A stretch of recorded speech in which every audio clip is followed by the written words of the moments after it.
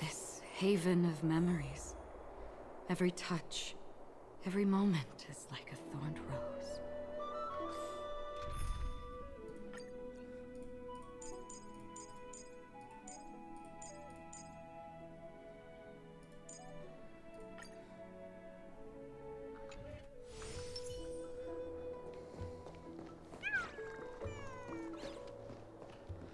Look at the little chimera. Look at it. Look at it. Just pet it, please. Just pet it, Castrus. I know you want to. Time for a nap. Oh my god, it's me for real. Okay.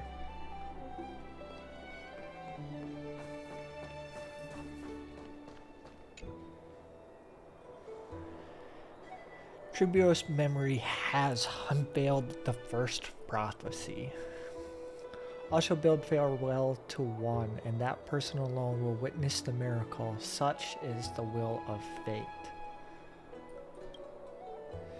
If I take on Ornyx's trial, will the prophecy come to pass for me as well? Regardless, I must give Aglaia an answer.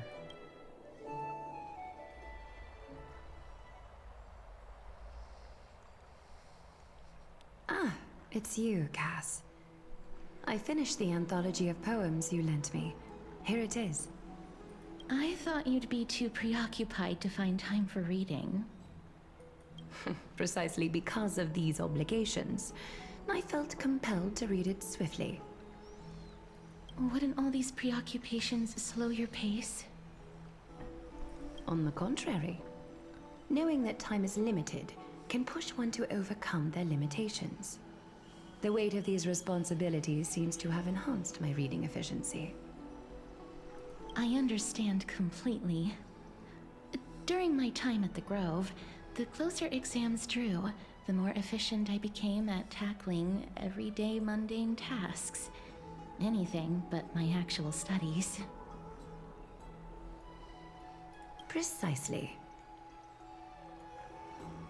As I remember, you and Finon were both disciples of the new Sporists. I assume that Anaxa's exams were as unreasonable as the man himself, correct?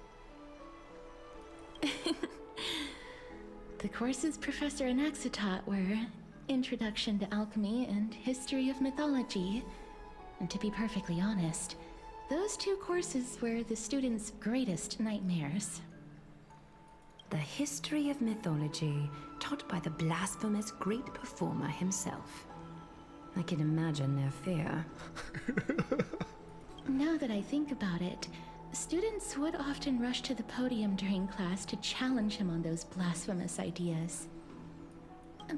May I ask, Lady Aglaia, has your relationship with Professor Anaxa always been like this?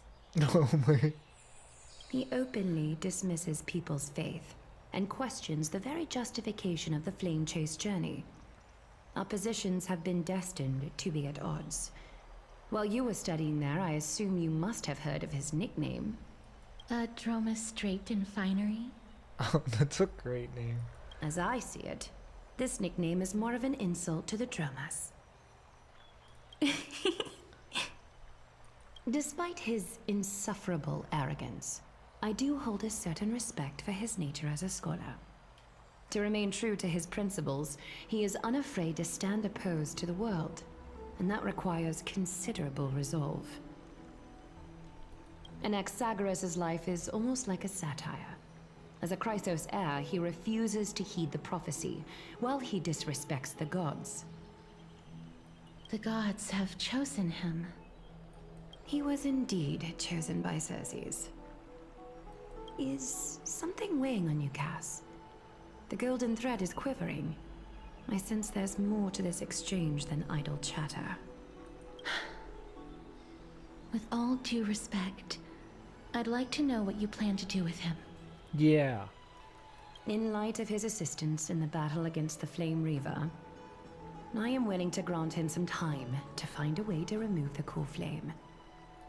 However, If Anaxa decides to make any move that places us in danger, I will not hesitate to take extreme measures. Just as I feared. The Flame Chase journey is the destined path for the Chrysos heirs. Yet he now seems more like an empty shell. Given his strong sense of self-respect, I trust that Anaxagoras will make the right decision. I'm using his full name. Still, I can't help but hope for another possibility. Perhaps Anaxa will also overcome his limitations, now that he knows time is limited. I understand your stance. Let's continue this discussion another time. But now, let's greet our guest. Oh, it's me. You're here. Yeah, that's Does me. this mean you're ready to take on Orynyx's trial? Oh boy, does it.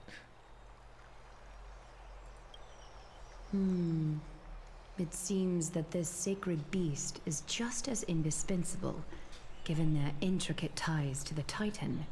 You best meme. The pink squirrel is ready. Memmy mem, memmy mem mem mem mem, memmy mem memmy mem.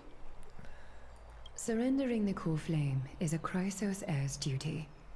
Your selfless assistance is deeply appreciated. However, I urge you to carefully consider the risks of accepting the trial. Becoming a demigod means forsaking your humanity. You will inherit Orynyx's divinity and bear the time of Amphorius, all on your own. Oh my gosh. When you put it that way.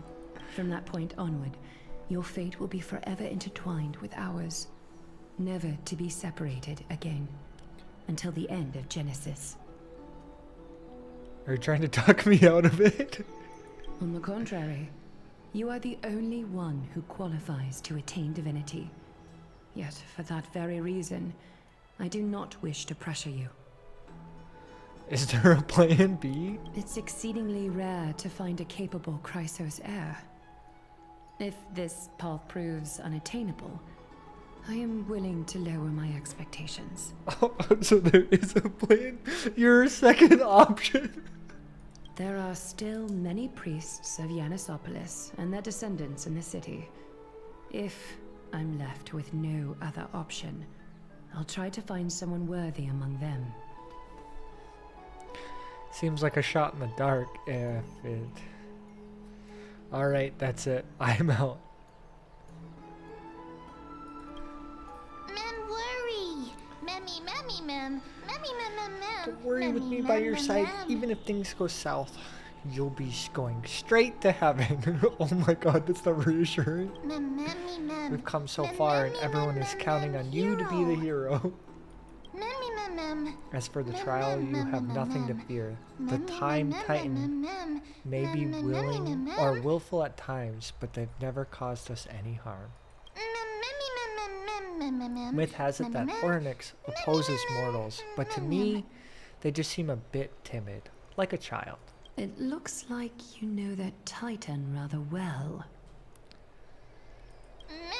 Oddly enough, I don't remember ever meeting them, but the moment I saw Stella, Orynyx's memories were already in my head. Memories that exist outside of your own experiences. I can't explain why, but I can vouch for Mem's words. When I was in the Abyss, I heard the Titan's groans, full of pain and grievances, yet without any ill will. I trust you all make the right call. Since you've made your decision, go back to the bath chamber and get some rest. Trinem will call for you when the ceremony is ready.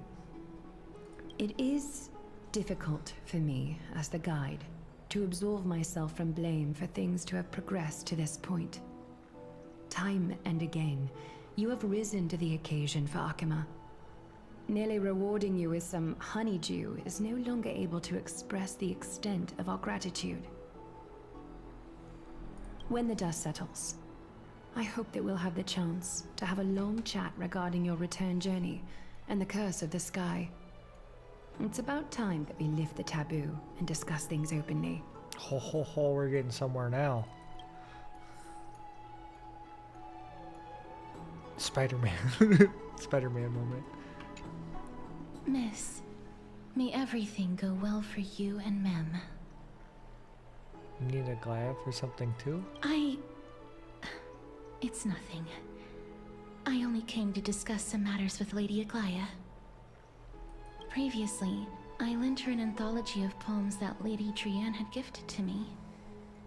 Tracing back, this anthology was something left for Lady Trianne by a bard before their passing. Although personal properties should be cleared out once their owner has passed on, Lady Trianne gave this book to me since she knew how much I like to read. Can you tell me more about this book? Is this book very special? No, it's just an ordinary book. It's definitely not some kind of unique copy. It just contains an allegory.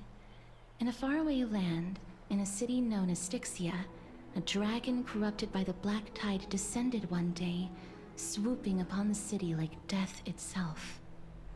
It swallowed the princess of the city whole before it was suppressed. After taking down the evil dragon, the warriors discovered that the princess's life had already met its end. Oh, I already know where this is going. Overwhelmed by grief, the queen hired an alchemist to resurrect the princess using the dragon's flesh and blood. However, having lost memories of her previous life, the resurrected princess turned into an evil dragon herself and wreaked havoc on the city. As a result, the prosperous Styxia met its demise. I can't get over Mem just smiling here.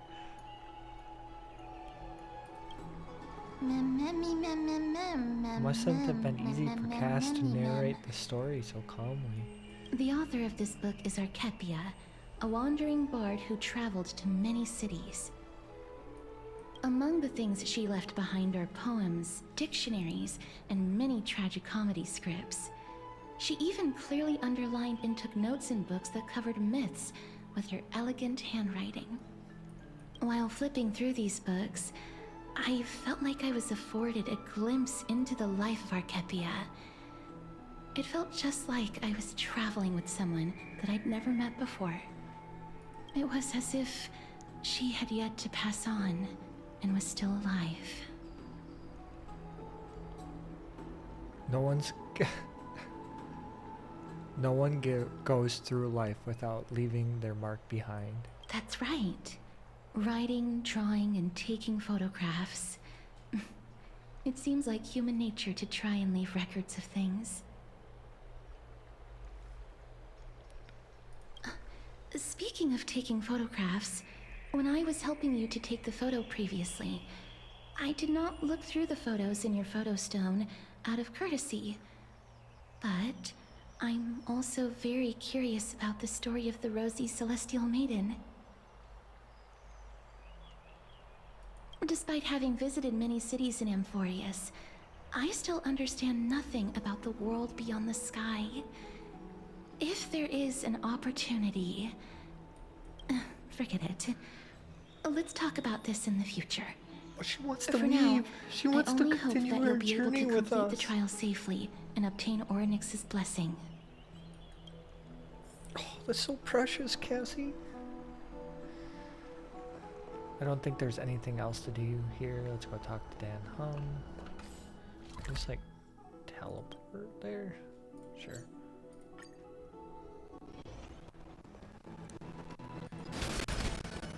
I'd love to know where you can look. That is so fast. Fine on. Citizens Assembly. That's right. Oh, partner, you're back just in time. This is something that the both of you should probably know. Some good news? Good news?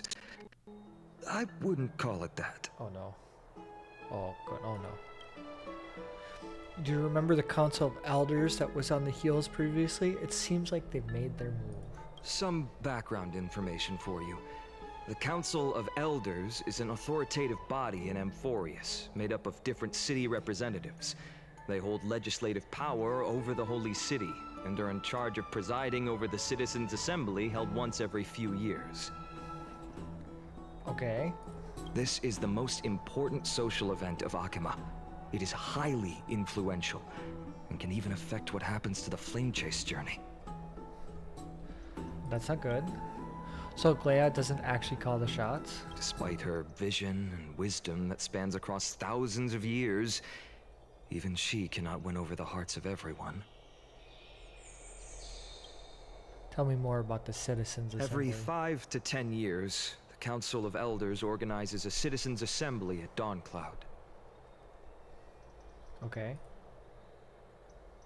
During the assembly, the representatives will vote on major issues, such as whether the Chrysos heirs led by Aglaia should still hold the right to govern the Holy City, and whether the Titan's conquest should continue. Sounds like some sort of system to balance the heroes and the mortals. That is correct. However, the problem lies in the fact that there are ill-intentioned extremists in the Council of Elders. They view the Citizens' Assembly as a way to restrain the Chrysos heirs and hope to take complete control over the Flame Chase journey. We can refer to them as the Opposition. During the assemblies held in the past Opposition. 100 years, the voices supporting the Opposition have been growing stronger in the shadows. It's only thanks to Aglaia that the Flame Chase journey has been able to continue to this day. The Citizens' Assembly is just around the corner, but this time, there seems to be a new variable to the situation. It's me. It's Mim. Is it Mim? Me? Yeah. An interesting train of thought, but the Council of Elders has another target in mind. I'm afraid that the Council of Elders might want to take advantage of Professor Anaxa. Aglaia will surely take back Cersei's core flame, but with Anaxa's current condition, it's so unique that nobody knows how taking the core flame away from him will affect him. He has always been someone that is only concerned about his own research. I'm certain that he must want to escape from the monitoring of the Golden Thread and protect himself. If the opposition were to offer an olive branch at this time. Well, that's not good. I suspect that he might betray the Flame Course journey and defect towards the Council of Elders. Anaxa has never believed in the prophecy, so technically it cannot be considered a betrayal. However, he has taught many Chrysos heirs, and has long been considered an important ally of Akima. I truly do not wish to see comrades turning on one another. I have a better understanding of the full picture now. Is there anything we can do? As I believe in his character, I plan to plead with Aglaia and try to buy more time for him. Then, the greatest way in which you can help is for you to know what I am fighting for. Okay. What is? We understand. Thank you for being honest with us. Things are piling up again. Mio and Meme are tied up with the Ornyx trial, and while I'm preparing the visit to the Grove to uncover clues about the world beyond the sky. Let's just take them one step at a time. Allow me to apologize for the fact that we always seem to be troubling you. I hope that Ornyx will show more benevolence and be more accommodating. I remember that they seemed quite fond of you back in the Abyss. Yeah. Go and rest and regain your strength. We'll meet at the Vortex in a few days. Okay. Oh, right. You can read this scroll if you want to find out more about the Council of Elders and the Citizens' Assembly. I'm not reading all of that. I can't read. Rest for the night. Nervous. You're feeling nervous? It's not that soon. There's still a few more days until then. Don't worry, everything will be fine. Like sitting duck that's been thrown into the deep end. Let's just hope that everything goes well. After all, as someone who has earned the gaze of an Aeon, you should be able to overcome the trial of a regional god just fine.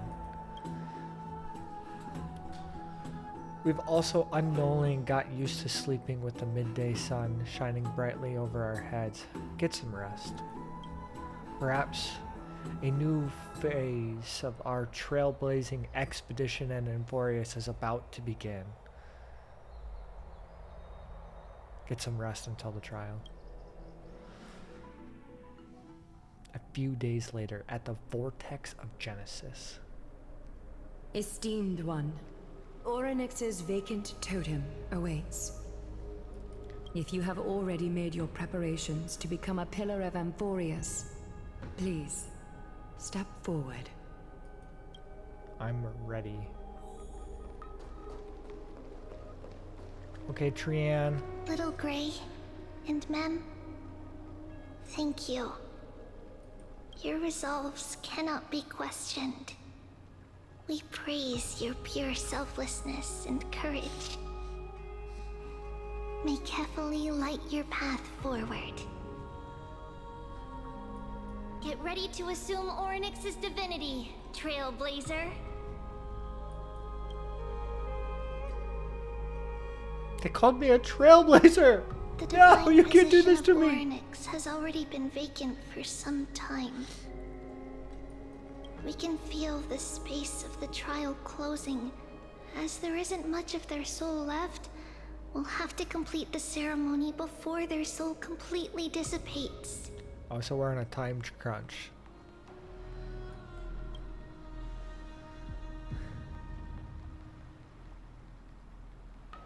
The eighth core flame coveted by the miracle that once belonged to the great Vale of Evernight, Orynyx.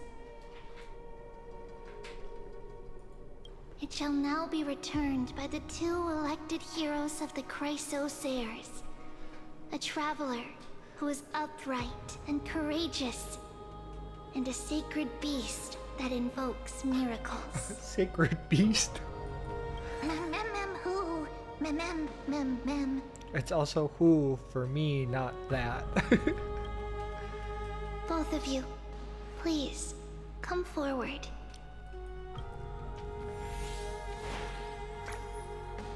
Recite along with us.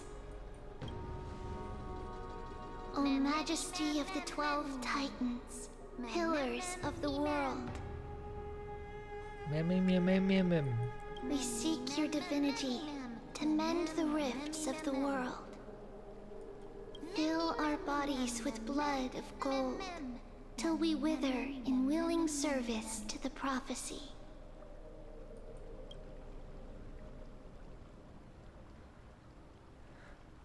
I don't think I have gold blood. These are just words meant to make the prayer seem more solemn. Please, focus. We're so unserious.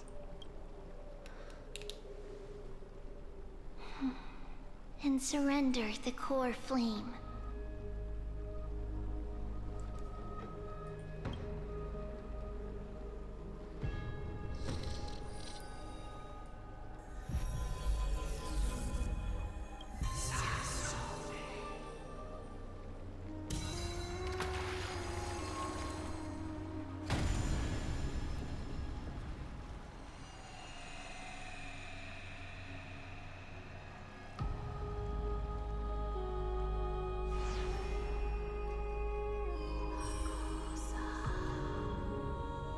Is that it? Did we do it?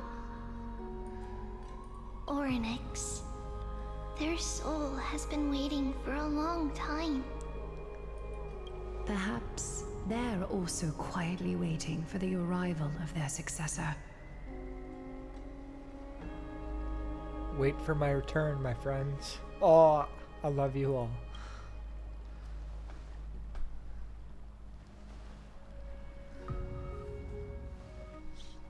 That doesn't seem appropriate for the current mood, so let's just leave the farewells for next time. Don't worry. You're tougher than I am, right? Oh my gosh.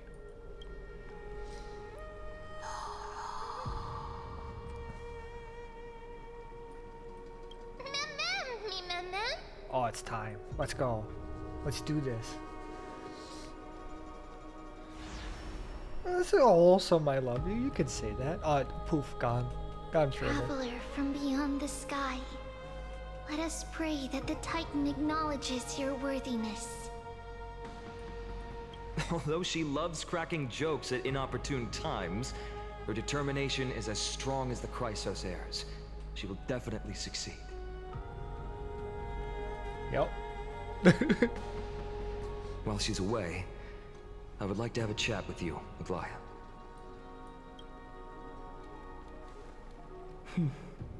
Oh no. Speak. I'm listening.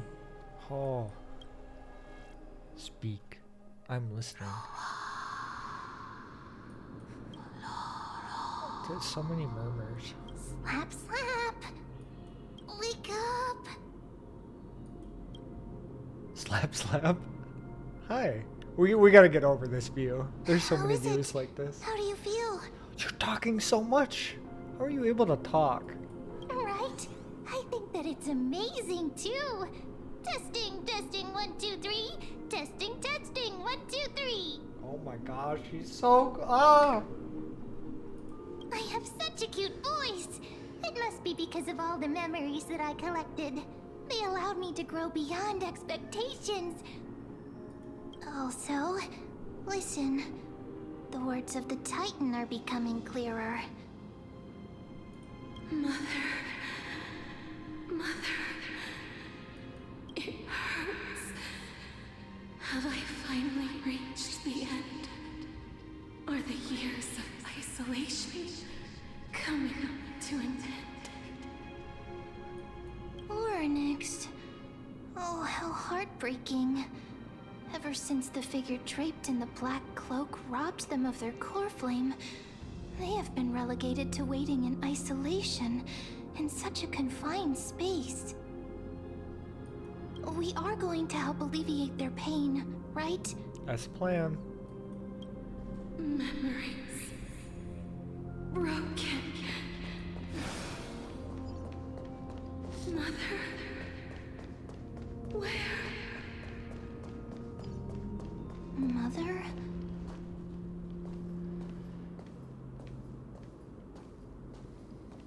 You. It's you. Oh, that's never a good sign. I remember you. Skyfather has gazed upon you. Mother is calling for you. Oh, okay. Does Skyfather refer to Fuli?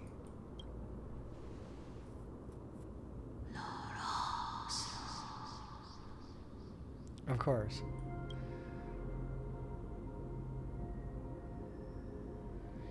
The Titan's words are indistinct, each symbol emerging from the mist, seeming to be cloaked in frost, symbolizing memory. Skyfather has chosen you. Who is your mother?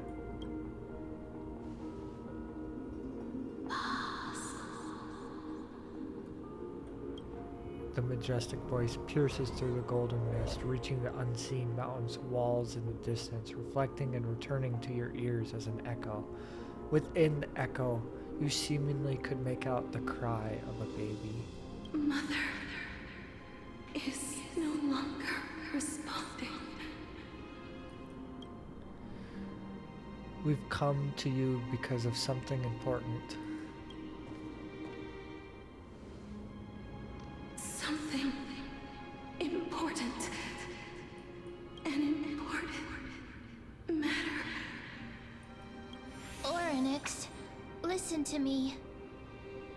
Aren't you tired?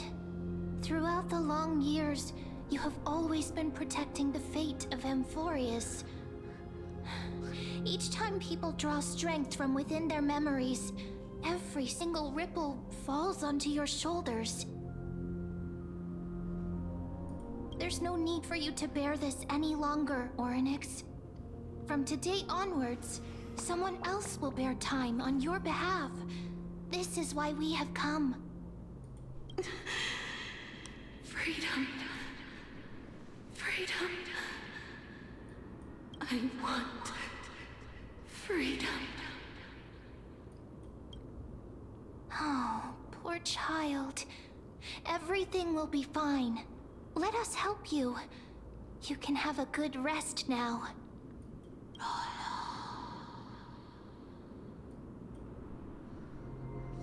Leave it to us, Titan.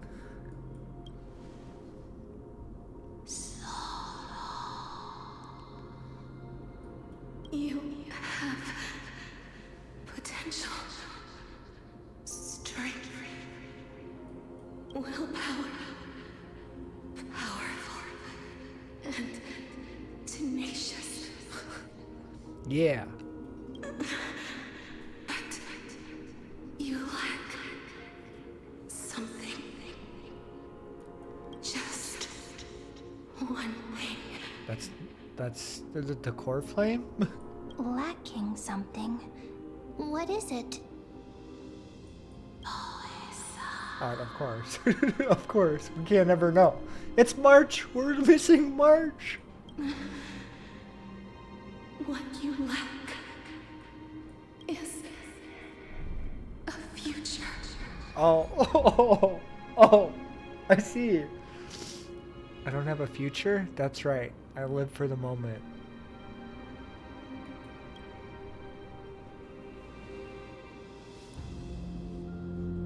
Future? Traveler from the sky. You should have dissipated already. Oh, it's like she's erased from the world.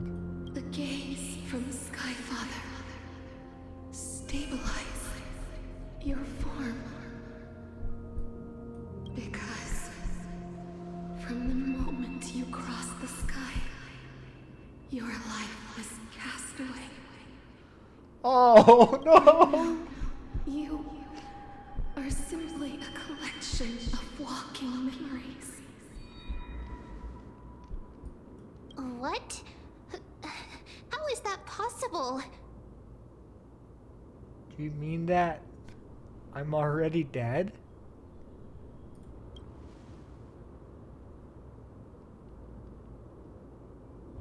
This is a trial. It's a trial. It's fine. This is a part of the trial. Trust. The space is collapsing. Someone must inherit the authority of time.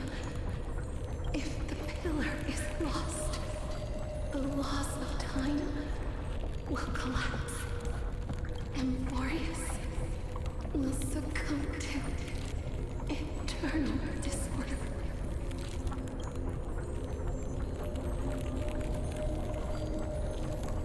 What about the trial?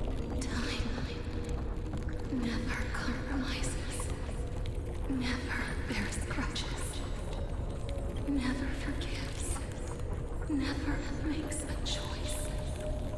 Child of humanity, Titans, Mother, Sky Father. Time restrains everything that exists in this world. Orynyx's divinity is dissipating? Is the trial coming to an end? Pathstrider of remembrance, my strength, I shall entrust it to you. The fate of the world, if you wish to, save it. Go and find your future that has been stolen. Even if that means you'll have to cheat death. You'll have to challenge that hand of shadow clasped with unyielding fingers. Before the passing of the 15th entry hours, go forth and reclaim your future. This is a true trial of time.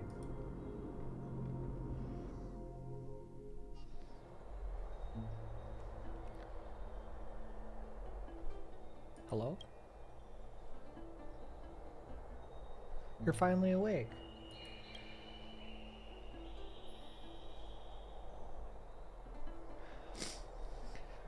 I'll keep it simple. You succeeded. Orynyx has entrusted you with their divinity. Now you're no different from the demigod of Amphorius. However,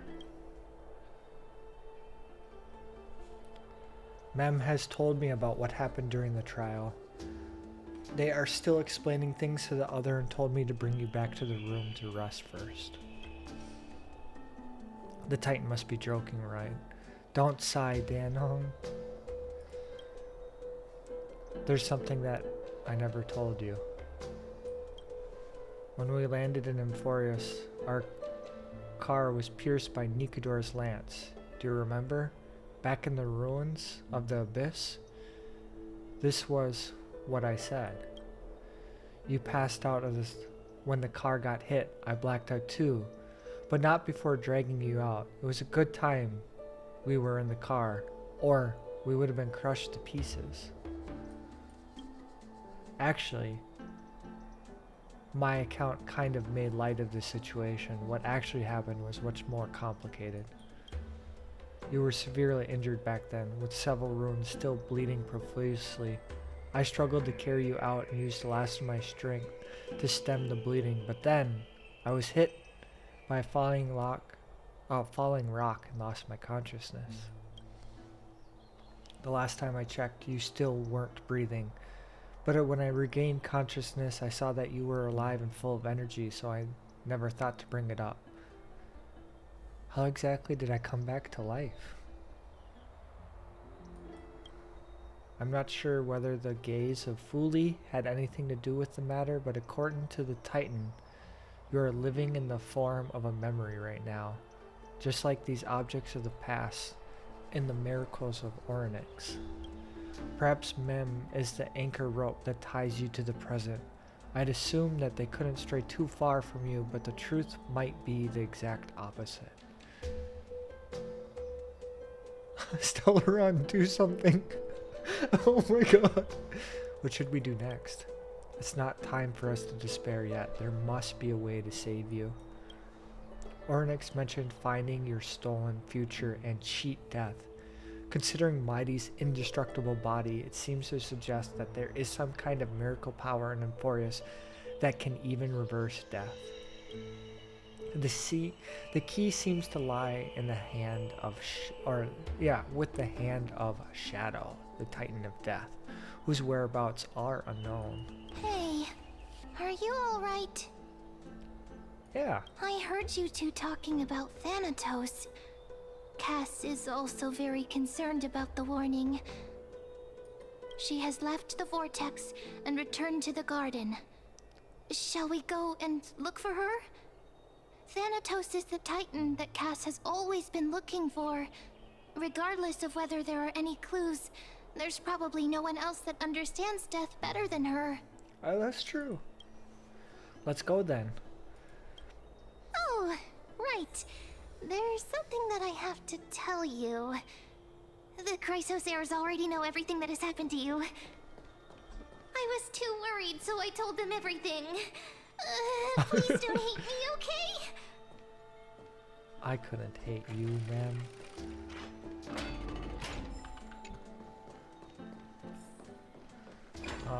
Fast travel.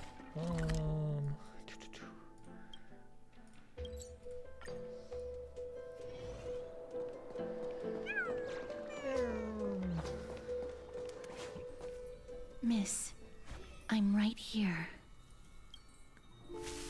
You hear soft steps coming closer, one step at a time.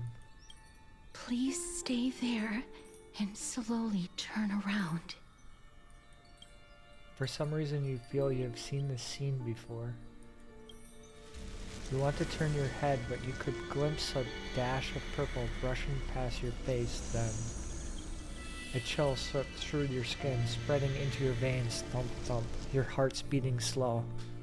At this moment, I want to close my eyes. Remembering the near-death experience got me to stay my guard. Aside from your vision, your senses grow more acute. You feel the presence of a purple sea. And then Please pardon me. a subtle fragrance of an unnamed flower fills your senses, its sweetness making you forget the need to breathe. You realize you're still alive. No, to be more precise, your death was not through. The coldness of the initial touch disappears as quickly as it came, and replacing it is the touch of fingertips and a trembling born of trepidation. Though ornate from the certainly lanky arm, her quivering fingers gently brush across your cheek, causing a faint tickle. Just as I expected. I cannot feel anything. Casters, you're shaking. Back at the Grove, I was puzzled as to why you were not affected by my curse. I thought that it might have been the special ability of a traveler from beyond the sky. Never did I expect that this would be the true reason. I'm sorry. I should have noticed that something was amiss earlier. Miss, if my abrupt behavior just now offended you, I hope that you can forgive me. I'm just thinking, if your soul has really left your body, as a mortician, I might be able to trace where it has gone to. Cass, did you find anything? Oh my gosh. That scene was so precious. My apologies. Not as of yet. Perhaps I have overestimated my capabilities. But, Miss, would you be willing to let me try again? This time, I'll increase the area of contact slightly. Perhaps the result might be different this time. Okay. I have never touched the living in this way before. If my actions are in any way disrespectful, I hope that you can forgive me. Oh, no, it's fine, Cass. It's fine. Casters once again places her palm on your face. Her shivers calm somewhat this time.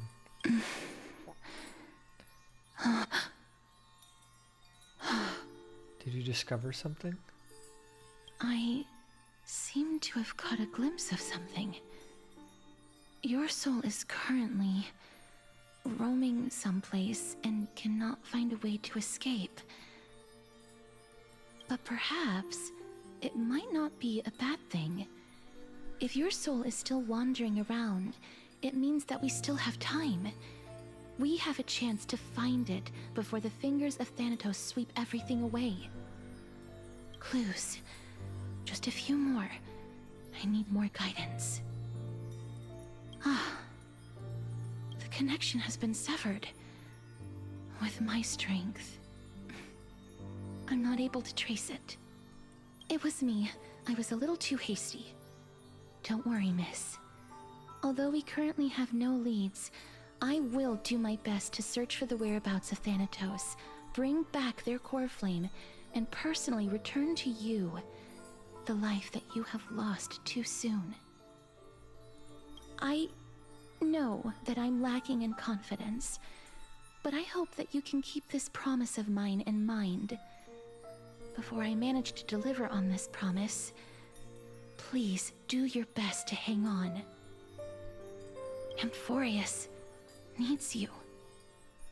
I'll do my best. Lady Aglaya and Lord Finon are currently discussing some matters in the paths. They're worried about you too.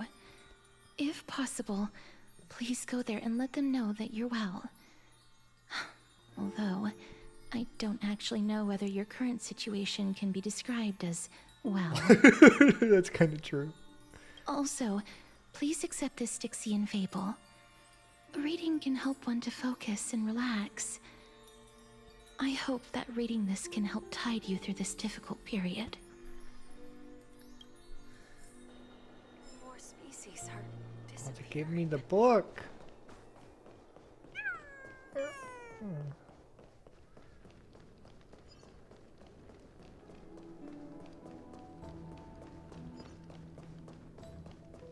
We here to play? Yeah, yeah.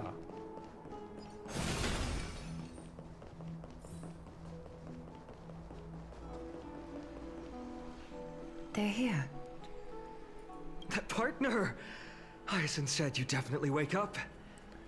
How do you feel? Like $1,000,000. So the entire world knows by now. She could have taken the pulse. Who's that? Oh, okay. I beg you, please forgive me. Oh, it's fine, ma'am. You've completed the trial of time. And I have to admit that the process went better than I expected. Even in the end, that Titan's heart still showed a soft spot for humankind. However, I never expected that. Two people who have cheated death would appear in Akima at the same time. That's what we have been talking about. Mighty has been in Akima for such a long time, but has no one thought to study his indestructible body? If there were even any minor breakthroughs, we wouldn't be as clueless as we are right now. Many have had this idea, but so far there have been no results. If it were successful, Thanatos wouldn't have disappeared without a trace. That's kind of true. Nevertheless, now is not the time for us to give up. At the very least, we can still see a glimmer of hope. Cypher. If anyone in this world knows the whereabouts of death, it would be her. Oh no. I'll try and get her to return to Akima, but do be prepared for a less than ideal outcome. Please understand that throughout the history of Amphorius, no one has ever managed to escape the clutches of death. At the end of time, Thanatos silently awaits all. Thank you for your help. It is my duty. We too require you to bear the divine position of time. But before that, just... What's wrong, Aglaya? Omens always come in pairs. A tiny air current will eventually brew into a storm that tears the sky apart. It's Anaxagoras. He has initiated contact with the Council of Elders. Oh, okay. In the end, it has still come down to this. I earnestly hope that your assessment of him is accurate, Finan. Otherwise, the efforts of my teacher and I of the past millennium might be reduced to dust because of that great performer. That's kind of true. Not long ago. I'm back here again. I remember this dream. This realm is covered in a silk-like fog, and the land is barren and harsh. The crowd of travelers leaves tracks everywhere. Hey! Excuse me! What is this place? Where in Amphorius are we?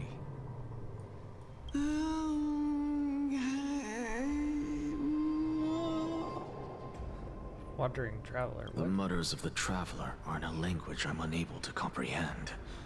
Or perhaps they're just distracted and ignored my question. That could be true. Tell me, which Titan reigns over this land? And how do I find them?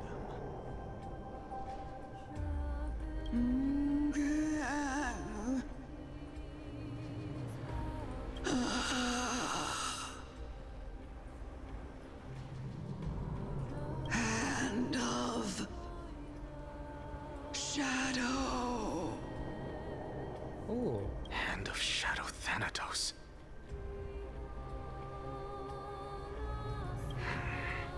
Could this possibly be the Netherrealm? It could be. Not Netherrealm. Then where is this? River of Souls? The outskirts of the Netherrealm? Are you heading downstream toward the Netherrealm? The Netherrealm. Nothing but an illusion. Is it though? Is it? Titan rejects you, me. Listen. What? The traveler lifts their wrinkled fingers and remains silent. I look in the direction they are pointing and listen closely. There. A massive shadow brought the sound of rushing tides. The sound of tides. I can hear it.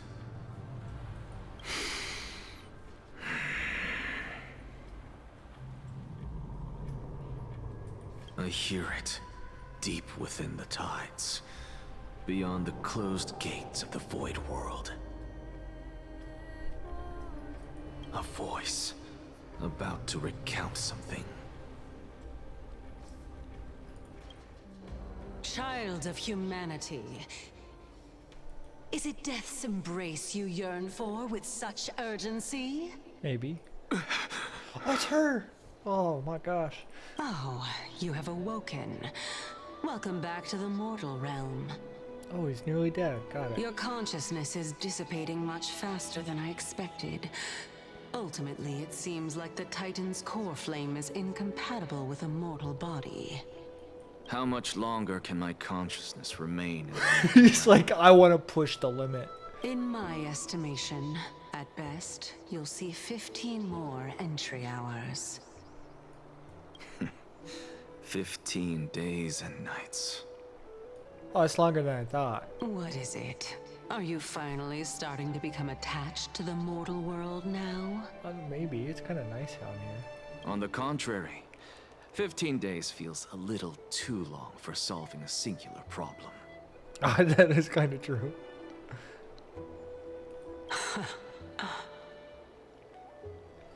Stop giggling. It's time for us to go. The messenger from the Council of Elders is almost here. Let me ask you one more question.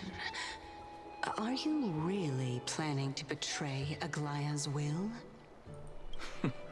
What betrayal is there to speak of when I was never loyal to her to begin with? Are you sure about that, bud? What about that white-haired student of yours? Acting so recklessly, do you not care about what might happen to him? He's smiling.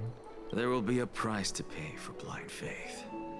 This is also a lesson for Finan. You truly are a strict teacher. I see. Of course. This is how I've always been.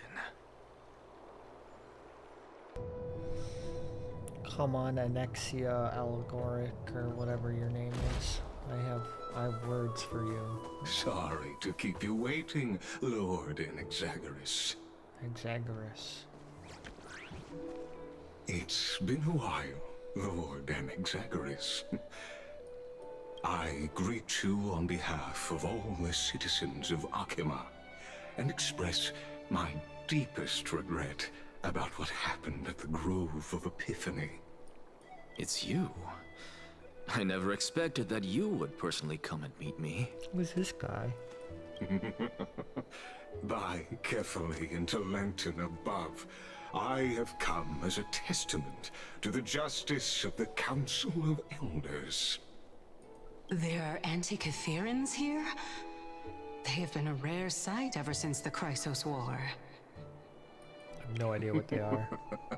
I extend to you my utmost respect, revered Titan. I am Lycurgus, though you may call me Lygus, holding an honorary position within the Council of Elders in Akima, and as the Theoros, I stand to protect the right of all upright citizens to express themselves freely. Sure. You can see them too? You know about us? We Antikytherians perceive the world through the amplitude and frequency of souls. Just as I am conscious that Lady Aglaya is secretly listening in on our private meeting from afar, if necessary, Lord Anaxagoras, I can sever the golden thread to protect your fundamental rights. Oh, okay, that doesn't... The demigod should know better, for such is her station. Spare those poor threats, and just let her listen to my words. They shall serve only to unveil her own folly. May I interpret this as you having a countermeasure? I don't like this. I need not any plan, because she can do nothing other than petty espionage. As the Citizens' Assembly approaches, and with Orynyx's fall, any attempt to capture the core flame within me will only usher chaos and calamity. A truth she undoubtedly comprehends. This is true. While I, Anaxagoras, serving as the Grove's special envoy to Akima's Citizens' Assembly, have long known the extent of your abilities. Let's forego the formality of asserting authority, Lord Lygus. Lead the way. I don't like this Very one well. Surely Lady Kindness would appreciate such assertiveness in an ally. She's been waiting. Follow me. Is there something on your mind, Lord Anaxagoras? Nothing, really. It's just a question that I contemplate every time before I ascend to Dawncloud. For the Titans, does the falling equate to death? Ah, a pondering truly deep. Time is on our side. Are Do you sure about mind that? sharing your reflections with me? While all living beings must ultimately face their demise, Kefali has yet to meet theirs. Their journey continues unhurriedly along this long path. Are you suggesting that Kefali may not have truly passed? Yeah, I think so. Yes. For dying implies an ongoing process, an action, whereas death signifies a static state, a definitive termination. In contrast to mortals, Titans exist on a grander scale of space and time, thus elongating their passage into death. The notion of their fall is but a misinterpretation born of mortal ignorance. Ah, an intriguing concept, albeit challenging to substantiate. After all, Kefali has maintained a profound silence ever since the era Arasa, while scholars and priests alike have conveyed the message of the gods' imminent fall. Correct.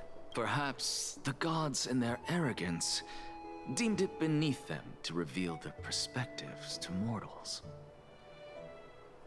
Maybe. Could you elaborate on your statement? I don't like this Circe, at all. the kin of the Skyfather as recounted in myths, now resides within my brain. Were I to inquire, Kefali would have no cause to refuse. True. Oh. That very well could be true. But what if the world-bearing Titan still chooses to remain silent? That's also true. In that case, the myths crafted by the people of Amphorius are nothing more than pitiful jests.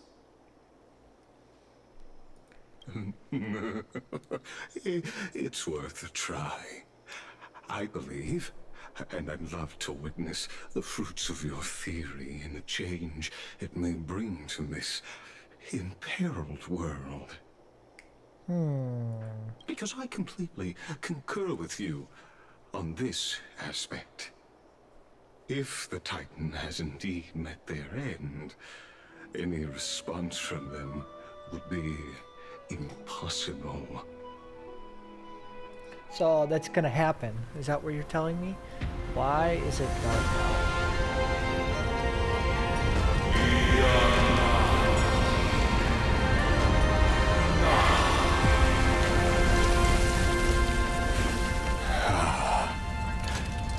Please, Professor.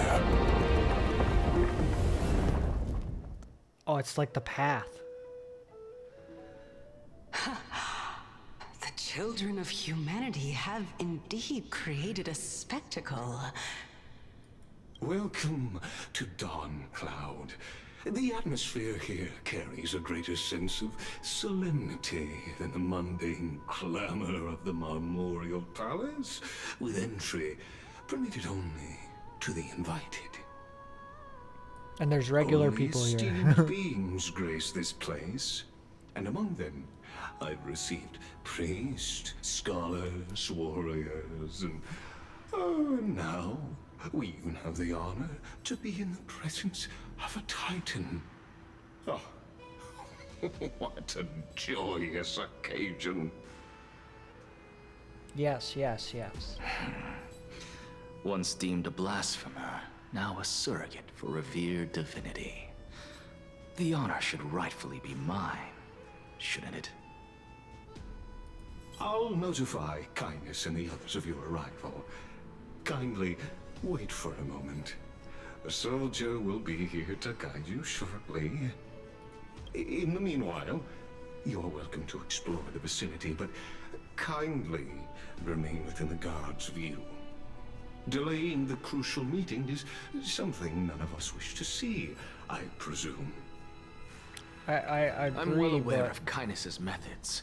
There's no need to emphasize that. like, why is the council in an As you area wish. like this? Your cooperation is much appreciated. Alas, I had hoped for a brilliant plan from you, but it turns out you just left one cage to enter another. Save your concerns. I know very well what I'm doing. I think he's helping Aglaya. I shall depart to explore the surroundings then. Now that I look around, I wonder if there are any murals bearing my portrait around here. She's like, I'm gonna go look at I'm myself. quite intrigued I'm to see how the fabulous. children of humanity beyond the grove perceive another Titan. Off you go. I won't be joining you. This Titan appears to be quite at ease.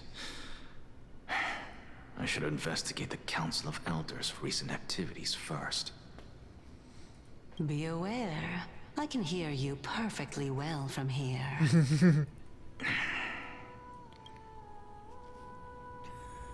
To the Council of Elders. That's not the way I need to go.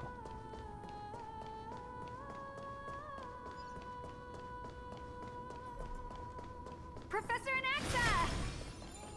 Over here! Hello, young scribe. Professor Anaxa? Word has it that the scholars of the Grove valiantly perished resisting the Black Tide. To find you here safe and sound, thank the Fates. You could say it's the Fates toying with us. It's only the Crimnoans and Idonians who chase glory through death. But your survival is a victory in itself. I'd settle for that gladly. Yes, yes. So, are you here to report the incident to the Council? I heard that after the Black Tide devoured the Grove, Akuma would be next in line. Even with the demigod of strife standing alongside humankind. Tell me, how much does the Council of Elders know about the Black Tide? Yeah, just curious. Nothing. Once Kindness and her followers learned of Circe's and Orynyx's fall, they proclaimed in the council that the Flame Chasers could no longer stand against the calamity alone. Okay, but...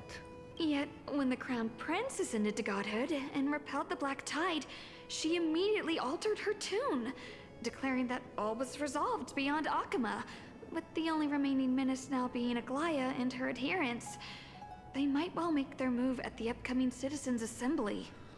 Okay. No surprises there, those shifty opportunists. Thank you for your honesty. Collecting virtuous intel. student. Being an opportunist could very well be a facet of wisdom. True, true. Shouldn't you be searching for murals of yourself? I've had enough of your prattling. I was really curious to see how you would find the middle ground between both factions, so I came to listen in. But it seems as though this kindness is much more ruthless than Aglaya. If so, why do you want to work with her? Could it be that perhaps you've decided to readily surrender this hollow shell of yours? Just because you feel like death is fast approaching? It's a possibility. I'm afraid you'll be sorely disappointed if that's what you truly think. And we gotta go to the other side. Oh, there's a chest. Make sure you keep it safe. Oh, make sure you keep it safe. Okay. Okay, casters. Even blasphemous scholars can come here, it seems. Indeed. Anaxagoras, I thought that you had died to the Black Tide, just like the other scholars. As Kephale's priest, are you not aware of the decorum of respecting the dead? Surely you jest. You blasphemous heretics are not worthy of respect from the Supreme Being. Let me remind you that you're currently in Dawn Cloud, so you'd better keep your deranged language to yourself. I am no longer that altar servant from years ago, who could only acquiesce to the commands of others. Now, I have plenty of ways to deal with people like you. I'm not sure whether I should laugh or cry right now. I can't believe that a follower such as you could have been made by a creation titan. As I see it, a dead titan can't provide you with this level of confidence, right? Then who is it exactly? Could it be kindness? You. Seeing how fond of you Elder Kindness is, I shall let that slide for now. Leave immediately, and don't impede us from receiving the Supreme Being's blessings. Seeing as we were able to hear of this matter from the mouths of others, it seems that kindness is indeed quite sincere toward us.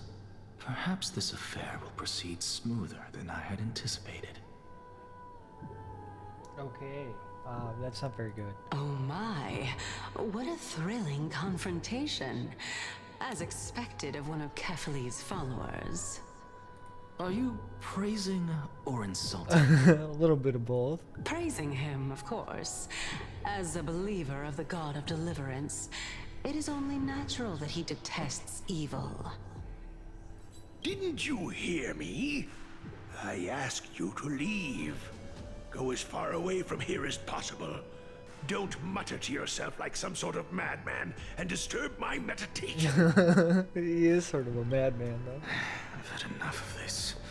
Could the 15th entry hour arrive any faster? He just wants to die. Oh my gosh.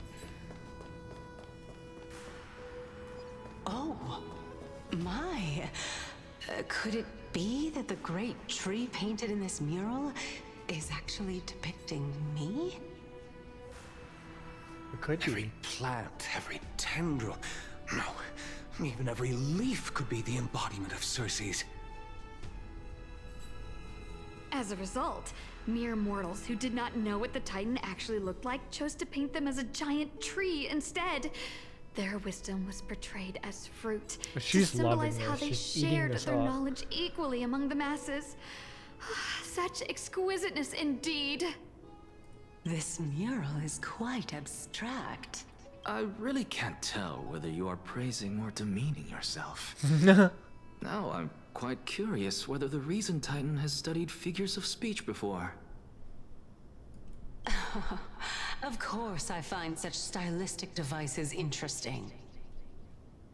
For all we know, this could be the answer to the question, what exactly are we? Oh, I see. I, for one, am not willing to admit that I could look this ugly. Was this the reason why you failed in your attempt to refine my soul when you were ambushed at the Grove? Well, maybe. Since you are aware of this, why did you save me back then? From my perspective, this point alone was enough to separate you from the average person. Oh, okay. That makes sense. How do two lunatics coexist in the same brain? Therefore, it seems that your journey to Dawn-Cloud this time is not just to seek protection. What, then, is the intention behind your actions? He's trying to find a way to save you. The entire plan is stored in my memory. So why don't you look there? Then don't mind if I do. 1 year old? 2 years old? Oh my! Even a member of the preeminent 7 sages must hug his Droma star to sleep? Oh my god! How Such a interesting. tease! Oh my gosh. That's enough. Oh my gosh. How unusual. Your soul is actually trembling. This must mean that behind this toy hides a secret that nobody knows, right? Since our days are both numbered, I don't mind telling you more about it. This is a present that my sister gave to me. It's a doll that was made to look like our family pet. So there are other members in your family, eh? Are they also living in Akama? Don't you just love to pick through my brain? Go on, continue flipping through my memories. Oh, okay. It won't take long. You'll discover the answer when you reach the memories of when I was 5. Oh, the black tide is everywhere. I can't bear to look. When I was young, I couldn't accept this outcome either. Georios, Aquila, Kefali, and you, of course. Although I prayed to every titan that I could think of for help, my efforts were ultimately futile. He doesn't believe in the Titans because when he needed them, they weren't there. This...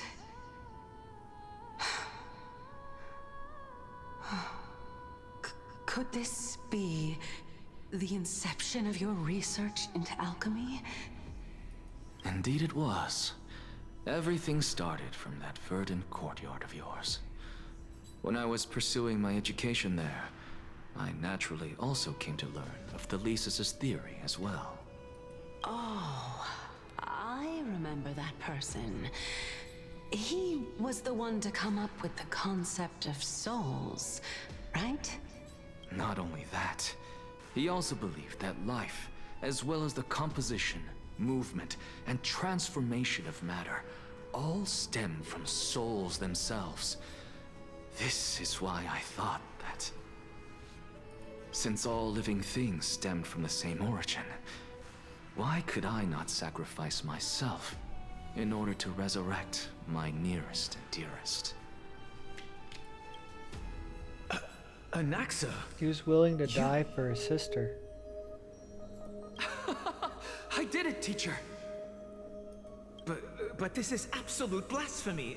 Regardless of how much freedom the Grove provides, such an act could cause you to be burned at the pyre. Your beloved, where is she now? Send her away from the Grove at once, to a place where nobody will ever be able to find her. Otherwise, the both of us will be judged by the Council of the 7 Sages. Calm down, teacher. My sister, she's still not in the mortal realm. Even to this day. Is this some, oh my gosh, is this some like Full Metal Alchemist? What do you mean? It was naive of me to think that I could snatch the deceased from Thanatos' grip by merely sacrificing one eye. Equivalent exchange. All I received for that price was but an opportunity to see her for one final time. Nothing. So he traded his sight to see her. I guess that makes sense. Let it go, Anaxa. As one of my best students, I cannot watch you go down the wrong path without doing anything to stop it. Never do something taboo ever again. Don't disappoint the deceased, and never harm yourself. If you can do that, this classroom will still be yours, and you'll have a chance to live out your own life. Maybe. Since I was able to see her one last time, I have no other desires. You're right, teacher. It's time for me to start a new life. I am sincerely glad for you, child. Now then, what topic would you like to study? Death. I wish to continue Thalesis' research.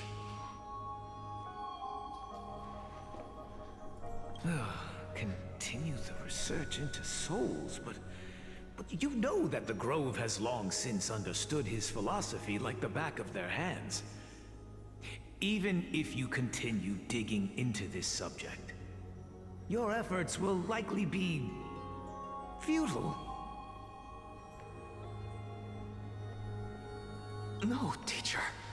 After my fleeting glimpse of the deathly fog, I finally understood a single truth.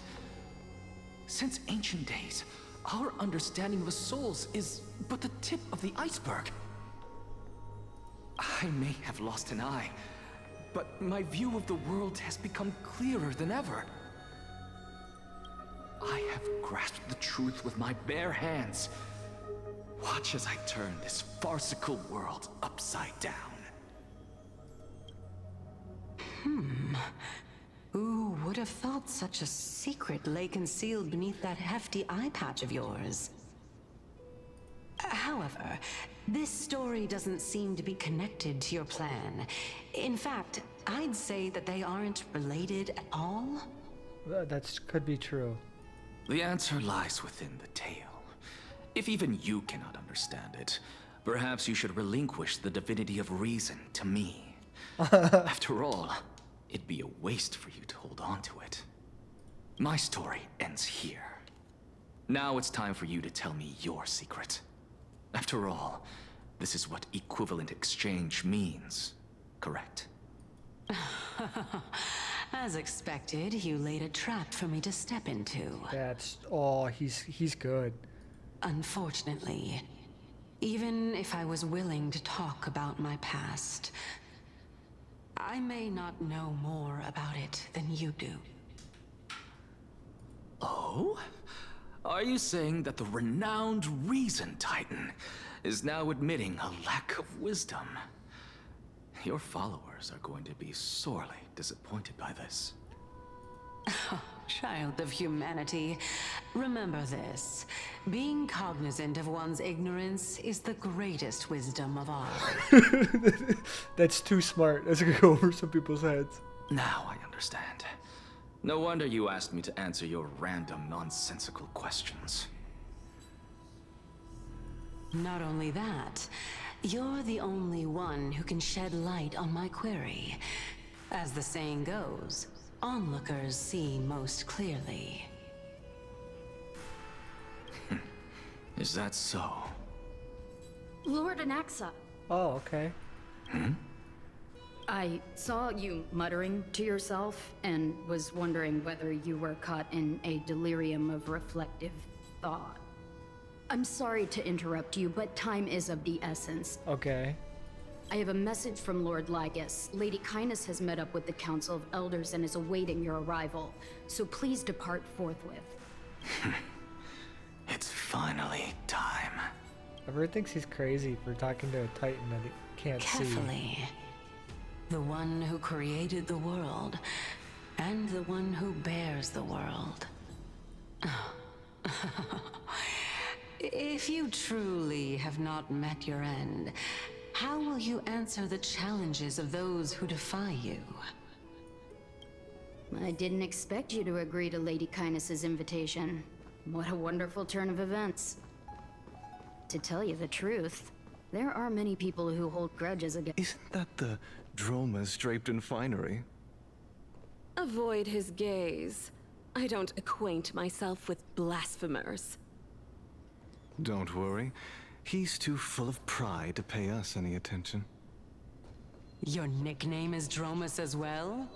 You must really like those creatures. I missed a line. I see a butterfly. I saw a butterfly. It's directly in front of me. A student of Empedocles? I hear that his views run counter to the Venerationists. This is what being a scholar is about. A collision of ideas only occurs when there are differences in beliefs, and it is such collisions that lead to progress. Yet in— Lord Lygus and Lady Kindness are just ahead. I'll take my leave for now. I don't need people's dialect about me. Welcome to the Demigod Council, esteemed guests. I don't like this. Lord Anaxagoras. Oh, I've heard so much about you. I don't like her. Head of the Newsporists of the Grove of Epiphany, notorious blasphemer, a Chrysos heir who bears Circe's core flame, a survivor of the Grove calamity. Yeah. Buttering me up. Did I miss anything? Well, if so, please be so kind as to enlighten me. Since Lady Kindness is already well acquainted with me, I won't waste any effort introducing myself again. But then again, perhaps the customs are different here. Back in my hometown, there is a form of etiquette known as honoring guests. The host will welcome their guest with warm hospitality by treating them to fine wine and a cozy bed. I would too. And yet, ever since I arrived, I have not been welcomed with warm courtesy or ceremonial gifts. Instead, I met with intense scrutiny. Even more absurd, the host has sharpened their blade and instructed their servants to lie in wait in the shadows.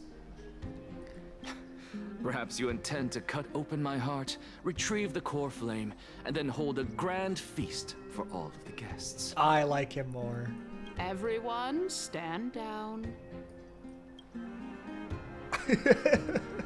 Thank you for understanding. I am but a feeble scholar who is not used to the stench of avarice and blood. No need to be humble, my lord. From my perspective, your courage and gumption are worthy of the reputation of the Seven Sages. Your bravery is more than adequate to accomplish our perilous endeavor.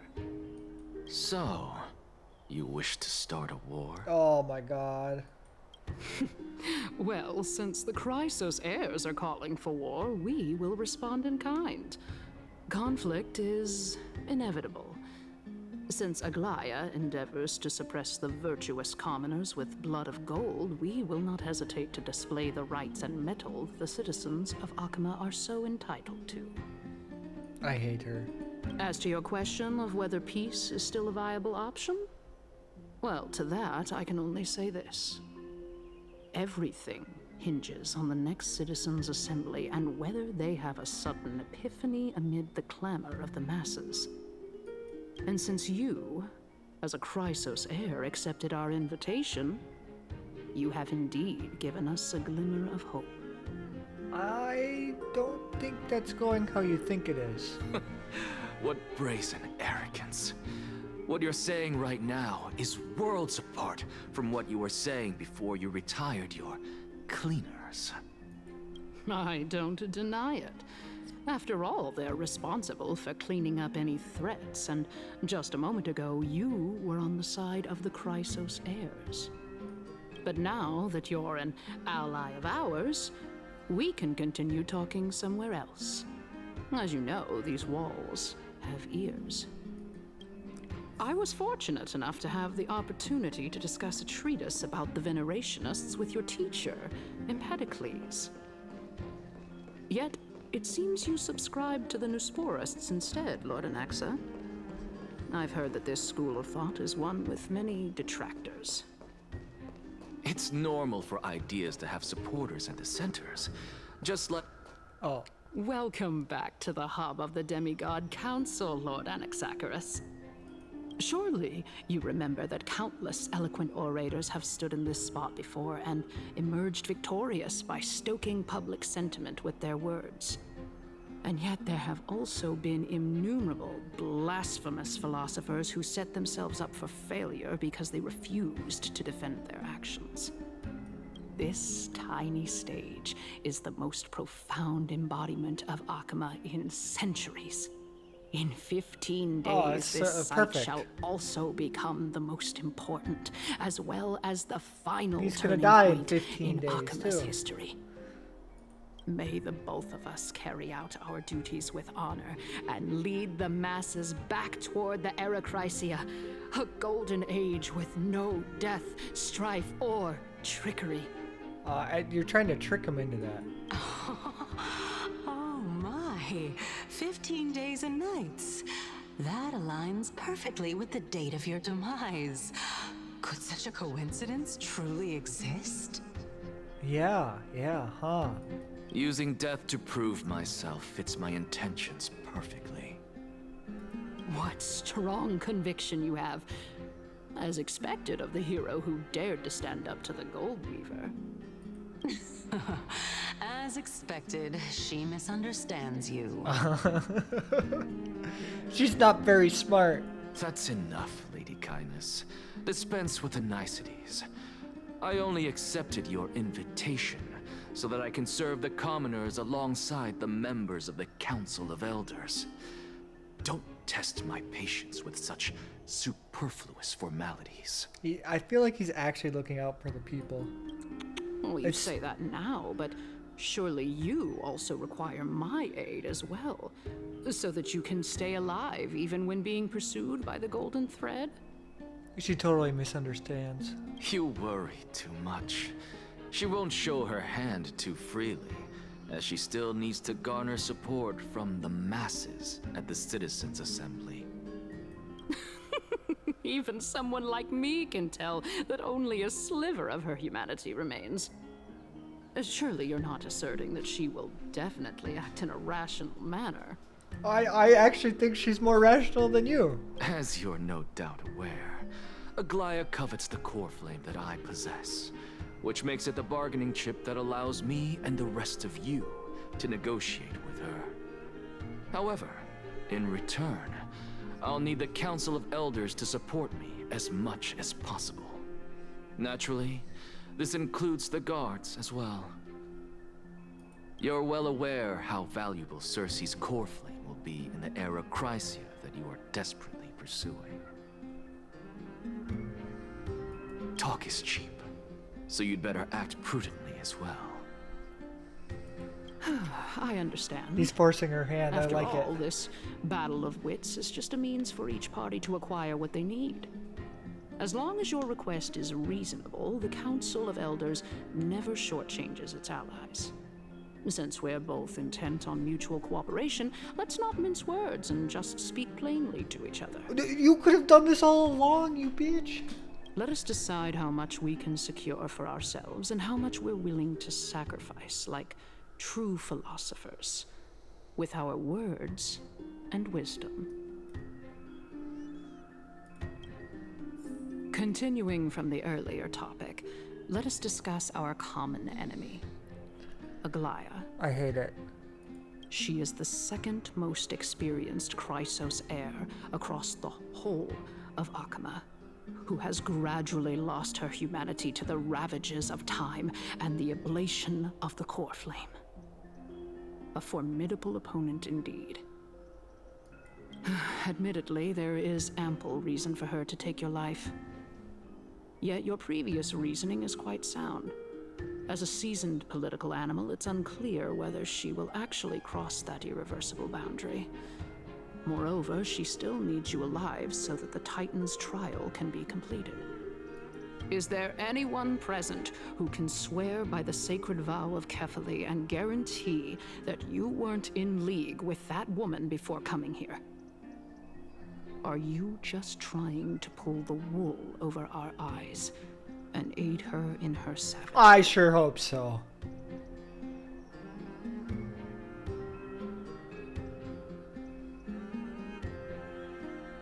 If Aglaya required a suitably intelligent Chrysos heir, then I'm the best fit for her needs.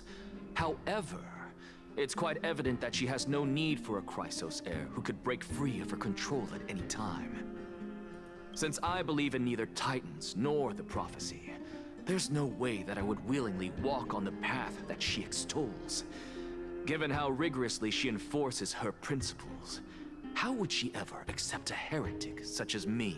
I like it. I like it. I understand what you mean. At the very least, the both of us agree that this tyrant who wallows in extravagance and greed is the greatest threat to achieving peace in Akama. The Council of Elders is willing to defend your right to live, just as we defend every oppressed citizen. However, I regret to say that sentiments in favor of the Chrysos heirs and Aglaya are only growing in magnitude. The peace that we are aspiring toward, as well as everything that we hold dear, will be destroyed completely. The city will be burned to ashes, and the citizens' blood will be shed. I hate her so much. She doesn't understand anything. Tell me, what are you willing to do for our esteemed citizens so that they can vanquish the enemies of our fine city?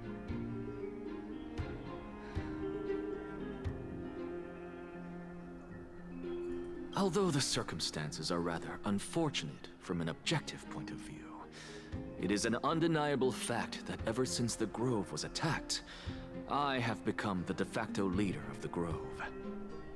The Council of Elders needs more backing if it wishes to topple Aglaya, and it's evident that the Academy wields considerable influence. At the very least, I have served as the Grove's special envoy to Akama for a significant amount of time. Of course, this also means that I will hold a crucial vote at the Citizens' Assembly. In the name of Kefali, Akama thanks you for your sincere and valuable thoughts. At this stage, it's clear that you and I understand the benefits to be won from this discussion. Let me put it plainly. The Council of Elders has always been renowned for its fairness, and that fairness is built on a foundation of sincerity. I don't believe anything she has to say. The Council of Elders has vowed to all citizens of Akaba that it will always remain loyal to them. As for you, my lord, how will you guarantee that you will be able to live up to such earnestness and will not betray Akama's indomitable citizens when the opportunity presents itself? You can't, because I'm Just going as to do you exactly now that. betray Aglaya when it suits you. Surely you jest. My loyalty does not need to be proven. The fact that the Council of Elders is asking for proof of my loyalty is itself akin to a form of betrayal. I agree. I agree. I am incredibly honored to have witnessed the both of you bury the hatchet in a civilized manner. However, I am afraid that I must interrupt for a brief moment. As the Theoros, I have observed the following. Lady Aglaya, the Goldweaver, is currently on her way to Dawncloud. Oh. Well, I do believe that we might have a slight overabundance of guests today. Feeling dissatisfied, Lady Kindness? Despite the Council of Elders' lofty residence on Dawncloud, it must still tolerate the whims of the Chrysos heirs. So you were holding back just now. Seems like you are better at playing this game than I. Yes, yes, he is. In any case, I'm glad that she's arriving here. So tell me, Anaxagoras, now that you're an ally of mine, if Aglaya were to demand that I hand you over, what should I do? You can do as she says. Tell her that the Council of Elders merely wished to chat with me and had no intention of offending her. However, by doing so, the authority of the Council of Elders will be as thin as papyrus that has been soaked in blood. Not only can it be destroyed at the slightest touch, but the Council will also lose possession of a valuable core flame. No, more like 2 core flames. After all, at the next Citizens' Assembly, that young lady who is synonymous with death will also be standing on our side. Oh? How can you be sure of that? Oh, what? Is that of importance to you? All you need to know is that I don't like him now. In my If you touch Castros, you should be more worried about the impending threat. If Aglaya sees me in full view of the masses today, she could also dismiss the entire Council of Elders in one fell swoop tomorrow. If that happens, the discussion that we've just had will turn into an utter joke instead. Is this the outcome that you wish to see, Lady Kindness? Fine. I will handle this matter appropriately. But you do best to remember this. Fool the people and karma will be on your tail. I'll overlook it this time, but don't count on there being a next time. No. Unless, of course, you crave cruel punishment and consider suffering the perfect state to ponder the true nature of souls. Well, what do you know? That happens to be one of my rare talents. He's playing like 4D chess. We shall see then.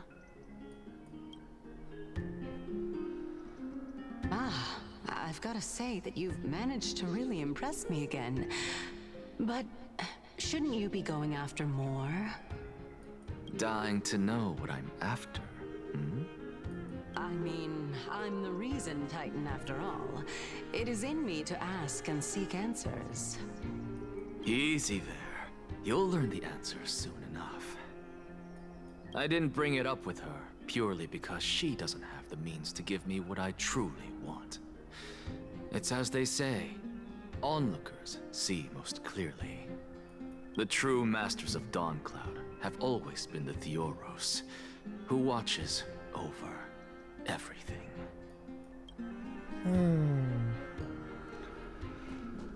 I have a bad feeling about this.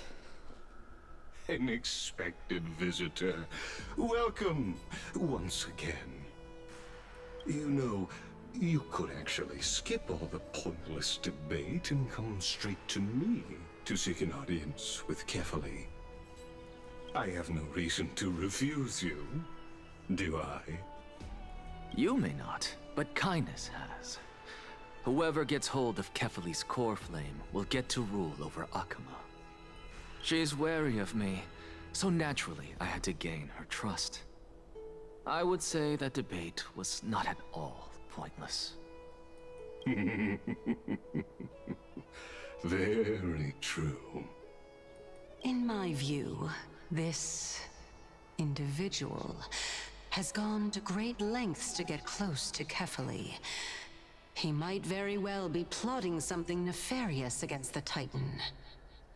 Are you still willing to let him pass, knowing this? Yes, very much so. All living creations are always free to visit Kefali's transcendent vessel. This comes with being the World-Bearer. How convenient it is to be able to hear what they say. It is truly my honor to speak to a venerated Titan in person. Please, go ahead. Let me join you both on this journey. I want to watch him crumble. I don't like this. A bygone myth tells of an occasion where carefully once answered their followers' questions on the peak of the Holy Mountain.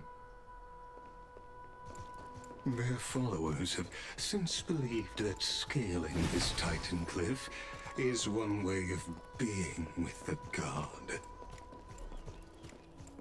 Hear that? It's not every day that you get to climb a mountain with Circes. You should sing me a hymn of praise. Titan hymns are beyond me.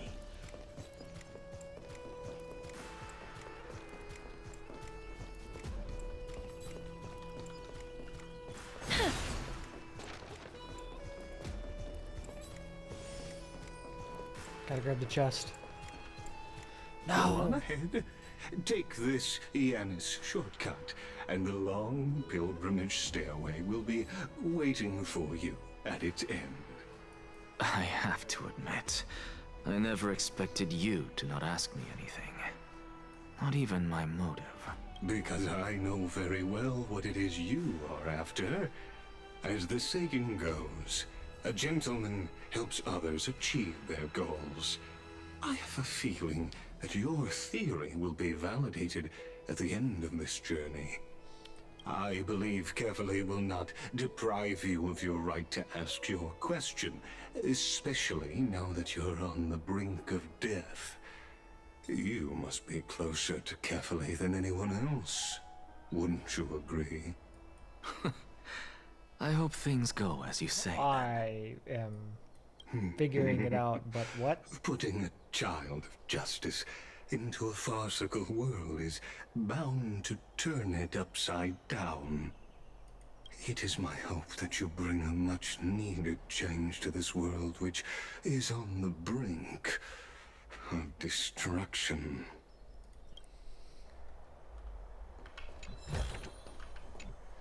Hidden passage. I'll burn the world down for Castris. Don't you think I won't? Don't take advantage of her, please. She's so precious. Honestly, this is my first time going up to Dawn Cloud's peak. What a splendid view. Isn't it about time you recognize the magnificence of us Titans? Well, I don't see how this place is different from those temples in the city. All they have are magnificent facades. And even though I've come this far, I'm still doubtful about getting useful clues from him. I must be getting ahead of myself to be expecting to hear something nice from you. Oh? Haven't you been in my head for some time now? It's high time you get used to how I feel about things. All right, we're just a short hike away from Kefali. No time to waste here. Ooh. So the intellectual debate from earlier was too draining for you, huh? If Amphorius gets a new lease on life, you should focus on strengthening your body and stop shirking social interactions. Save your concern. The Titan is in sight. Can you make it? Why? Are you going to carry me up if I were to fall now? I know how far I can go, so just hold your tongue and come along. Fine then. I guess I won't say any more. I'll just wait till your soul dissipates completely to gain control over your body. Wait. Who is that? Circes? Hey, look at that. Huh? What should I be looking at? Am I hallucinating? It's two of them? Do we even get to see souls when we're close to dying?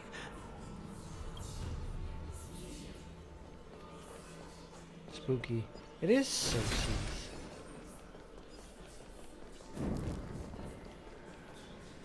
Oh? Why didn't you bring your favorite spear with you on this trip, Nias? Nias? I know I've heard this name somewhere. This is the... Huh. It's unfortunate. The Black Tide destroyed every last inch of my calyx. How could that be? even a creation of Georios, from their prized ores and molten fire, couldn't escape the fate of destruction? Hey, Xerxes. Do you know a certain Nias? Yeah, he's Nikador. Nias? No, not that I remember. It's her memories that are How did you even fading. make up such a strange name? I just saw him. Nias. A warrior-like figure who was just chatting with you here. No, I have no such memory. Could you be hallucinating? He very well could be. This is a departed spirit?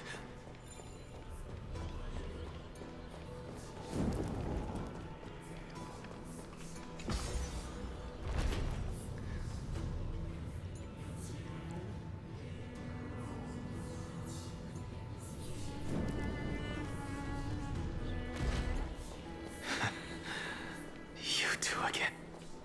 Enough about me. Did Kaos ever reply to you? Kalos. Well, regrettably. Seems like the price of becoming a demigod is a lot heftier than we thought. Kaos. Demigod. Kaos?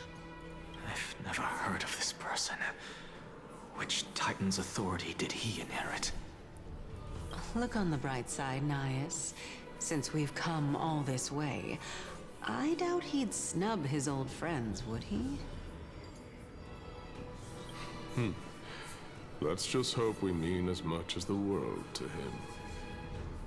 Hey! Are you seeing that same hallucination again? Yeah, shut it. I'm trying to listen. Yes. It's still you and Nias, but you're now talking about a certain Kaos. I'm guessing he's one of your companions? Kaos? This name sounds just as strange to me. Never mind. I think I know what this is about. If things are as I thought, then they aren't hallucinations, but the souls of people. What? But if those are the souls of the dead, then what am I? Beats me. For all I know, you're just an illusion I conjured up in my dying moments. It could be. Let's just keep going. As long as I take you could in be more sights and hear more slowly stories. fading from the rel like the Trailblazer. Know your limits. Wander too far among the dead, and even I might not be able to save you. I'm fine. If this is indeed as I thought, then this will be very amusing.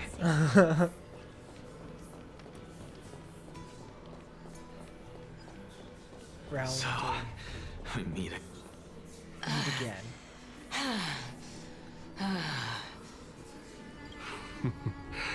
Can you keep going? Of course. I'm just... If I knew we had to climb a mountain, I wouldn't have come along with you. I guess a this great also date counts idea, as one aspect huh? of the world-bearing burden. If Amphorius does have a next life, you may want to get your body in shape. It's everything that Keep your sarcasm to yourself. she just said to him. I'm not getting anything of value from them. I would sooner throw myself off this cliff and hit rock bottom than exercise even a little. This is Anexia, and this is his sister, or something like that. I am Calypso of the eminent Seven Sages, after all. Never mind. Training would make me no different from those Helcalithist barbarians. Calypso. She's one of the Seven Sages. A member of the Grove? No, she can't be. I would know her name if she really were one of the Seven Sages. Hey, Xerxes. Does the name Calypso ring a bell? Wasn't that her previous name? Cersei's? She's gone. They're gone. Doesn't matter. I can do this myself. Looks like I'm nearly there. Oh, beautiful old world. Where are you now? Oh, legendary era Chrysia, return to the mortal realm. Splendid gods once walked the paths we walk. Alas, all that's left of that warmth is a hazy mirage. Why are you chanting that too?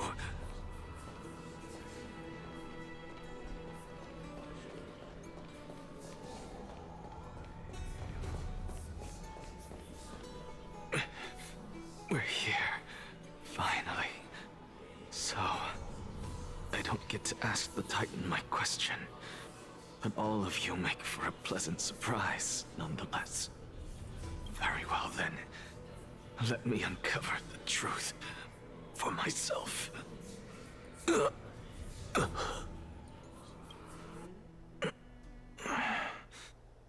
I still fail to make it in time?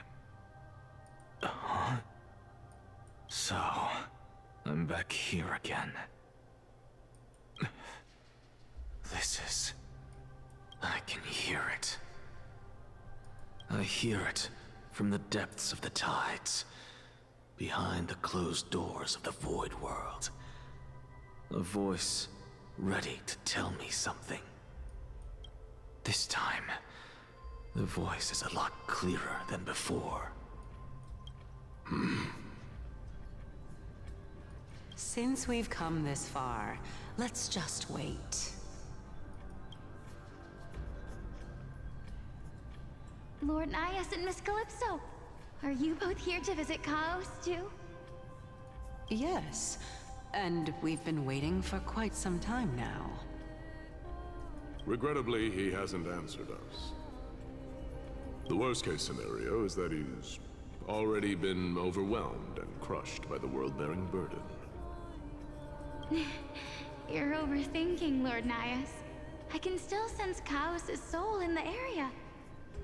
And besides, we both know Chaos' nature. A deliverer like him wouldn't fall so readily, much less give up on all that he holds dear. Isn't that so? Yes. I have faith in him. That reminds me. Why are you making this trip alone, Polixia? Oh, my sister needs more time to make sure the flowers are fine. Such a pity. Both of you have hearts kinder than anyone else. Yet you are born only to take over Thanatos' divinity. Everything that I see and hear this time has left me shaken to the core. What may seem like a mundane conversation is in truth a once-in-a-lifetime exchange that has revealed the ultimate answer to Cersei's question. The conjecture has taken shape and must now be solidified into a theorem. Next, I only need to seek verification from Kefali. By doing so, I can answer Cersei's question and reclaim my body. But no, I will not do that. That isn't important. Because another one of my conjectures, one that I have always dreamed of proving, has been proved right this very instant. Fusing a mortal soul with that of a Titan to replace said Titan is not a ludicrous idea after all. He's gonna become a Titan? You can't switch it now! What are you thinking about? That is insane. Just amazes me how the towering tree of Cersei's divine body. It's a magical sight. Is that so? You don't look the slightest bit amazed, though. Plus, You seem to be strangely familiar with the city around the Great Tree. Yes, indeed. Merely something from the past that I would not go into. Events of the past, huh? I was also a child when I looked up at Circe's. Their leaves and branches reflected the sparkling stars, and their trunk was like a pillar that supported the sky and ground. I stood at this very spot back then, imagining the day when I could climb to the top of this tree, because I would be the closest I can be to the sky at that spot. You're a sky priest, yet you study at a place that is home to the Titan or the Reason Titan. That's rather counterintuitive. Don't read too much into it. I mean, can mortals even hope to reach Aquala's realm? They're a strict and draconian god. Nothing like Circe's. Reason is willing to share what is theirs with others, but Sky only expects people to revere them. You get what I'm saying, right, Denny? After all, the Titan that imprisoned you and Grey here in Amphorius is none other than Aquila themselves. Yes, I didn't count on provoking the ear of the local god. But there will always be people who dream of soaring towards the sky. The Grove has a wealth of research on Aquila, and that is exactly what we are here for. It's just, I never thought Grey would meet with something like that before we set off. As a physician, I should have been there by his side.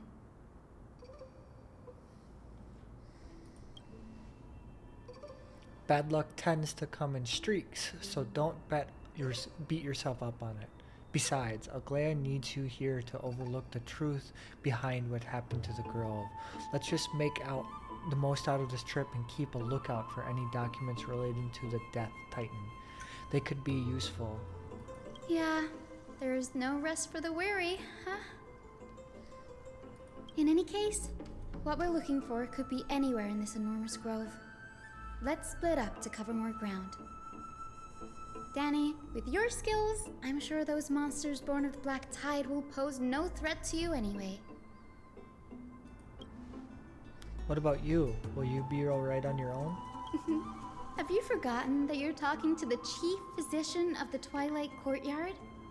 Have more faith in me. I'll be just fine. The silence here is nearly deafening.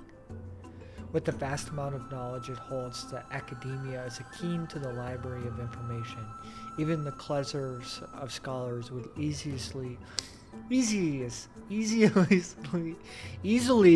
lose their way in here. I shall gather my thoughts before heading in. The clock is ticking. I should search for clues as I move.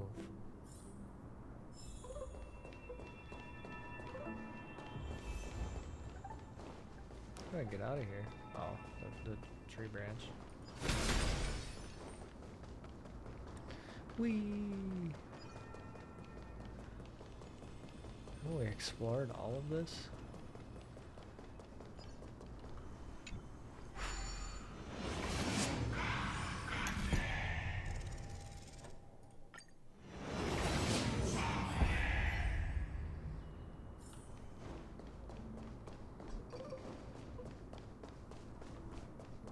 This is new, but I've totally explored this.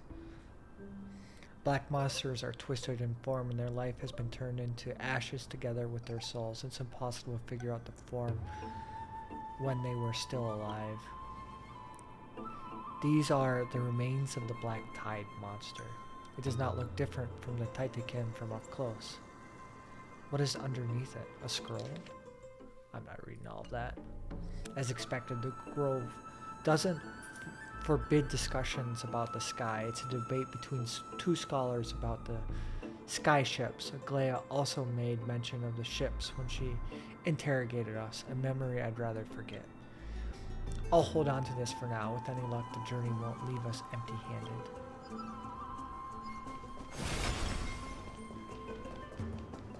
I do love the fast travel things that they give me. That's Hyacinth. Why is she surrounded by so many monsters? As much faith as I have in her, probably a good idea to help her out here. Really now? This is way more trouble than I could have asked for. Need a hand? Or you could sit back and watch. I can't tell if you're serious or not, but being hard to read without its perks, I suppose. I'm kidding, Danny. Lend me a hand, pretty please. Oh my gosh. All right, now let's get him. Oh my god. Oh. May the foul stench dissipate quickly. I could auto battle, but I want to do this. Okay.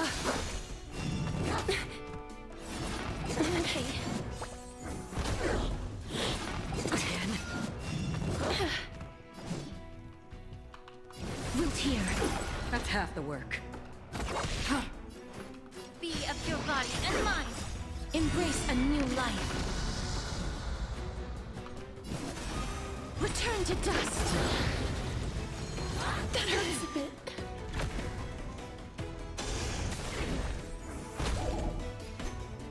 Oh, I didn't get to use the dragon. No. Care to dance? No, I wanted to use the dragon. This place is... I wanted my dragon. This place is practically in ruins. What happened? There shouldn't be this many monsters here. The Black Tide is remarkably quick to detect the light of Amphorius. So or rather, the blessings of the Sky Priest in me, might have unknowingly called them to me. Anyway, never mind that for now. Here, you might want to have a look at this. I found it around here and thought it might be of interest to you. Okay. Anexia, Chloris. He's the scholar who fused himself with the core flame of reason? This is new. I didn't know Professor Anexia was researching the sky. He's never mentioned anything about it. Finon said Anexia might be opposed to the flame chase journey. Might is an understatement. Anaxa has never been one to venerate the gods, nor has he ever found it within himself to put any faith in the prophecy. People have come to think of him as a heretic, even in a place as liberal as the Grove. Yet, it is also this very blasphemer that Circe's favors. Fate sure works in mysterious ways. I picked up the scroll on my way here too. It looks like it may be related to the one you're holding. Oh? Let me have a look. She combines the records together. By the looks of them, these scrolls are records of two conversations that took place in the same setting, one after the other. There's still much I don't know about the Grove. Do you mind if I ask you a few questions? Sure, go ahead. I don't have any more questions. Anaxa often says that every failure brings us one step closer to the truth. Perhaps, to him, the crash of the sky ship carries a different interpretation. The firmament is not impenetrable. On the contrary, it was precisely because the sky ship represented the first step toward breaking free from the shackles of the earth that it provoked the wrath of... It's a shame that the majority of the Grove's research on Aquila was headed by the Venerationists, with sacrificial rituals making up a predominant part of their findings. Discourse about more esoteric subject matters in relation to Aquila dwindled even further after the skyship incident. So much so that even this scroll is completely new to me.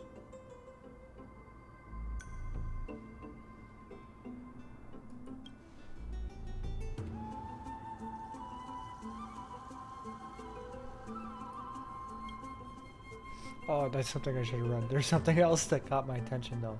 It says that Anexia is conducting secret experiments of some sort? That's what I'd like to know. What are these experiments he's involved in? Even I, the assistant lecturer, know next to nothing about them. I have a bad feeling about this. Could there be more to what happened at the Grove? What if Anexia started it all? What if he's the one behind it all?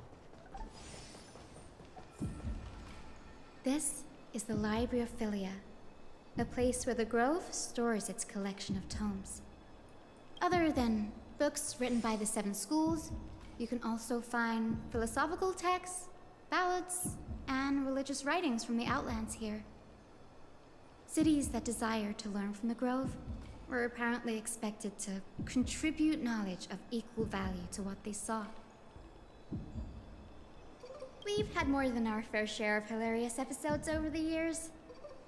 For instance, it's said that the Erythrocheramists once borrowed a manuscript from a certain author, but ended up returning a copy instead of the original. What's more, the original manuscript was supposedly then hidden here. That doesn't seem like a nice thing to do. Nice? No need to hold yourself back, Danny. You can just tell it like it is. Their behavior was no different from bandits. I love how she says Danny. Well, if you don't mind, does the Grove ever rob cash from criminals? Whew. You've got me there. Some said you couldn't even find a dictionary. It's like in the classroom museum criminals, in so London. I guess they were spared.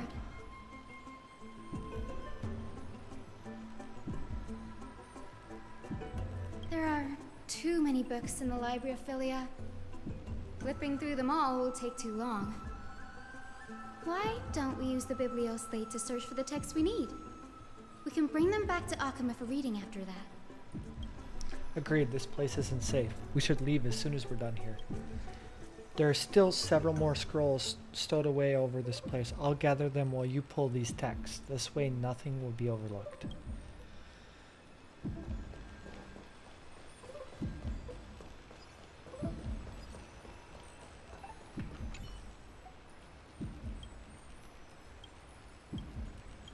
We don't got time for that.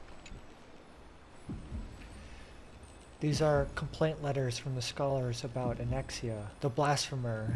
There's a thick slate of letters, or a thick stack of letters. Based on the dust accumulated and the perfectly intact steels, the plates did not even bother opening them and just tucked them aside into a corner. This is one about Anexia? I should read this. Hyacin should come have a look too. Ugh, it's so dusty in here. Whoa. Are these all complaints about him? I go without the heart beating. I can already see what they must have written. Anaxa has no respect for the gods. His very existence undermines order in our society. They're probably all things like that. Yeah. Does Anaxa hold that much influence? Why else would they call him the great performer? When Anaxa established his school of thought, the first thing he apparently did was read his own work to everyone. Are the Titans truly an accurate reflection of what humans think gods should be?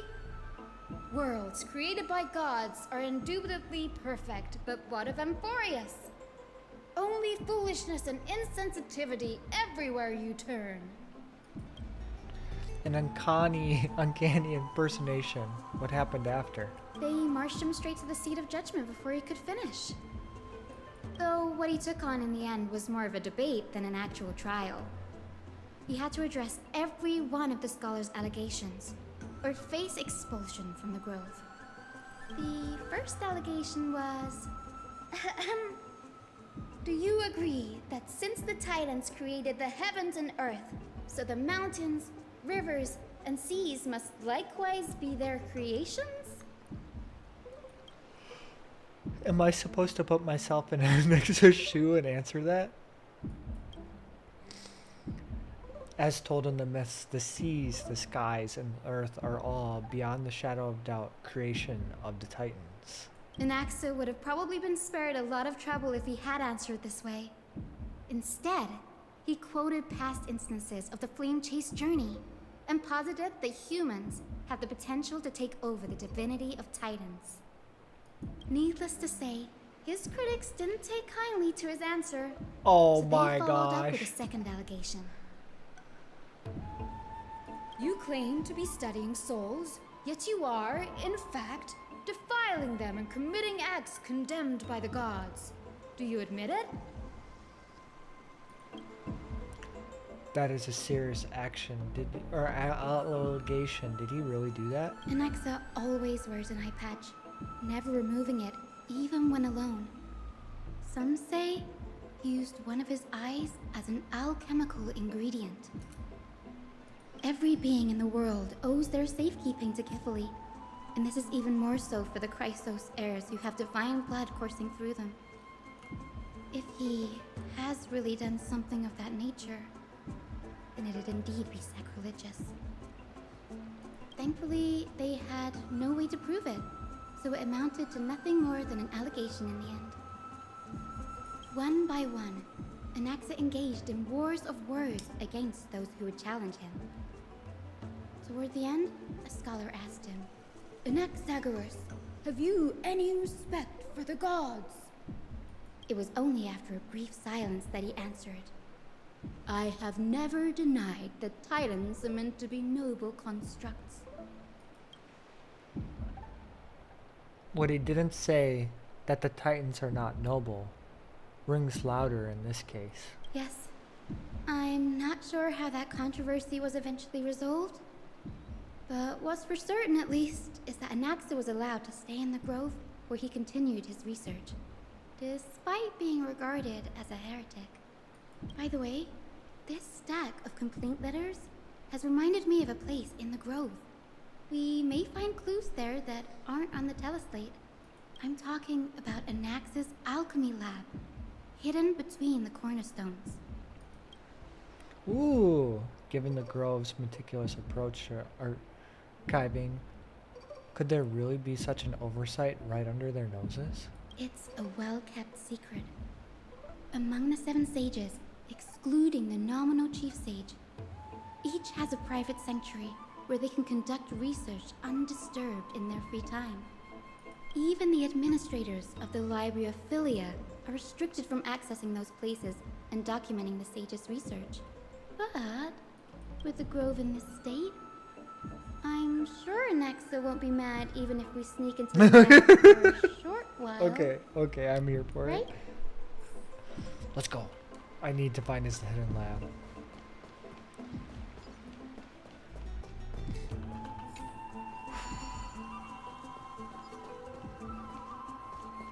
Come on. She's so happy.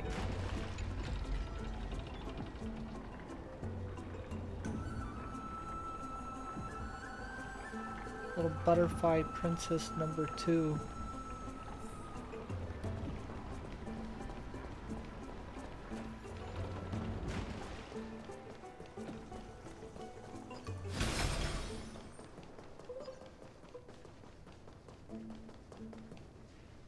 This is the place, but where is everything? Materials for alchemical experiments, matrix diagrams, and even the seal to the lab.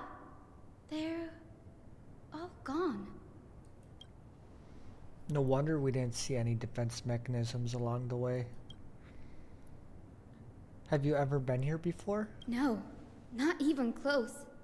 Not only are alchemy experiments high-risk activities, but Professor Anaxa also has a penchant for using bizarre materials. Students often saw him walk in looking right as rain, but come out covered in soot with his hair singed. Naturally, no one dared to come near this place. Huh? That bookshelf over there seems to be the only thing still intact. Oh my gosh, it's hidden behind the bookshelf. As it always is. They always are.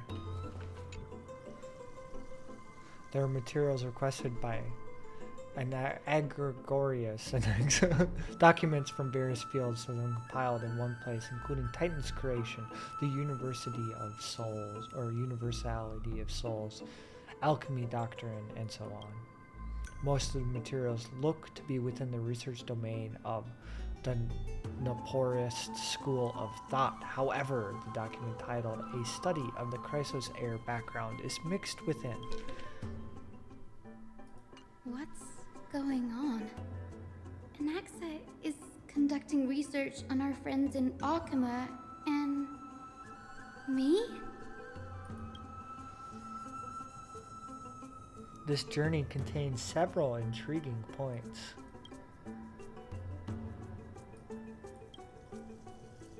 Through alchemy, Anaxa aims to refine the golden blood in the Chrysos heirs to the degree to purity equal to divinity. I'm not quite sure how to Alexa, help you with that. stop. Oops.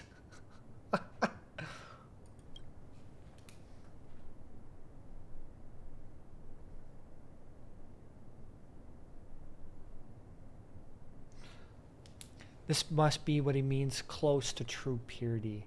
But treating both Titan creations and the human body as materials as to be used as alchemy experiments, that's rather extreme. Danny, look at this. I have a bad feeling about this. Okay, I'll actually read this one. Maybe not. My biggest fear. It's come true. After going through his notes, I think I can piece it all together now. Anaxa was carrying out experiments on soul transmutation.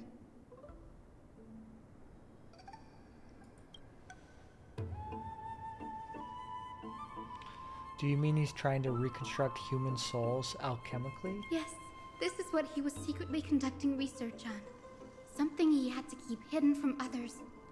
Compared to his public speeches, this is the real blasphemy. Oh, I just thought of something. Oh no. What's wrong? Do you remember when the Black Tide was approaching? The Grove had planned to send Cersei's core flame to a safe place. But an accident happened along the way, and Anaxa lost his life in the process. But Cersei took over his body and resurrected him, which led to the situation we're in now. That's right. But what if Professor Anaxa's fusion with the core flame of reason wasn't an accident?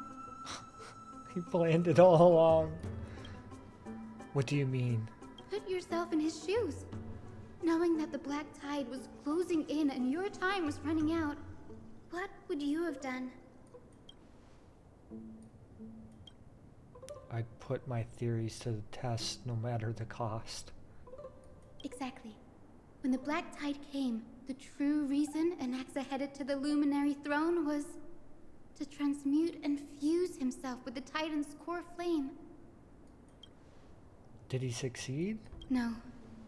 Judging from how he reacted after the event, the results came as a surprise.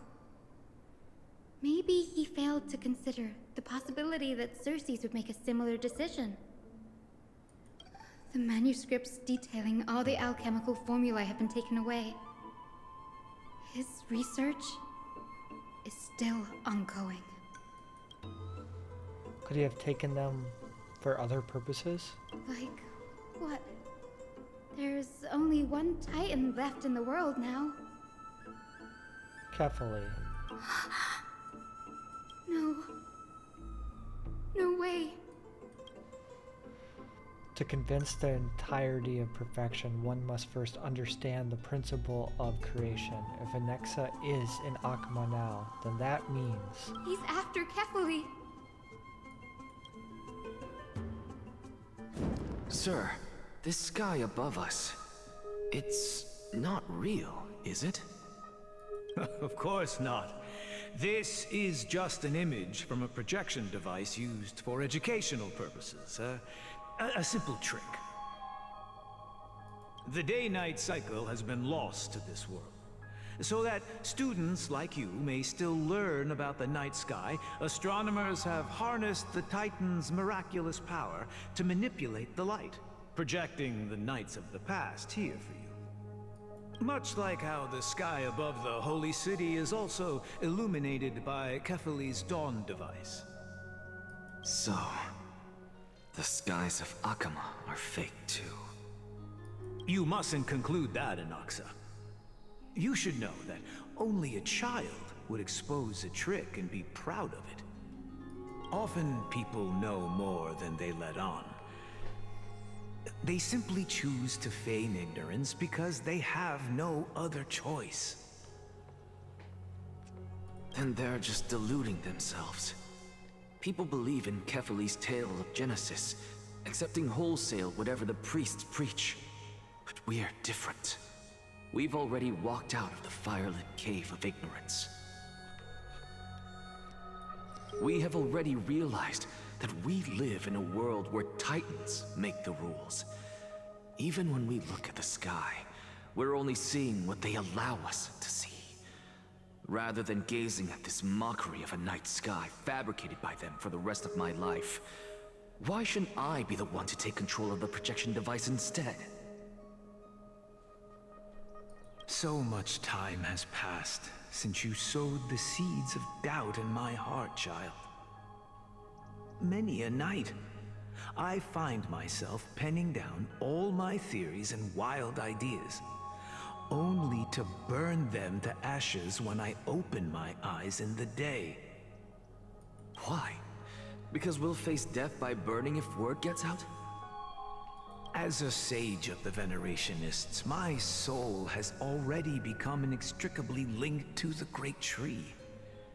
Every word I say and every move I make is certain to influence every leaf, every branch, even the tree itself. But above all else, my days are numbered. Instinctively, I have my doubts about the golden blood and the human soul, yet I have no means of verifying them. The golden blood in my veins is woefully thin, and I am loath to waste what little time I have left obsessing over a hypothesis that cannot even be proven in the first place. But I can, sir. I can do it for us. The time is right. Give me all that I need, and I shall accomplish this grand feat on your behalf.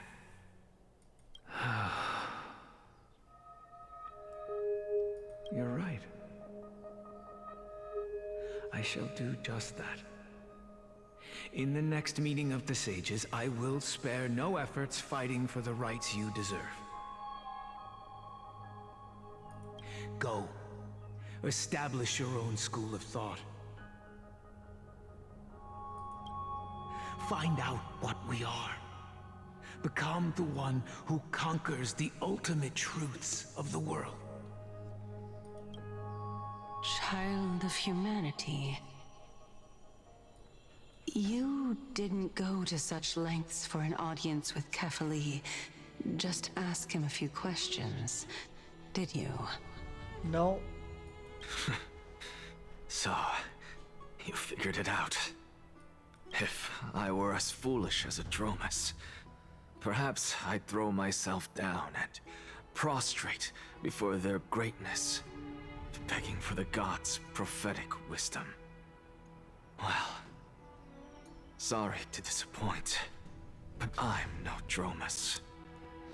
Alas, I am a human, standing tall on 2 feet, possessing both intellect and pride.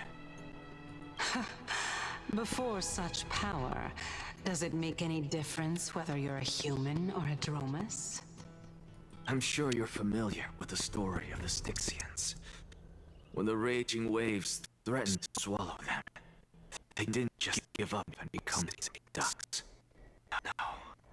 They constructed a dam that kept the roaring tide at bay, chaining down the mad Fukusa. They call me blasphemous, Circes. That doesn't mean to deny the existence of gods. It's just, as I see it, Titans are simply a force that mankind has yet to find a way to tame. Oh my god, he's insufferable. Oh, if power that rivals the Titans is what you crave, why not conform to the prophecy and brave the trial? Why stop at harnessing the power of the Titans when I can do He's so so crazy much for this. more? The source of life is what I wish to grasp, to understand what makes up the soul, and to learn what we really are. He's using her words against her. He wants to just bring back his sister.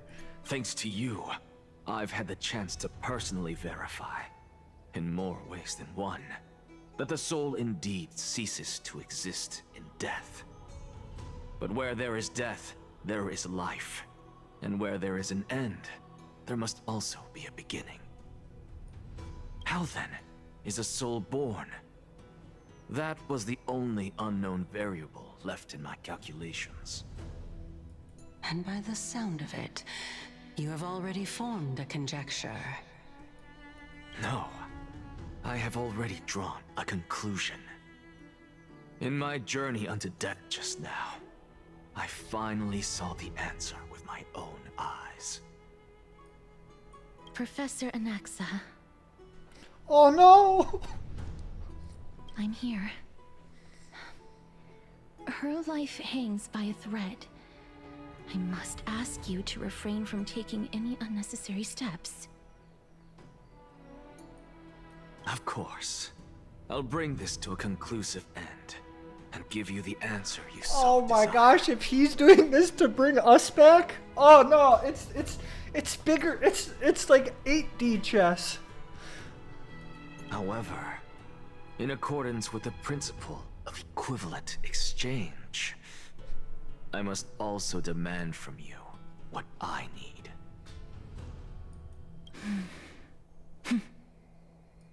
As you wish. Don't you care to know what the price might be?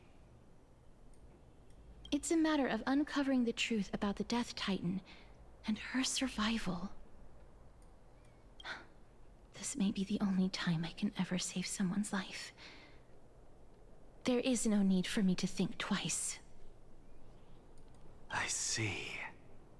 In that case, let the show begin. Indulge me. Am I correct to say that you intend to prove Thanatos' whereabouts and prove the nature of our existence now? Before I begin, I must confess I had been stuck in a cognitive trap all this time. As unrelated as these two propositions may seem at first glance, they are in fact logical equivalents. They are merely two different ways of telling us about what the soul is at its core. The reason I say this is as I've mentioned earlier. The answer was hidden in my journey unto death. Anaxa, you were in the Netherrealm? Yes, I am but a living dead man now, but that's not important. What truly matters is, I overheard a conversation between heroes. That's not all. Remember how I said you were a part of that conversation too, Circes? And I've told you that I have no recollection of such an event. That was likely just an illusion conjured up by the mind of a dying man. Of course you would remember. Because you died. Because that wasn't you. That was Calypso, one of the 7 sages of the Grove. Calypso? Huh? Oh, that's the name I made up on a whim when speaking to this girl. How do you know of it? And surely you jest. Don't you think I, of all people, would know if that were the name of one of the 7 sages under the shade of my tree? Don't you claim to know the Grove's past like the back of your hand? It seems you've lost even the memories seared into your soul. Use your head, Circes. Since all of this took place in the realm of the dead, it stands to reason their likenesses are of souls from the past. The living cannot step foot into that world, so who could they be? Think about Calypso. Why does she share your likeness, yet you have no idea who she is? The answer is evident, is it not? Those fallen heroes are the mortal incarnations of the Titans before their ascensions to godhood. The gods aren't master creators born out of thin air, and they are no different from humans, because they all evolved from one.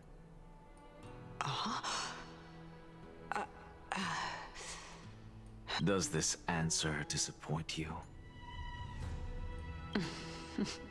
Yes, because you've answered nothing. I figured it out. If I truly was once human, as you claim, then where do the children of humanity come from? Even on the off chance that you speak the truth, this brings us no closer to grasping Thanatos' whereabouts. How are we to find them? I knew you would say that. But it matters not. I know what I'm doing. Actually, why don't we have this supreme being standing before us tell us everything? You can revive a Titan?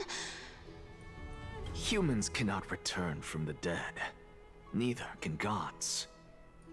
But all we need to do is look at this from a different perspective, and the problem will resolve itself. The solution is simple. Just like what you did to me. If I'm reborn as Kefali, I can rebuild the world and all within it as they once did. Simple, is it not?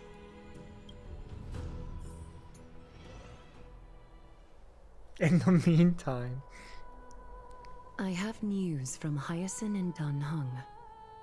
Anaxa might be trying to do something with Kefali's divine body. Kefali? But what could Anaxa want? Is the Council of Elders going to sit around and let such a sacrilegious act unfold? That is not possible. He is indeed the great performer, capable of fooling anyone and everyone with his tricks. I'm sorry. No need for guilt, for this is good news to us.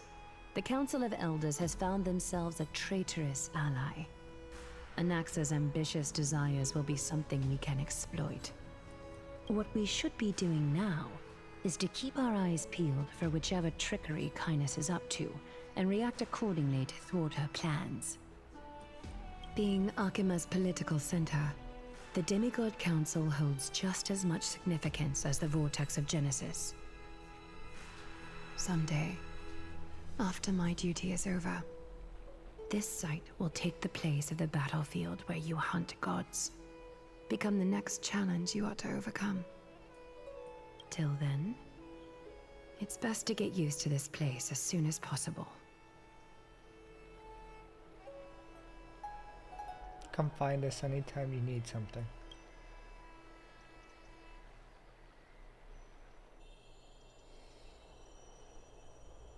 Preposterous! The Christos only have their standing because of the Council of Elders. How dare they trample over it? Wow, these people are shooting daggers with their eyes. It's been a while. Oh, but we've never met. What is that supposed to mean? Is this really the sort of person that the young lord praised as a ferocious warrior? It has indeed been some time, Lord Crateros. What brings you here in such haste? Shh, keep it down. Be more vigilant. See those duplicitous dogs over there? They do the dirty work for Kynus. I've already ordered my people to hold them back, but we should still lay low. Unless you're itching for a bloody fight to get a workout in. My bad. So, did something happen? Did you hear thunderclaps last night? It would have been hard to not notice thunder in the broad daylight. Ray, it's Acheron! Someone's coming to save us! Hacker, what? I had to. Oh my god, oh my god. She's been through a lot lately. Please pardon her. Can you tell us more about these thunderclaps?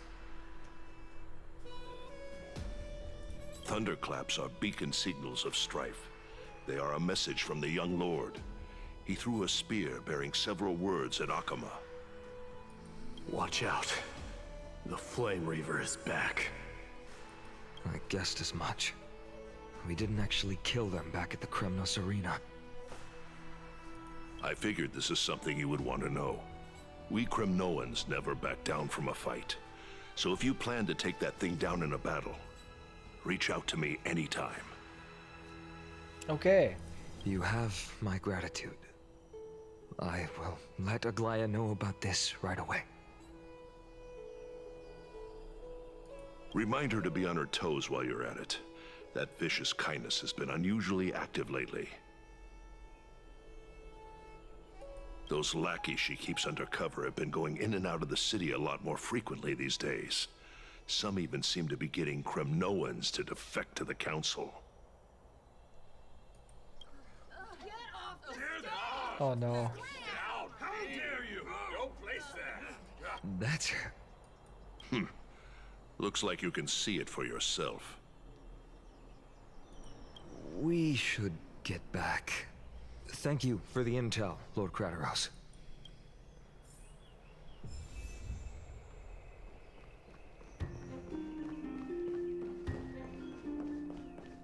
By Catherly into Lantern above, as the Theoros I have observed. Virtuous citizens of Akama, Finan Navides, Elysiae, and the Outlander are heading toward us. Aglaya, what happened here? I know about the poisonous fangs of that king snake through the golden threads. In the past, I would be confident about keeping her in check, but I admit I am now unable to do so. What do you mean? It is no longer about eloquence or arguments. I have been a demigod for far too long that I hardly have any humanity left. Before I realized it, I have become no different from these hypocrites, no longer capable of relating to the people. This has come a lot sooner than I expected. But perhaps it is time. I need you to step up, Finan, in order for me to retreat behind the scenes. Yes, this is my duty, but... It is far easier for the Council of Elders to fool many than just fool one person. Their so-called more support is no more than a ruse to distribute power using words instead of lances. There is no glory in winning this debate, but that makes having respect for humans so much more priceless. Finan, you are a Chrysos heir without flaw, capable of relating deeply with humans. I appreciate what you've taught me, Aglaya. I hope we'll live up to your expectations and win this debate.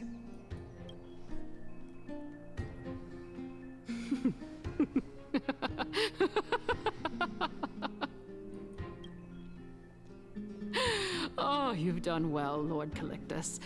Let me take over and personally close this debate for today. Dearest counselors, let it be known that I hope we can sorely bury them. miss the blissful times I hate how portrayed she's in lyrical standing here. poems. Back then, Amphorius was home to nearly 1,000 cities, each with their own local faith, while gods walked the earth and shared close bonds with humans.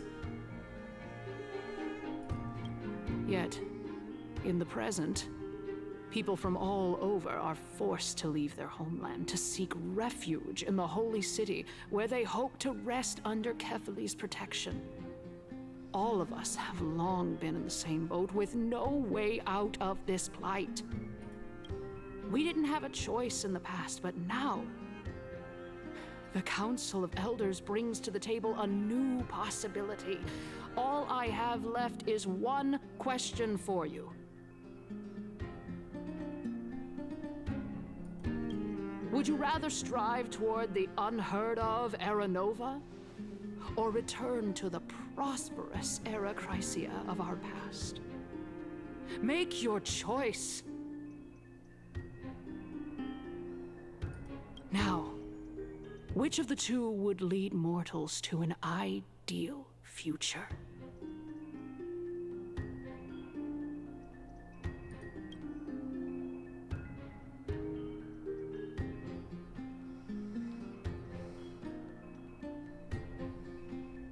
No hesitation.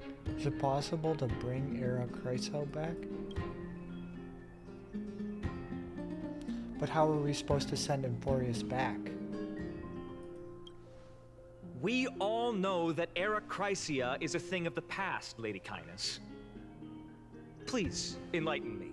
How does the Council of Elders plan to turn back time? Let the three Titans of Calamity be born, and Era Chrysia is nevermore. But bring demise to those Titans, and Era Chrysia will descend upon us again.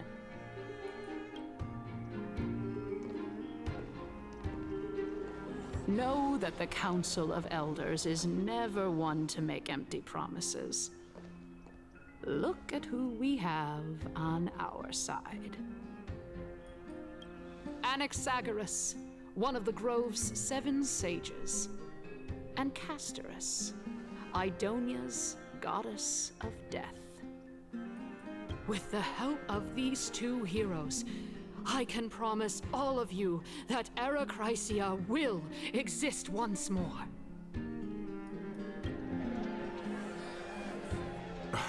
Aren't they Chrysos heirs? They're supporting the Council of Elders instead? It's clear from the start that these heroes do not get along well in their group. All the more proof that Aglaya is unfit to speak on behalf of every Chrysos heir. I am in favor of Era Chrysia. Era Chrysia! Era Chrysia!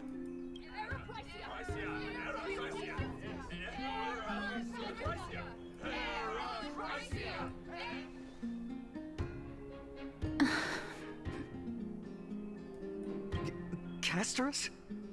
Why are you standing over there? You finally arrived, Naxa.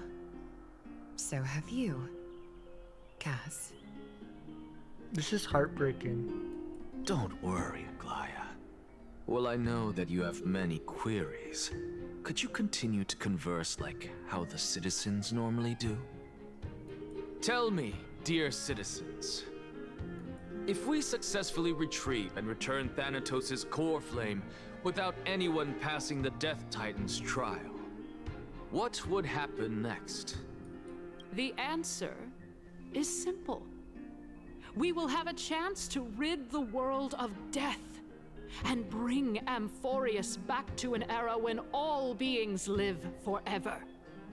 We'll usher in a new future that will be entirely different from the Flame Chase journey.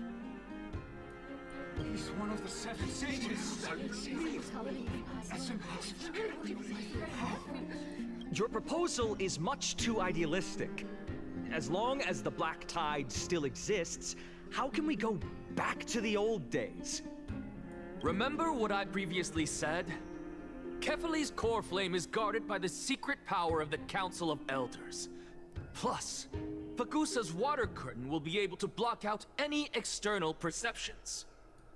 Tell me, dear citizens, have any of you ever seen even a glimpse of the threat that this person is talking about anywhere within the walls of this majestic holy city?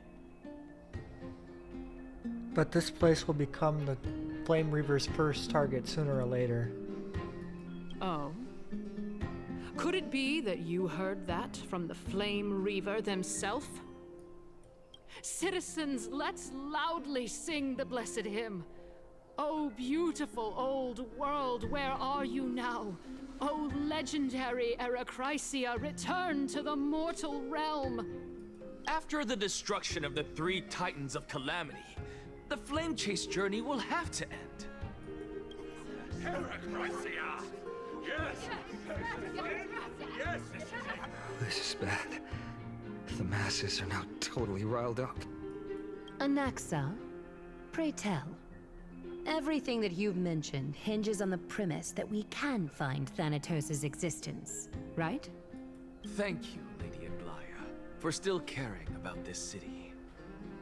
However, dear citizens, we are truly fortunate and blessed. For Castorus, Idonia's goddess of death, will surely find Thanatos under my guidance. What? With that, I solemnly promise that the core flame Lady Castorus brings back will be personally managed by the Council of Elders.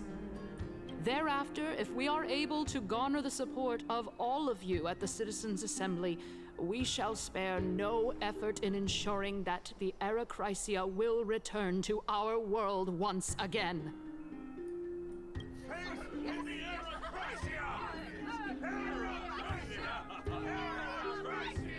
With the balance shattered, the result is clear. Buy carefully into Lenten above, as the Theoros I have observed. Akama has chosen her destiny. The issue up for discussion at this Citizens' Assembly shall be modified to the suspension of the Flame Chase journey. This resolution shall be put up on the Wall of Heroes, such that all citizens are aware of the city's way forward.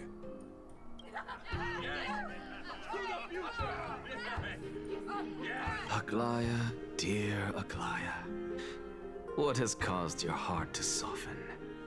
You also don't seem to be as quick-witted as before. Wag your tongue as much as you like. Since the Flame Chase journey has been preordained by the prophecy, our failure has never been on the cards. Well then, I guess we'll find out if that's true at the Citizens' Assembly. They announced the conclusion of the debate.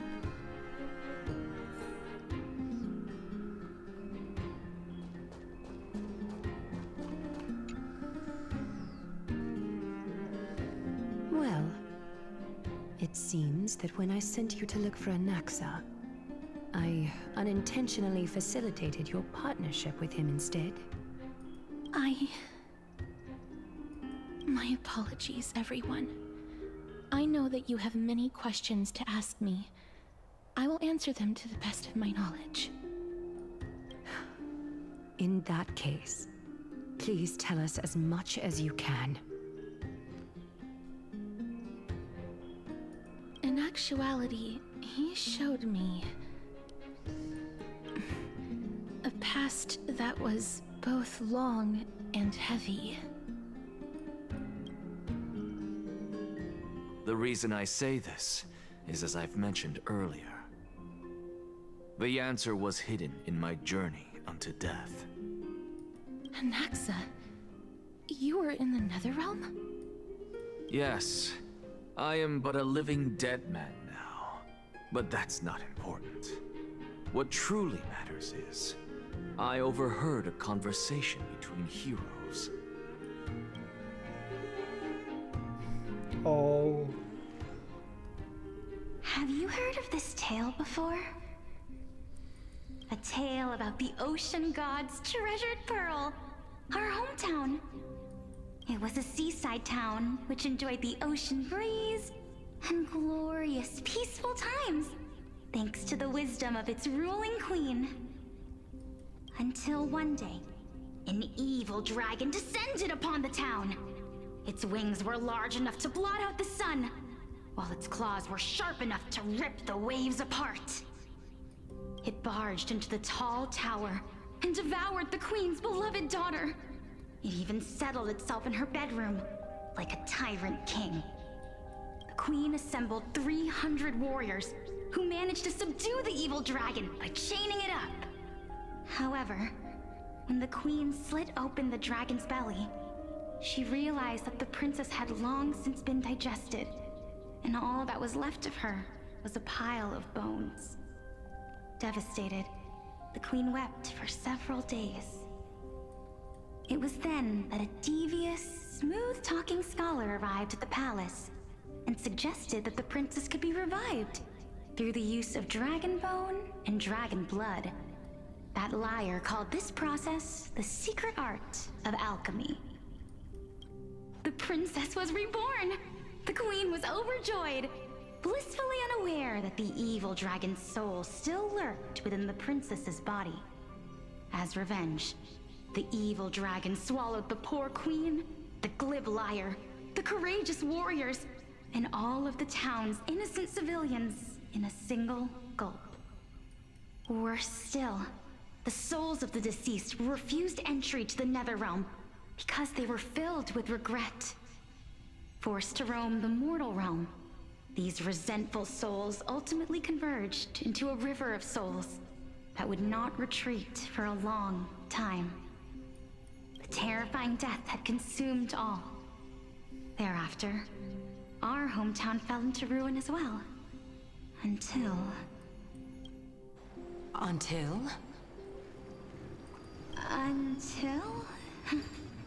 Actually, I don't know what happened next either. Oh, my... It seems that you still like to whet people's appetites even after all this time, Pelixia. So, according to your story, this is how I used to look? It's practically a mirror image. And yet, what exactly is this? A miracle that I created with alchemy. As for what it is and how I was able to accomplish it, I'll keep the answers to myself for now. Oh, my goodness. Is this cliffhanger really necessary? Self-aware cliffhangers. Oh my god.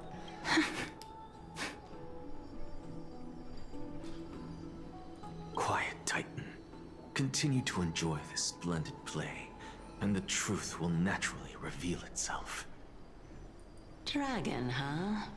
I've heard this legend before. In that case, what do you think of it? I think that this so-called alchemy was a tenuous analogy added to the story by future generations. After all, you've never heard of a tradition of alchemy in your hometown before, have you? Indeed. Before I left home to pursue my education, I never even knew that anybody was looking into this area of study. Therefore, we can just treat this tale as a fable told to young children. A fable, you say? If so, what moral is it trying to impart to the kids? I guess it might be the concept of equivalent exchange? Oh? I thought the moral might be closer to something like honor the dead. Huh. What? At a loss for words? No, I merely realized that we're both thinking of the same principle. If life is priceless, then there is hardly anything else in this world that is of equal weight to it, right? Indeed. As expected of the wisest scholar in the land. You flatter me. Why don't I ask you a question as well, as a form of equivalent exchange? Of course. What is your question? If I imparted my knowledge of the art of alchemy to you, would you use it to resurrect someone you loved? What?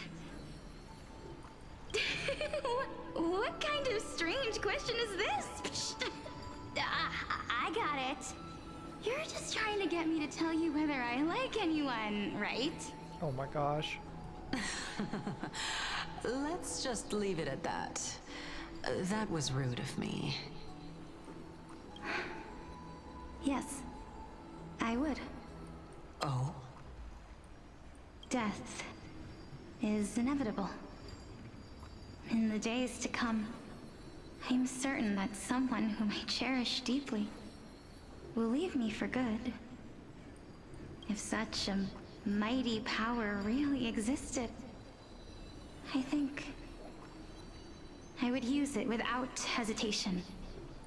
After all, you, me, and the rest will all have to face that fateful moment eventually.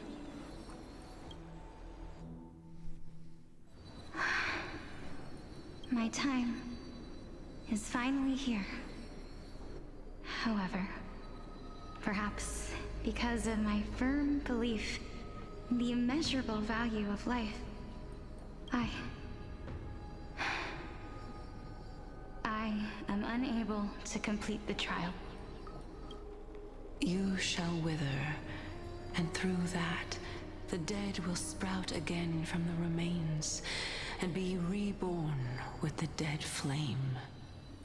It is a pity that fate is such a cruel mistress. Is there no other way of interpreting those words? I'm afraid that the meaning is clear.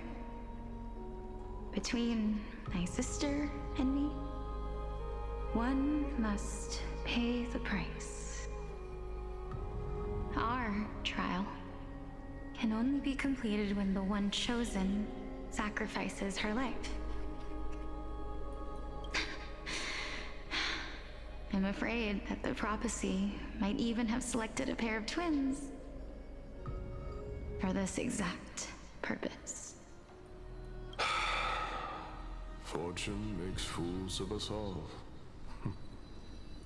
My sister is prepared to sacrifice herself. And yet, I can't do the same. How absurd. My time is almost up, but I'm still afraid to welcome death. What should we do? If I'm ultimately not able to make up my mind... Since Chaos is willing to guide all of us and leave this trial to the end, there is still plenty of time for you to ponder. That's right. Don't allow the fog of an uncertain future to cloud your mind. Trial, prophecy, the topics that they're discussing seem familiar. But these three people must not have left their names in the epics. Otherwise, I would have some recollection of this. Amphorius's history before the Titans were born was complete chaos. Is that not strange by itself? I have long held three hypotheses about this. However, let's continue watching for now. This is so much. Calypso, Polixia, and this warrior. I seem to have met him somewhere before. Regarding this matter, Nias, are you confident that you'll complete your trial? Of course. Though, I am worried about what will happen once I've emerged victorious.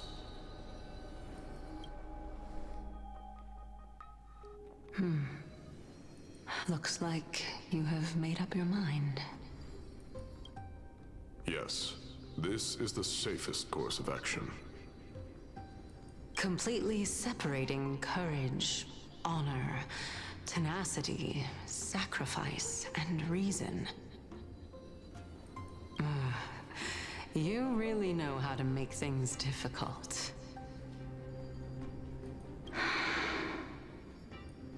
Please, young lady, witness my fall and demise.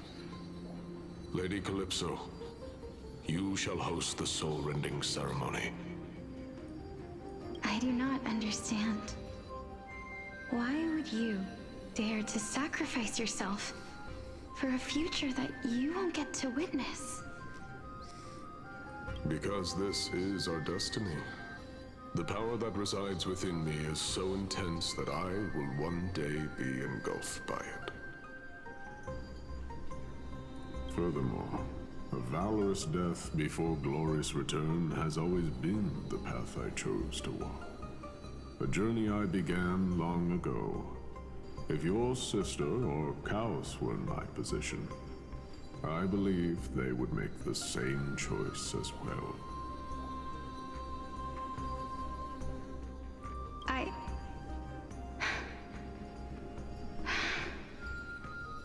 I'm not that brave. I don't know how I'm supposed to face such a serious affair.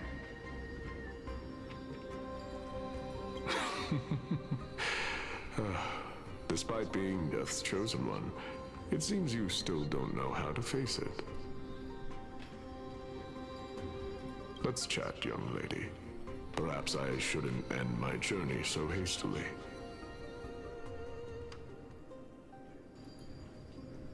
Since there's still time, I'm not worried about letting fate wait a little longer. Of course. This warrior is Lord Anaias. As the embodiment of Nikador's divinity, he entrusted his life to us and allowed humankind to end his madness. That means that what I'm currently seeing before my eyes is, in fact...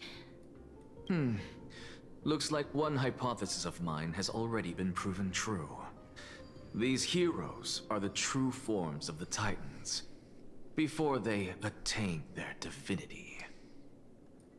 If so, the chosen one of death that he speaks of is actually...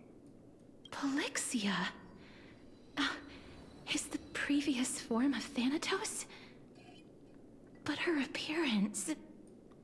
If this is true, as long as we can find out where she went, we'll naturally be able to figure out the location of the Death Titan. But before that, we first need to witness what ultimately happened to Lord Anaias.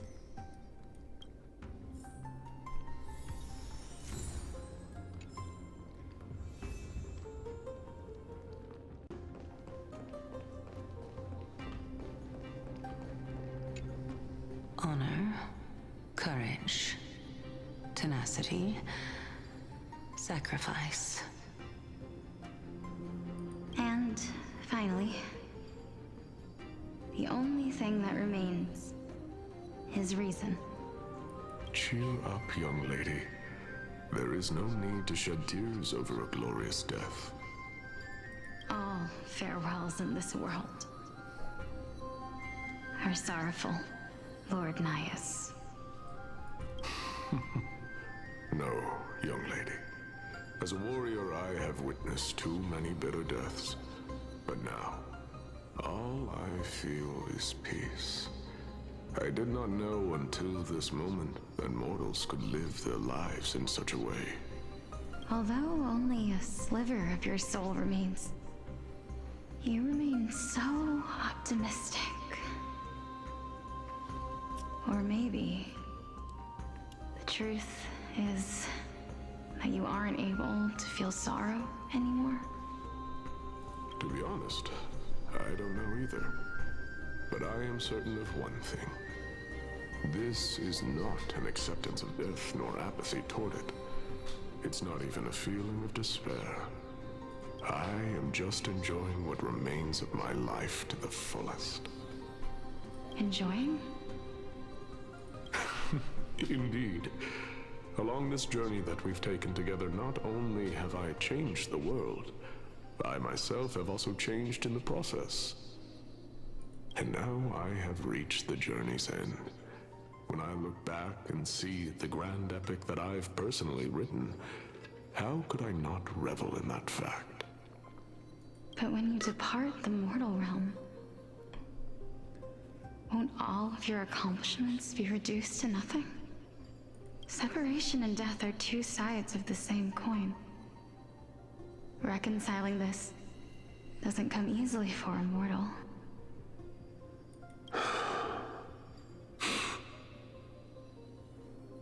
Finally, let me recount to you a story of mine, young lady. The first time I returned from the battlefield, I felt extremely hollow. The calamity had devoured everybody on the battlefield but me. When I returned to the city alone, the citizens held a banquet for me that was far from pleasant. I felt as though I was still on the battlefield, and the person who had returned was nothing but an empty shell. It was late into the night by the time the banquet ended. My head still reeling, I returned alone to the barracks. On the way back, I encountered someone. It was a crazed scholar looking at the night sky and muttering to himself by the side of the road. Although I tripped over him and fell, I wasn't angry in the slightest. And maybe because I saw myself in him, I inexplicably asked him a question. Do you think that it'd be better if we just died on the roadside like a couple of stray dogs? To my surprise, he shrugged his shoulders and sighed. How does someone who is currently experiencing death, dying and living, afford the same amount of bliss? Now please, go away and don't block my starlight.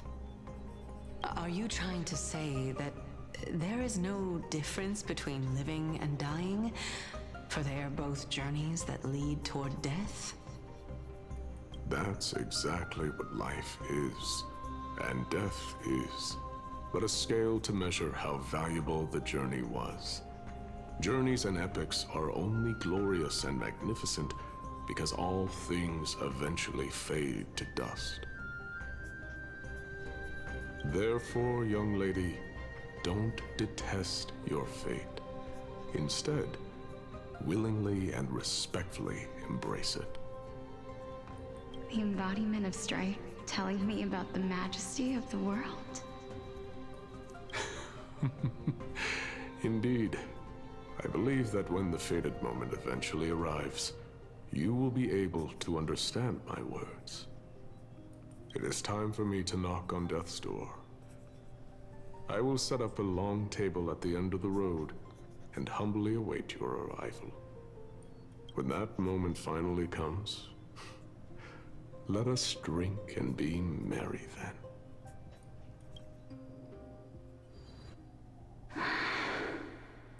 I knew this day would eventually come.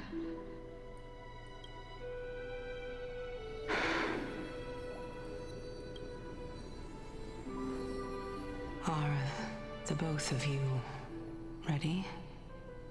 Mm-hmm. Polixia. I'm here.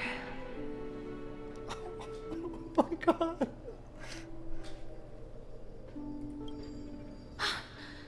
What? This... This is quite interesting indeed. Is this... Polixia's sister? Is it... me? Now, it's time for us to fulfill our promises. Are you afraid?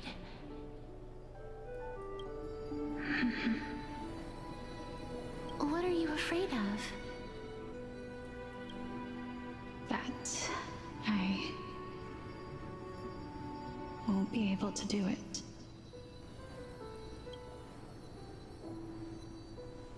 You shall wither, and through that, the dead will sprout again from the remains, and be reborn with the dead flame. As foretold in the prophecy, and according to our vows, once it all ends, we must face our fated moment head-on. Even if it was prophesied, do we have no say in the matter? It's so unfair. Why are we the only ones who are forced into mutual destruction? Let me do it, sister. Let me be death's sacrifice. I was never long for this world anyway. But you're different. I was the one who wasted your life after all.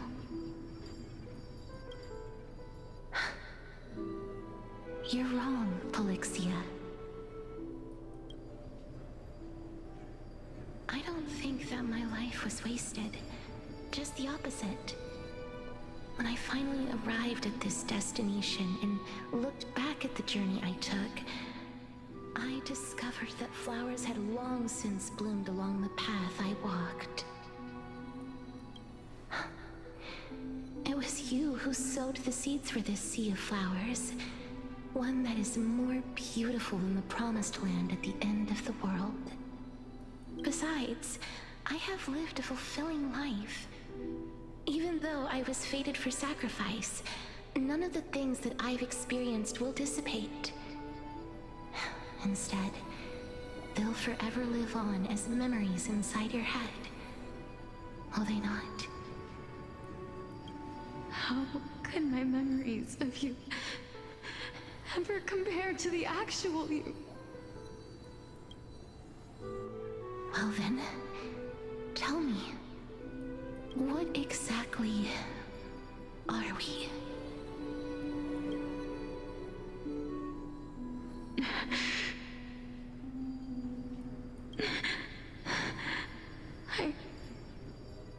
I don't know. I don't know either.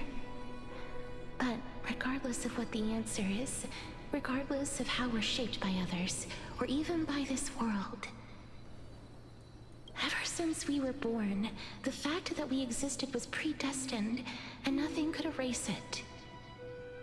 This is why I will always, always be by your side. We're twins, after all.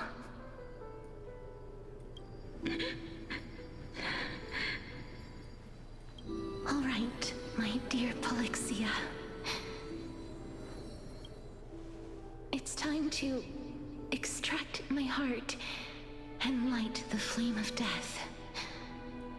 After that, use it to plant the first bud in the prophesied new world.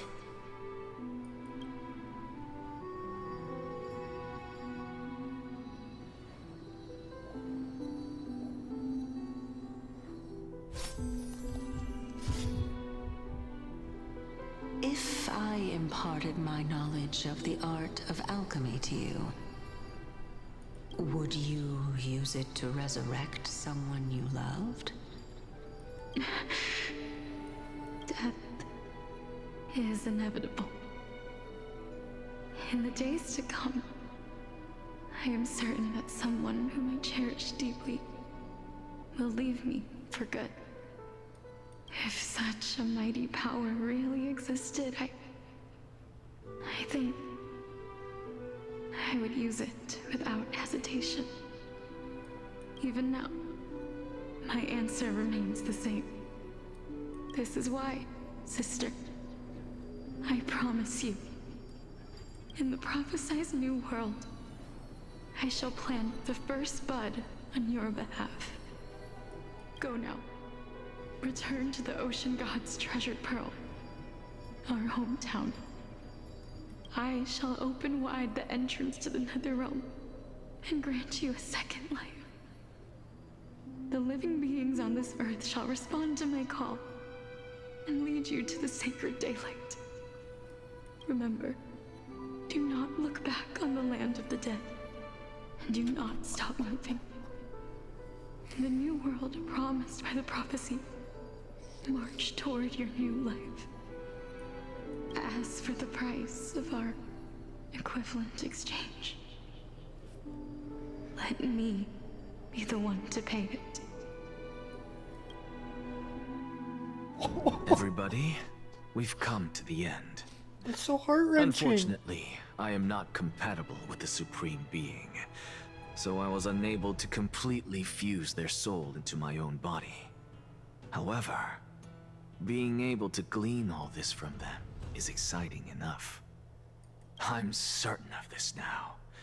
Before the Titans that we are well acquainted with were born, a group of heroes roamed the land. These heroes followed a prophecy and took possession of divine authorities one by one, until they eventually became the pantheon of the New World. Just like the flame chase journey of today, Amphorius's history is cyclical in nature. Huh. What a startling revelation.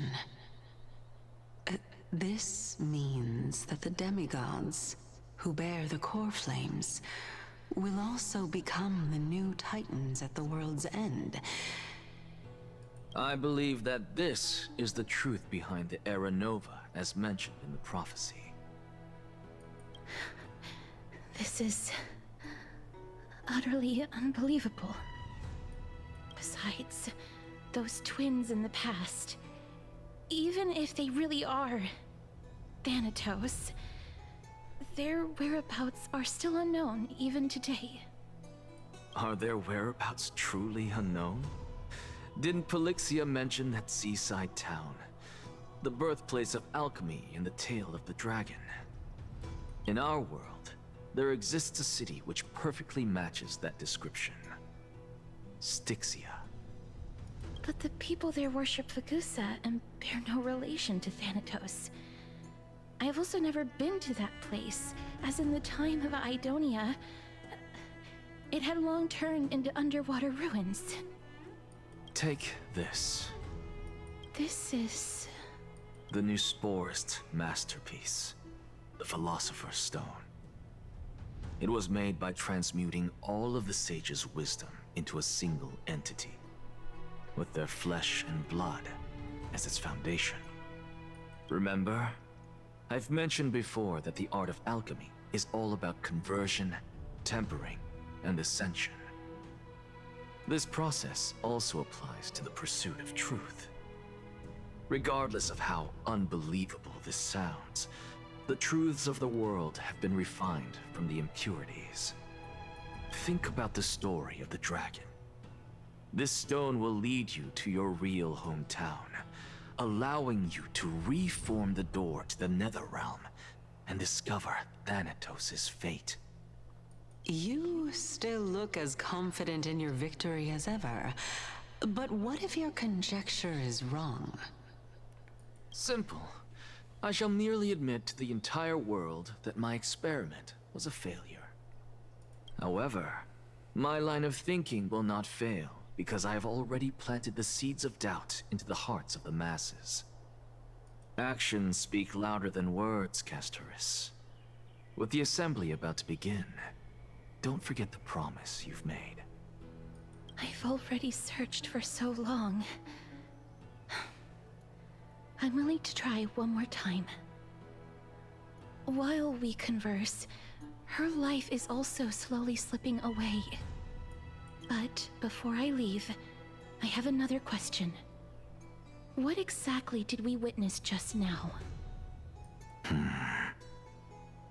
That was the world imprinted in Kefali's soul. If we are to prove its existence, you must take the final step. Go. Do not disappoint me. I understand. Hey, child of humanity. Don't get antsy. I still remember the question you posed to me. As a scholar, I do not wish to offer up ambiguous conclusions. Let's discuss this topic again when she manages to find the evidence.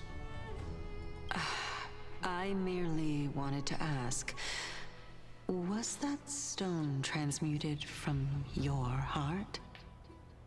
If so, rebirth is no longer an option for you. Why not? When I was a child, I lost someone dear to me. When I was a teenager, I lost my faith. A while back, although you saved my life, I also lost my soul in the process. Now I'm merely forsaking my body. What's the big deal? Why are you always finding ways to die? Isn't it good to be alive? This is but a necessary sacrifice on my path to transform into the purest of them all. Can someone who's dead even claim to be the purest of them all? Furthermore, if your hypothesis is proven correct, does it not just confirm that the myths are true, and thereby invalidate all your theories?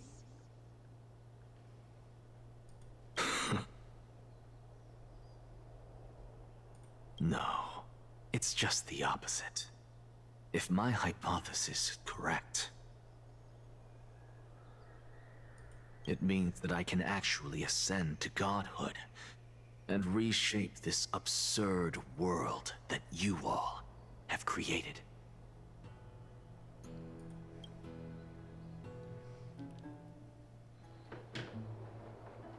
That's a lot to take in at once. I don't even know what to say.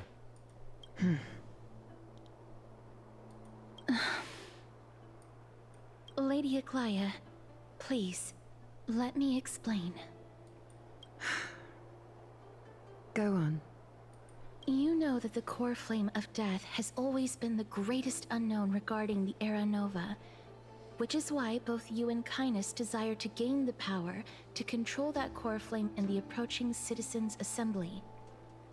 Professor Anaxa has come to a consensus with Kindness.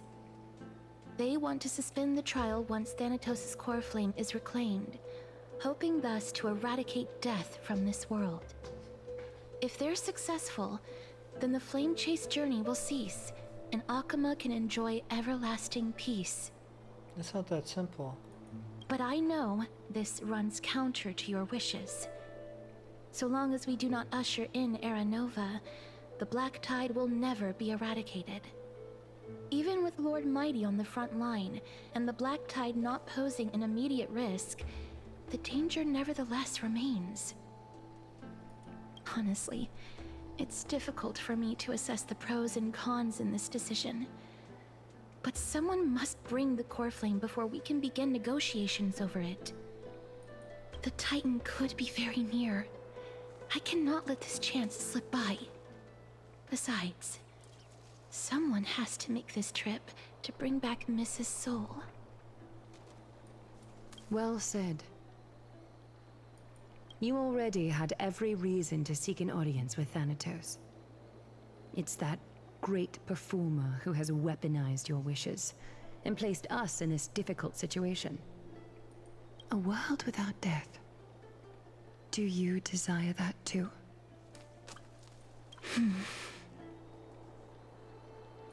If fate dictates that my path must oppose yours, I will do all I can to resist it and protect what I aspire to achieve. Oh my god, Cass.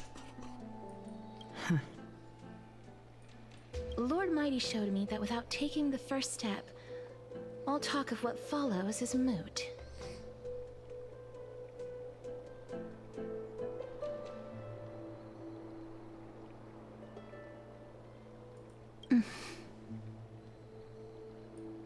I have always hoped to hear you speak your mind, Cass. And I am glad to have heard your true thoughts. Styxia. I visited that place in the past. Though it is now an island surrounded by the river of Soul's torrents, it's not hard to see its former splendor.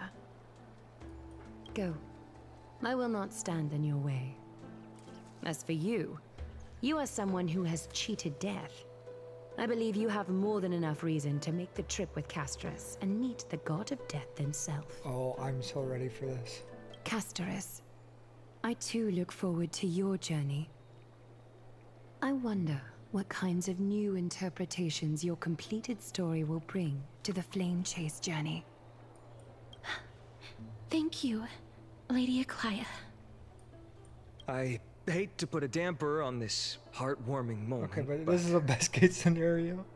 If Styxia is now an island surrounded by the river of Soul's torrents, then how do we find a way in? Lady Treby is probably... The answer is quite simple. In the myths, Zagreus once made the domain of the dead their treasure vault. That is to say, they could enter and leave the nether realm as they pleased. And if they could do that, then it follows that the demigod who inherited that's their me. divinity must be capable of the same. I'll see you at Memorial Palace at Action Hour tomorrow. Cypher shall be your guide to finding that ancient city. Oh, ever mind. We're gonna meet Cypher finally.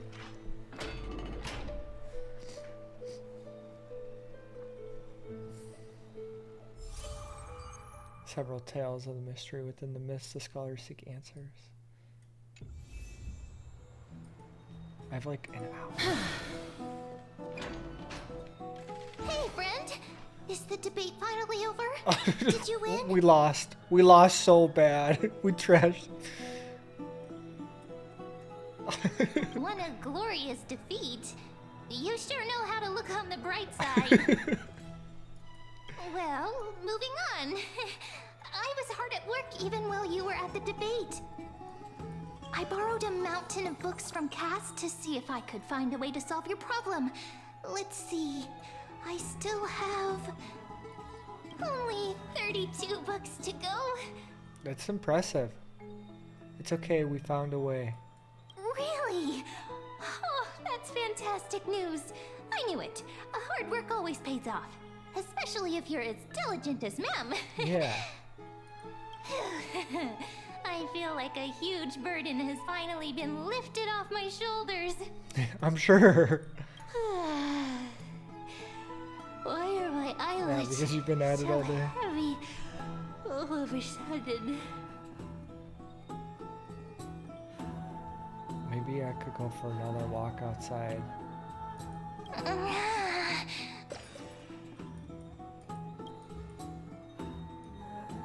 The word sleep does not exist in the nameless dictionary. No one can stop me from trailblazing. I think I just have to sleep now.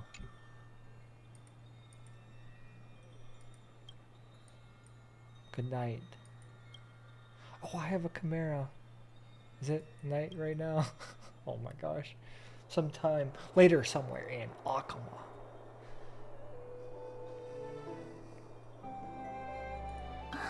Cass? What a surprise. Lady Treby. Is something troubling you? I just wanted to speak to Lady Trian for a bit before I set off. No matter how breathtakingly beautiful Styxia once was, the place is now the domain of the departed.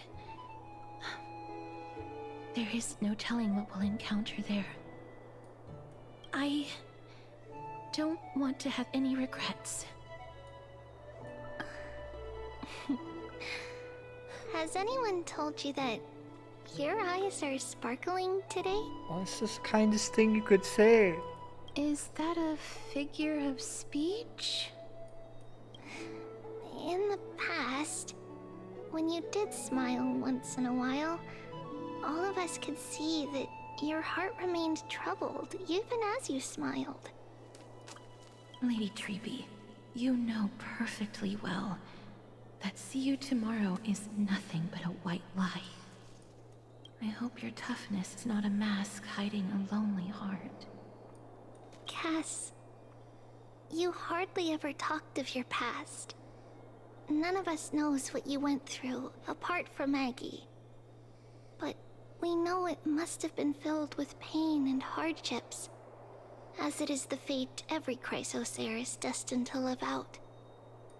We are just happy for you that the core flame you're meant to inherit has finally surfaced. Isn't it a little too soon to say that? Oh, I don't think so. But you already know where tomorrow is, don't you? There's no need to rely on anyone else. Just give it your all and leave no regrets. We have always believed that your embrace is just as warm as everyone else's. Because we embrace others to comfort them. And Cass, you're the kindest Chrysosaur we know. Thank you, Lady Treby. Oh, it's so true. This My heart, feeling. it feels things. It's hard to put into words. I suddenly found myself with so many wishes. So much I want to accomplish before setting off. Then go do it, Cass. Trian was actually working on a surprise gift for you. It's a pity she didn't get to finish it. But now Trinan and I are working on it, and we'll make sure to give it to you. So, let's meet back here when you return from Styxia. Safe travels. See you tomorrow! See you tomorrow.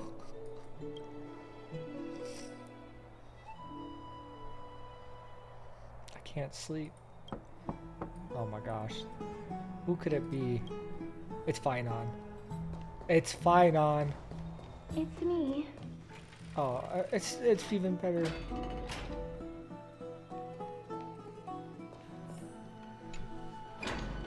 I hope I didn't wake you. I couldn't sleep anyway. Is this another mission on Glera? Sleep is a luxury when you are my age.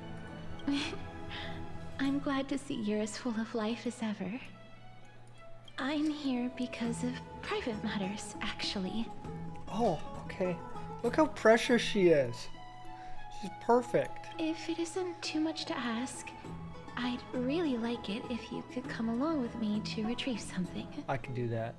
Sure, let's go. As expected, manual labor.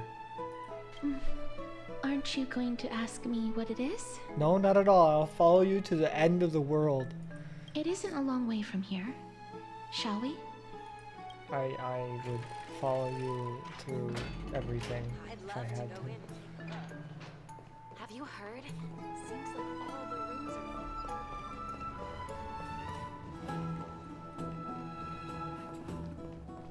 Faith, dispel the black tide. The streets are packed. I want to vote. Tell me how I can vote. Oh my gosh. Take your ceramic shard engraved with the Kefali rune, select the Council of Elders in your heart, and pray silently until the shard registers your choice. Then toss it into the Dolium. The Council of Elders? More like the Council of Buffoons! Oh. The Black Tide took my hometown long ago! Who are they kidding with bringing back Eracrysia? It's all a sham to create their own Eracrysia in Akama! The Titans are just. So long as we do not overstep our bounds again, we will not incur divine wrath. Oh, please. The time when these deranged Titans should have vacated their spot to the demigods is long overdue. You'll see soon enough, you old fogey. Oh, I love this. I love this. And I pray that Talantan smack some sense into you with their scales. We shall see how this turns out. That was quite The a people spectacle. are fighting back.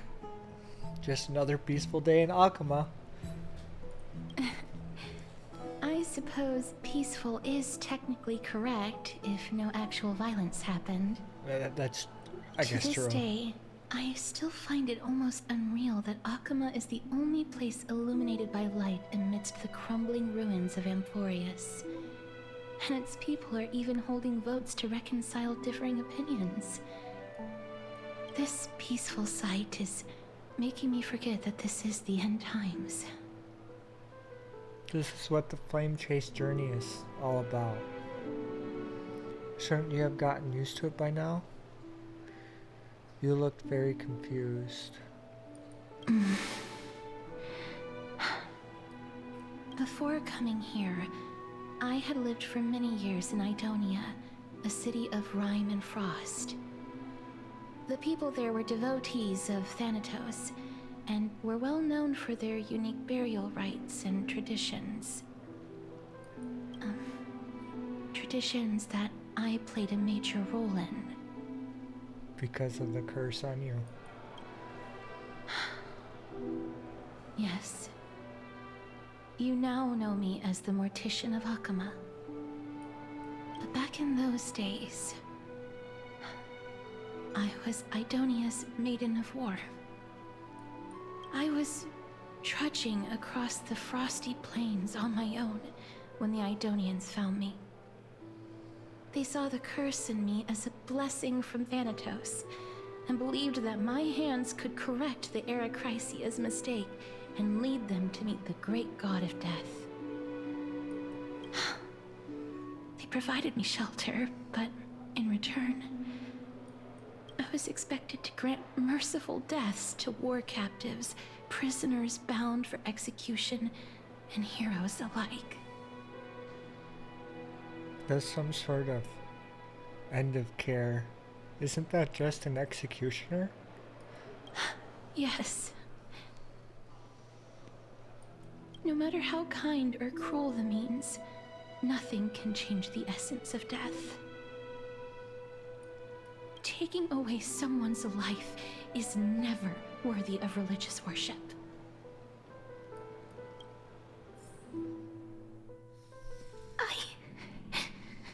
I can't do it. Their voices, they pierce my ears. The pleading, the thanks. Ah, I know that feeling, child. I was once as lost as you are now. But you must respect those walking towards death, just like how you should respect yourself as the Holy Maiden granting humans glory and liberation. What you're asking me to do is no better than the task of an executioner, and yet you want me to respect myself. No matter the titles, I am still taking away human lives. This won't be the first time that Edonia's fanatical nether warriors have faced death. On the contrary, recruits new to the battlefield often run away from their first fight. Death is the mightiest and gravest power in this world. The fact that you can wield it means you are deserving of respect. That's such a twisted reason. Then let me tell you a story. In Idonia, the great swords commonly used by executioners are called Draconian, in memory of Drakon, an elderly executioner. The sword has 3 air holes along its body. If the sword is swung down swiftly and accurately, the holes would make no sound, and the executed would also depart this world quickly and painlessly. But should the executioner have any hesitation, the holes would produce a piercing whistle. On that cue, the screams of the executed are sure to follow. Every executioner after Drakon is to hone their sword skills every day in preparation of future executions. Every swing of their blade must be more resolute than the last, for failing to do so will bring pain. Pain for the dying, as well as pain for themselves. No. I can never get used to this. You misunderstand, child. I am not telling you to get used to it. I'm asking you to consider the source of the dead's suffering, and use that knowledge to fortify your future touches with more and more determination. Oh, this is miserable. Go, walk with the dead, and love them as you love life. Then you'll no longer hear those noises.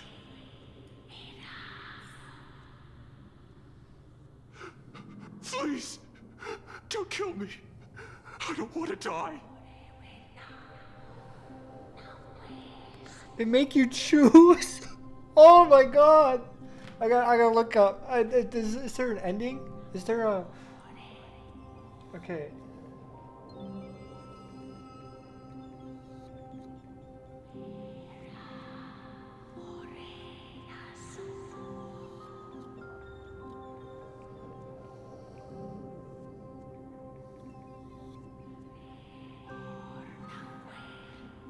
I have to look this up without spoilers.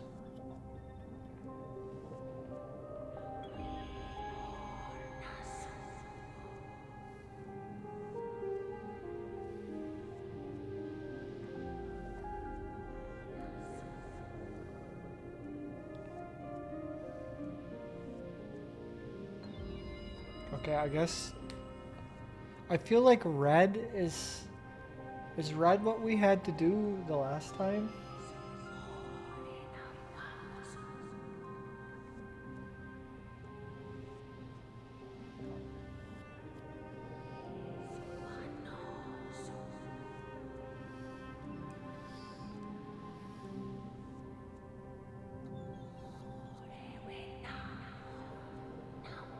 I don't know what to do.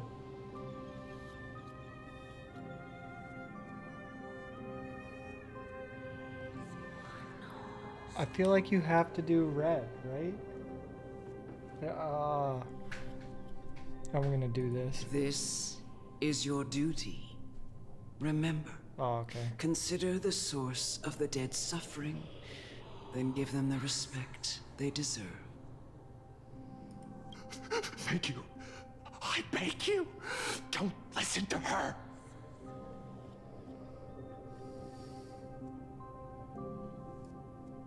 If you cannot learn to accept death, then Idonia has no place for you. This is your last chance. Do it. No! Please! I don't want to die! Please! I'm begging you! No! A gentle touch the prisoner's forehead with your finger. His face is pale, his eyes flicker with fear, and his body trembles uncontrollably. It is because of fear and anger and hatred, or is it your so-called merciless touch of death simply a lie? The dark purple molten spreads like petals across the death throes in its face, then seems to be submerged by spring water, flooding his body.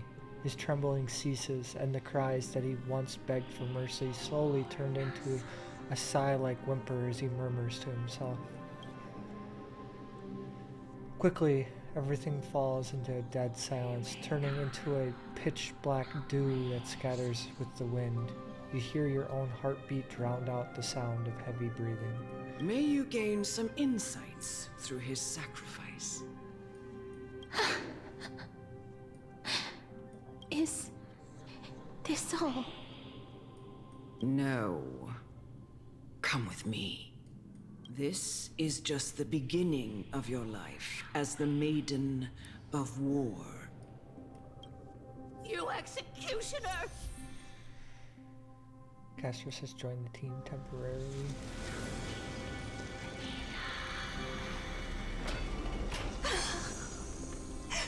Holy Maiden! Go. Grant her glorious death.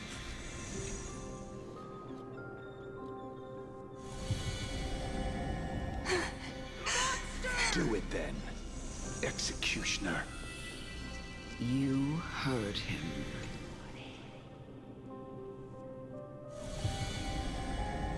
I curse you. Why? Please.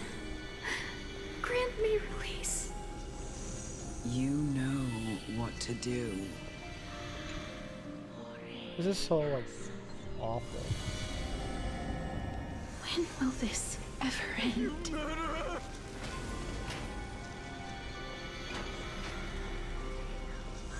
Come. Fulfill your duty. What are you trying to do with me? I have aged. The time has come for me to heed the summons of Thanatos and journey to their domain. The final resting place of every Idonian. You're not that old yet. You still have many, many years ahead of you. No. I'm already dead. For I have come to fear my declining health and impending death. Ah, Castoris. Will you give me one last chance to charge towards fear and prove that I am no coward? I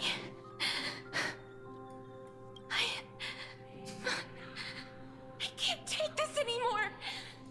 Child, it was I who brought you here from the frosty plains and set your farcical fate in motion. It was also I, Chief Executioner of Idonia, who forced the heavy duty of executing others onto you. Oh my gosh. I've got out of her always own known role. that you have doubts and even anger about my faith and about me. I never had a choice. Indeed. We essentially abducted you. Yet you can end any sinful life with just a touch of your fingers. Shouldn't it be easy for you to escape from here? I'll never do that. It doesn't matter how lightly the Idonians take death, or how readily they accept it. I simply can't do it.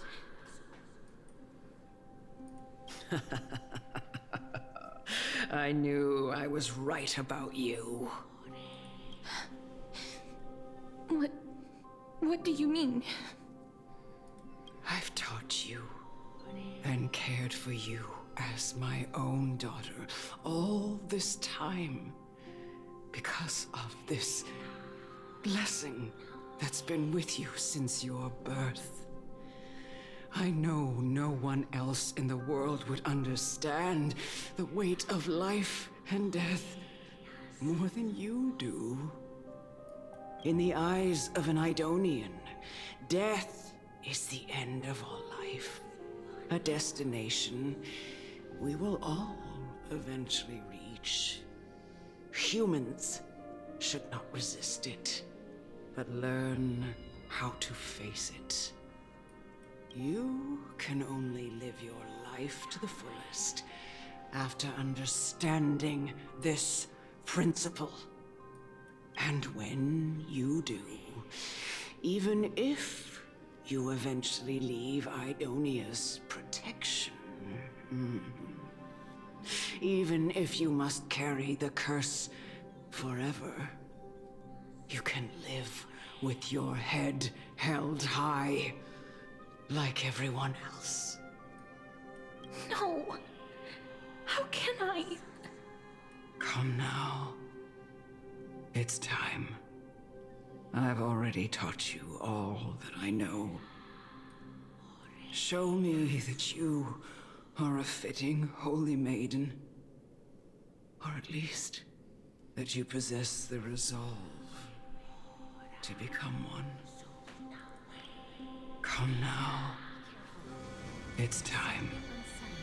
I've already taught you all that I know. Show me that you are a fitting holy maiden.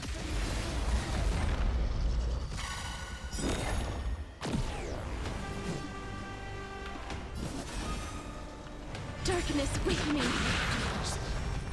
The truth burns clear as a flame. Everything in this world is bleeding.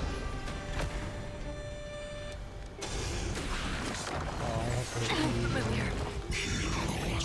May the foul stench dissipate quickly. Time to cleanse the filth. A little honesty would do us good. I'm waiting for the...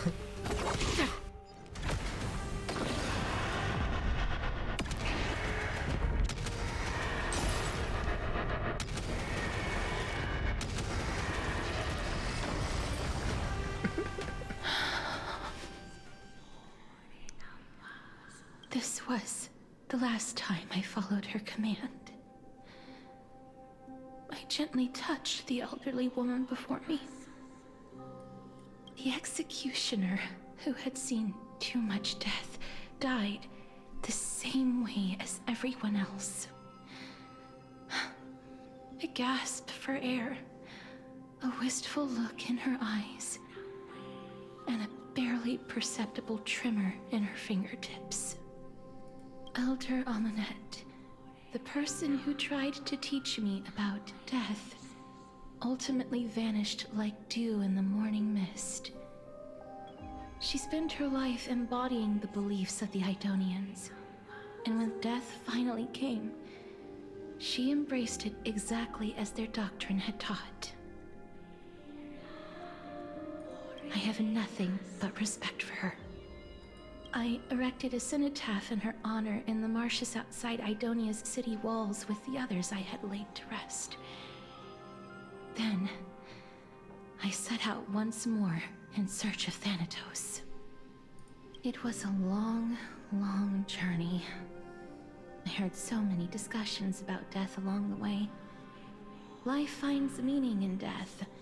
The world improves because there is an end. It seems the most terrible darkness in this world.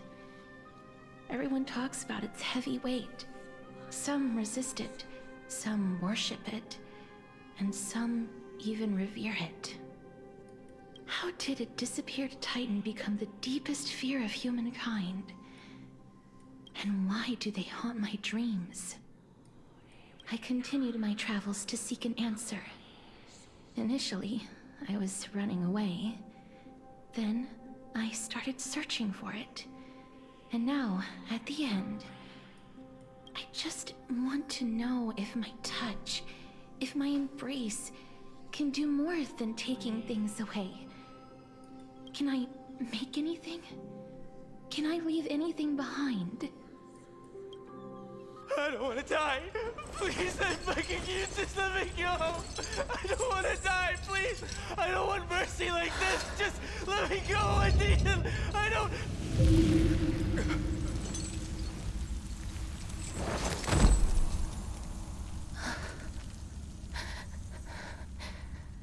I hate these icy hands.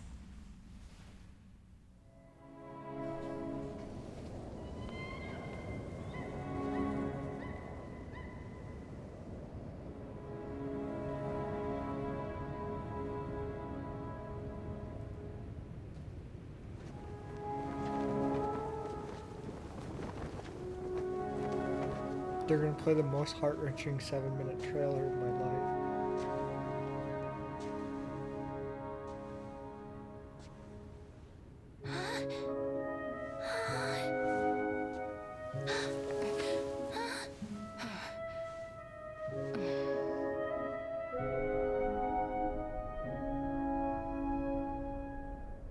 Yo, if you don't have a heart after this one, Get it over with. End its suffering.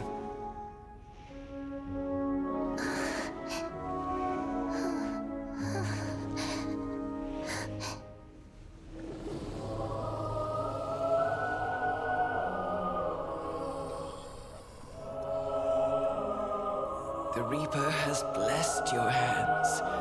Only you can grant them peace.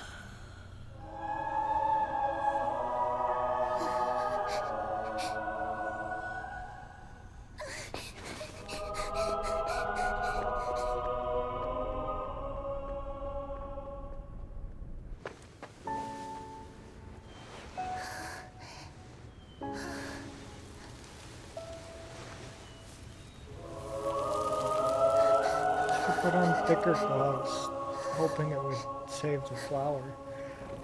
Embrace death. Walk alongside it.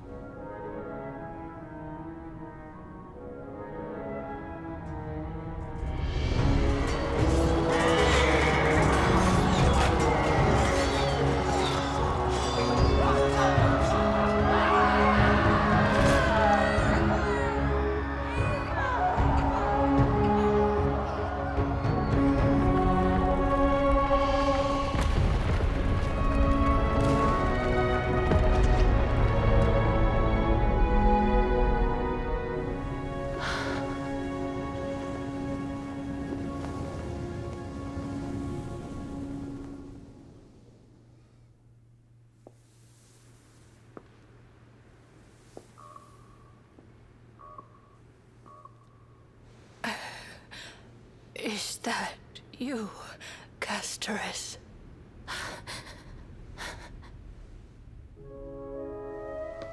All of them have gone, heeding death's summon, crossing into their domain. I must go too. I don't fear it, just I have some regrets. Watching people leave this world again and again, it must be lonely for you. You must want to desperately embrace them before they go. I can't. These hands, they're too cold.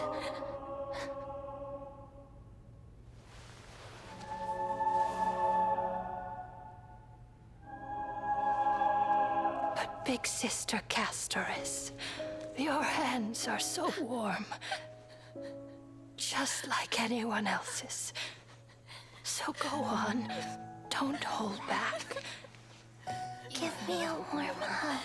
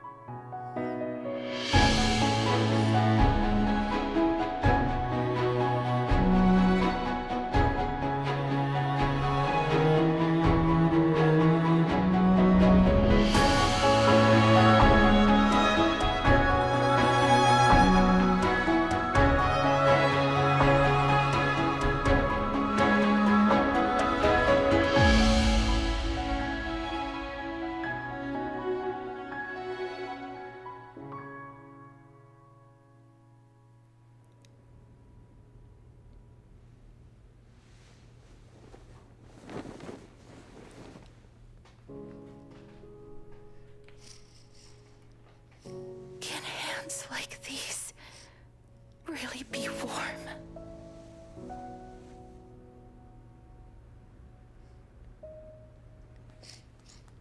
Yeah, so I won't be okay for the next 4 days.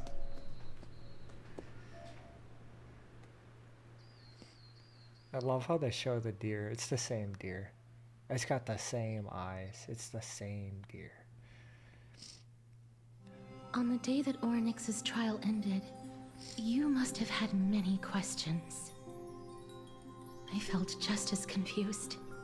Why, as someone from beyond the sky, were you so cruelly dragged into Amphorius's fate? I wished I could take action, but no matter how hard I try, I cannot simply interact with the living as ordinary people do. Even when we brushed against each other unintentionally in the grove. And it was obvious that nothing had happened. When an almost unattainable hope finally welled up in my heart. When I thought that perhaps my touch would no longer bring sorrow, fate declared to me, it wasn't that the curse of death had finally been lifted, but that your soul no longer belonged to this world.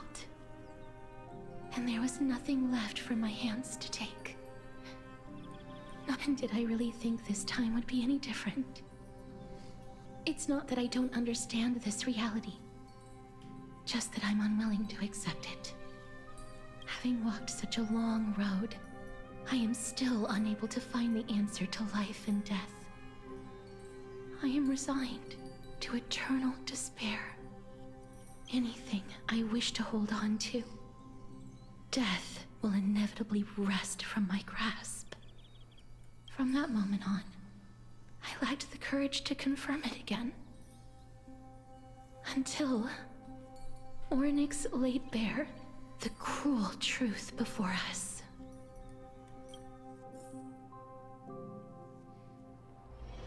But now, perhaps I might have one last chance. Long You ago, can't shift the music like this on prophecy me. to me. At the end of the sea of flowers, the souls of the living shall warm thy fingertips, and after an embrace, there shall be eternal separation. Oh my god, my heart. She's gonna hug us and then we're gone forever. I found no surprise in it, for her words sounded not like a foretelling, but a perfect reflection of my past. Embraces in this world are born of reunions, yet my touch speaks only of farewells. In that moment, I had no doubt that this destiny would weave itself through the entirety of my life. And yet, things have taken a turn for the better. Now that I can finally have an audience with Thanatos, perhaps I can rewrite the meaning of that fated prophecy. I have no reason not to give it my all. For your sake, and for my own. Thank you for telling me that. Should I pretend I didn't hear any of that? Oh With my that, god. I won't have any regrets. Castor's talks to you about the gift she'd given the Chrysos heirs, and before you know it, she arrives at your gift. Let's put that aside for the moment. We've arrived. I want to retrieve a small gift I specially prepared for you. I made it myself, like the trinket I gave Lady Trian. I want to leave something for everyone, if possible. The journey to seek an audience with the Death Titan cannot be an easy one. I want to make full use of every moment I have before we depart, so that I don't have any regrets. It sounds kind of ominous. Then, perhaps you can have a look at it first. You don't have to take it if you don't like it. I'll take whatever you give me, I promise. Look, it's right there. What is it? Huh? Where did it go? What's going on? Looks like someone left something behind. I hope the gift wasn't expensive. This is a... Oh, it's Cypher! Oh my gosh. The coin of Zagreus and a slate. So it's her. Who? It's Lady Cypher, the demigod of Zagreus whom Lady Aglaia had spoken of. She's a master thief who's left legendary tales all over Emporius. So many years have passed, yet she's still announcing herself in such a crass manner. Oh my gosh. Let's just do as the slate says and look for Lady Cypher. Okay, I can do this. Okay, dear Princess Homebody. Oh, I love her. Walking through the busy garden, I discovered remarkable gifts crafted by Princess Homebody. They are truly splendid, and I am the most impressed. Also, I've taken your charming presents prepared for fellow Chrysos heirs in your right parlor. I observed the beautiful felt dolls and the beige and lavender striped tapestry and classic Adonian tripod table. And in the left parlor, the jewelry of exquisite art pieces meant as gifts. This time I've claimed only these modest gifts. I fear it would attract tasteless little thieves, so I shall safeguard it for now. Naturally, I have left appropriate payment, a single coin. If this price pleases you, feel free to negotiate its return. Though should that happen, I won't be satisfied with merely one coin. Should you wish to find me, visit the Marmoral Market, and there lies the golden short spear I have left. You know what to do. It shall guide you to me, and before you ask, I won't accept any questions. Please forgive the small intrusion and accept my highest regards. P.S. Who displays biological specimens at home? They're quite unsettling. You might want to store them away with entertaining guests. PS. Despite your considerable investment in the Ardonian Oratory, hanging it in your parlor, I regret to inform you that it's a fake. The original was craftily switched by those cunning scholars at the Grove of Amphory. The full story can be found in my yet-to-published Memoirs of Cytheria. Sincerely, Kitty Phantom Thief. You retrieved the gift of teaching the Kitty Phantom Thief the lesson. You head to the market to find a short spear she left behind. Look, it's right there. Oh my gosh. There seems to be a new show at the bat store. We must pursue her. We have to find... Oh my gosh. Huh? Huh? This is a trick she left for us. Clearly, Kitty and Phantom Thief wants to play a game with you. 2 short spears, 1 correct, 1 wrong. Let me check the scroll for hints. Inspect the left... Okay. 2 golden short spears. Only the golden spear engraved with the truth can lead you to the Kitty Phantom Thief. Left spear is engraved with don't be fooled. The right spear is engraved with lies. The right spear engraved with trust me, Gray Mastery. Both spears are engraved with the truth. That means it's the left spear, right? The words on the scroll should be true, so which spear would you repair? It would be the left spear, because he said the right. She's incorrigible. Follow me.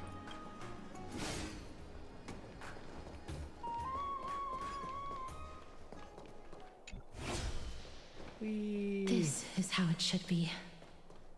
We must pursue her.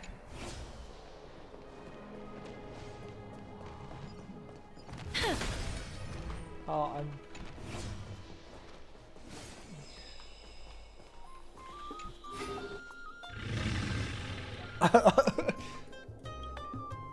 Cypher.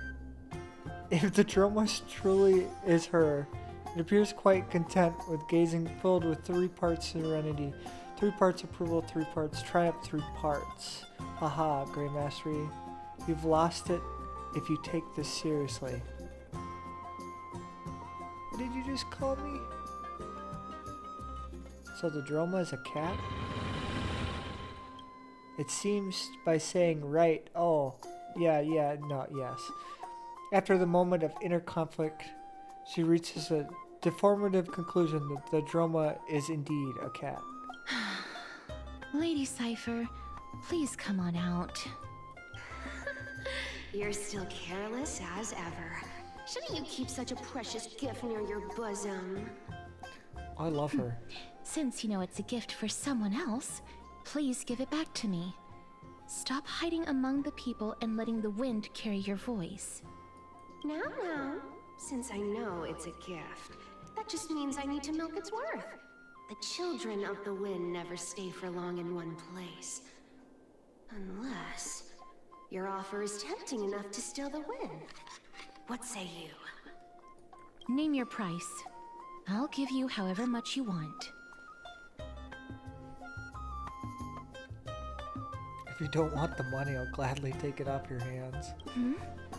What's wrong?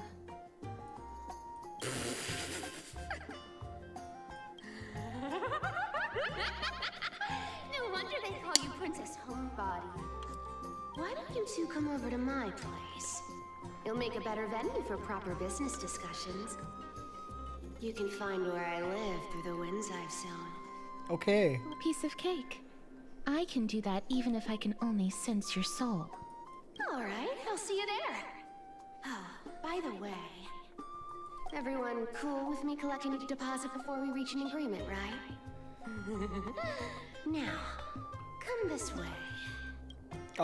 The dew of divine blood in the backpack. Where did my dew of divine blood go? She's incorrigible. Follow me. Oh my gosh! Letter from the Fat and Thief Cipher continued. Dear Princess Homebody and Grey Mastery, you've probably guessed it already. I have no intention of showing up at my Pack Best workshop. That means, of course, I had no plans of returning the gifts there either. This was also a warm-up for our little game of cat and mouse, but surely you realize that the kitty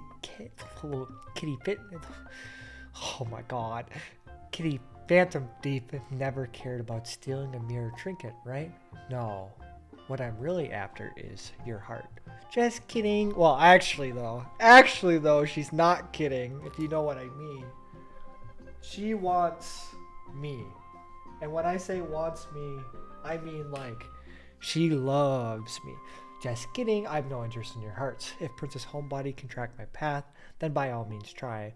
I'll be waiting at the end, and rest assured we'll meet face to face this time. P.S. Miss Gray, where did you get all of this divine dew blood? Don't tell me it's a gift from the stream, sis. I'll taste it for you.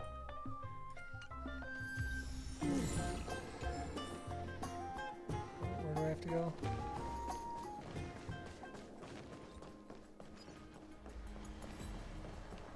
Oh, I kind of love this. At least they go from like super. Never save for tomorrow. Oh my gosh, I just ran into it. I just murdered them all. Oh my gosh. How do I get up there? I forget. Oh, I have to do this, don't I?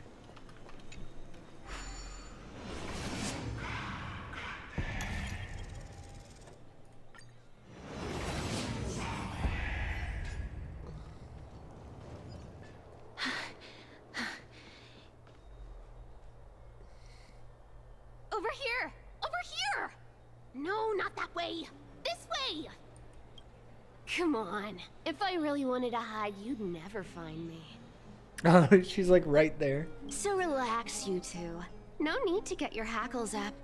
I'm not that scary, am I? Maybe a little bit. Meow. What kind of quirk? At least a character that meows has appeared. Oh my gosh. No way. Some people might have been into that a millennium ago, but it's long since gone out of style. Oh my god, they call you out. Oh my god, they call you out. Oh, this is funny. Oh my god. Oh my god. Meow. Loosen up, buddy. Shall we get down to business? Yeah. Give me the jewelry piece first, or everything's off the table.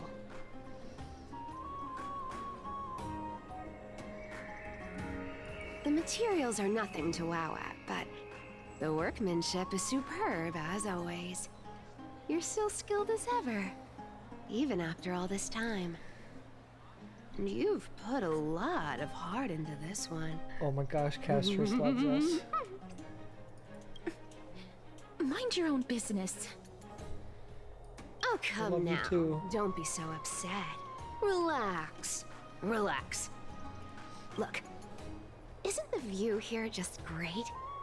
You can see what everyone is doing and where they're going, and they won't even know you're here. Now that we've broken the ice, let's get to the point. Everything I've said so far has been a joke. I'm inviting you two here for 3 things. Okay. 1.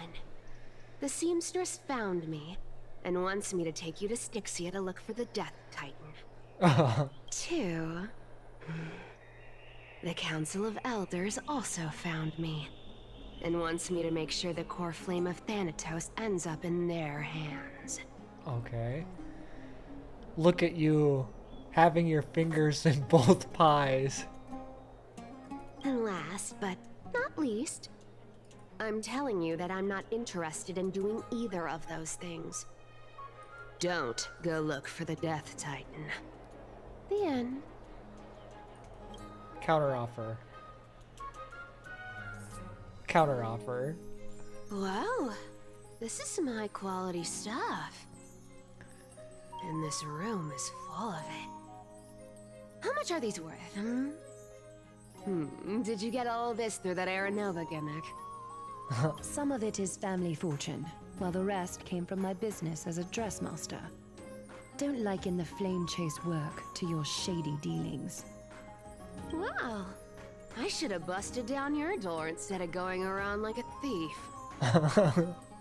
Well, spill. Why are you giving me so much money? Oh my gosh. Payment for doing work. You're worth this much. Oh, that yes, you are. Did you forget my stance to all this? I thought I made myself very clear. It sparkles like her eyes. You wish to run away. Run away from your responsibilities, from the prophecy, and from your destiny. You shall walk with greed and die over petty change. I understand this prophecy weighs on you immensely. That is why I have never reproached the demigod of trickery for running away. But I need you right now, so don't turn me down. Aglaya's willing to do anything. You know, maybe the gods got your tongue with their golden threads, Aglaya. I'm not hearing any sincerity in your words. Give me a reason why you're bowing your noble head to me. We lost Trian. Oh. Oh. Oh! The divine power of passages is running out. I need another demigod to escort Castorus and help her fulfill her lifelong wish. It's not even about the flame course journey, it's about her wish. Oh, I get it now. You're sending Castorus to her death. And you want me to die with her. This is Castorus's own request. I have never seen her so determined. She brought this up herself? You're not pulling my leg. She's also made up her mind to leave her confused past behind. As will you, Cypher, when you finally make up your mind. Don't be so sure. Time is hard in the likes of you and I. But Castorus remains pure as driven snow. Oh my gosh. She can always turn back before the end, you know? Maybe she'll remember Trian's sacrifice. Maybe she'll remember the countless martyred Chrysos heirs. Maybe she'll remember you, with your one foot in the grave. I ain't as optimistic as you about what she'll want to do. Tell you what. Why don't I take this room of treasures as a security deposit, and we make a bet? Go on. I bet she'll change her mind and turn back. Now, if I lose, I'll do what you want me to do. Return this deposit to you, plus giving you another room full of treasures. Just like all or How does nothing, that sound? double down. Oh my god. She's going all or nothing. You sound like you have all the confidence in the world. She's worse than Adventurine. In that case, let's make a pact with those conditions. I hope you're prepared to lose it all. In conclusion, I want to win. So I hope you two can give up on going to Styxia. I'll give all the treasures in that room to you. And you can split it between yourselves, however you want. Oh my god. What do you think? Tempting, right? Absolutely not. I'm almost dead. What use do I have for money? The currency I use isn't the same as the one as Amphoria's. I decline. If we don't find the Death Titan, her soul will... Oh? I can't go into the details, but we have to go to Styxia. I really don't get how. Princess, homebuddy, you keep talking about needing to find Thanatos, about getting rid of your curse, and you don't care about anything else. But Did you ever live for your own pleasure? Even for just one day? What are you trying to say? I'm saying, contrary to your beliefs, Aglaia didn't take you in just so you can die for her Aranova. The flame chase journey walks hand in hand with sacrifices. Isn't that why you're always running away from Lady Aglaia? Oh my gosh, no. Fine. Never mind. We all have our own problems. I ain't gonna She's say a anything shipper. anymore. She's a shipper. It's not like Cypher I is was a gonna honor that shipper. bet anyway. Oh my gosh. But listen to me. Styxia is no tourist destination. Sure, the treasures buried in there are 10, no, 50 times richer than Aglaia's vault. Yet, I've never been there. And I never plan to. Because even a demigod can't be sure they can walk out of that place alive. And now I'm supposed to escort you to Styxia. Sure. Pay up. I'll give you whatever you want. Aglaia has already paid for me. I'm ripping off the authority of the Zagreus demigod. Me too. I have lived a longer life than most people. Though I'm not as good at doing business as Lady Aglaia, I still have some savings. I can give them all to you. Then how are you going to live the rest of your life? Then I'll give you 90. No, 80%. Well, don't mind if I do. 80% of Castrus's savings and a bottle of dew of divine blood. Not a bad trade. Don't forget to give Castrus his jewelry back. Okay. I didn't know you hold grudges. Gray mystery. Here! Catch. Be careful with that! What's stunning? A minor change in plans, though. Don't go to the bath tomorrow. Come look for me at Akama's city gates instead. So, why are you changing the meeting place? Oh, nothing really. Just a bit scared of the seamstress's frosty face. I wouldn't stay a second longer in Akama if it were up to me. It's because of the bet.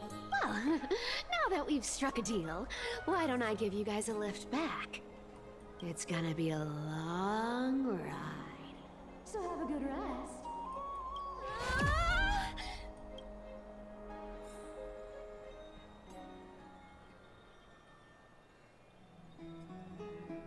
Where am I? Is this my room? How did I get back here? This is the coin. It was Cypher. She even tucked me in. Oh my god. Oh my god. I can't. She tucked you in. Oh my god. I might have to get her too. Oh my god. Letter from the Phantom Deep continues again. Gray mystery. These formal addresses at the start of the letters are such a hassle, and you've already read 3 useless Phantom Thief letters. I've left Princess Homebody gift here. Take good care of it. Remember, skip the bath. Come straight to Akama's city gate to find me. And you know I have no patience. Come late and I'll leave without you. P.S. Yes, I'm the one who tucked you in. You're welcome. Oh my god.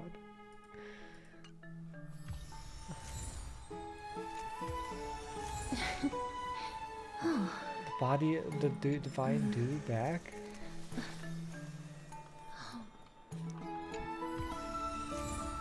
Nether butterfly ring pendant. A handcrafted silver ring. If you hold it to your ear, you can hear the sound of melting snow. In Adonia, the departed ice seal and ice into the ring before their final journey, offering it to the living as a token to walk the rest of their path in their stead. When the ice melts and the snow fades, the flowers will bloom, and you will find me.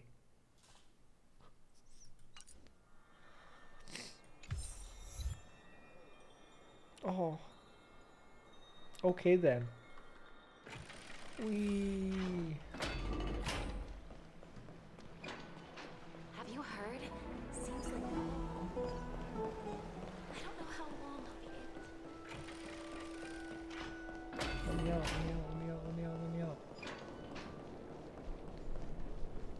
The story of the I need Cypher.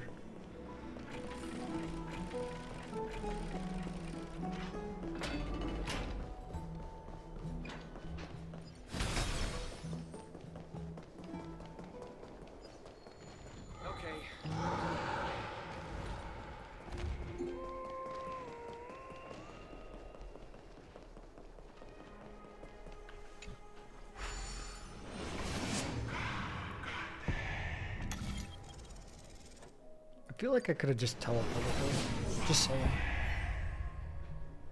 Maybe I still can. At this point, there's no teleport to have.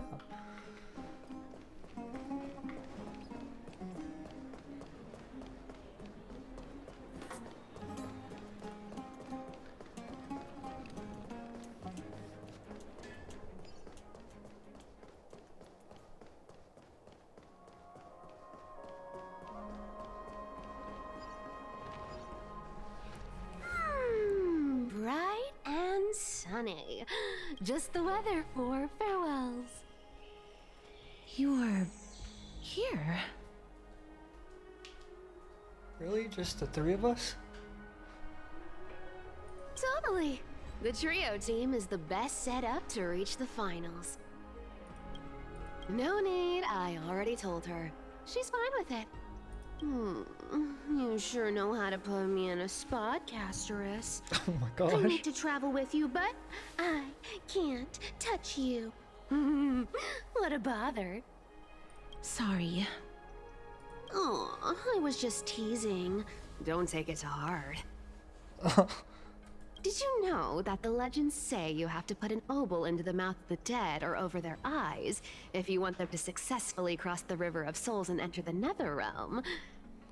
That's the fairy fare for entering the Netherrealm. However, I honestly won't ask you to pay this time. I'll pay. And then we'll just have to go through the motions. Oh, so kind of you. Oh, you're so helpful when it doesn't cost you anything. Hey! I'm just trying to make this journey feel more special, okay? Don't read too much into it. Okay. Alright, pass me the coin. It's time to get the gods' powers going. A fleet-footed trip to the Netherrealm. Here we come. Oh, one last thing before we go. I gotta give you this piece of advice. Especially to you, Princess Homebody. You can't catch the wind by waiting. You only live once. So make the most of every moment you have. Get ready. Be steady. Hi, your turn. Don't be nervous. After all, it'll be gone in the blink of an eye. Gosh, the music is so good. Safe. All done. Bye. Hi. Are you feeling all right? I swear she was speeding. She's the demigod of trickery. When she flips the coin of whimsy into the air, she gains incredible speed that lets her travel anywhere in an instant. Just like how she clearly had no intention of lingering here for even a second longer. We can only depend on ourselves for the rest of the way. Don't worry. Mem's here to help. She can just poof. Can you teleport too? Being cute isn't my my only forte. I'm strong too. This is Styxia, the city of dragons and waves. Anaxa hypothesizes that the missing Thanatos is somewhere in these ruins. This is the land of their birth. Or perhaps of their death. Are there any other clues? How would we find them? Ah, I know this one. They returned from whence they came. Anaxa had used a secret alchemical art to temporarily fuse his soul with Circe's and Kephale. And when he was on the verge of death, he was pulled by Thanatos and caught a glimpse of the flowing river of souls. This alchemy, considered a sacrilegious act, might actually make the souls of mortals and titans attract each other. Even though Thanatos has been missing for 1,000 years, and even their followers haven't been able to find them, perhaps that special attraction could summon them here. Oh, so are we going to use that Philosopher's Stone to conjure the Titan? I guess that's the only way. The only leads we have now are the name of this city and the fairy tale about the dragon. Thanatos is even more mysterious than I am. Indeed. Even one as erudite as Anaxa could only point us to this place, and no further. We will be entering the unknown as soon as we take our first steps. But that won't be the first time in my long journeys. I believe that, rather than standing still, taking action is by far the better option. Perhaps fate might take pity on us today and show some compassion. Maybe.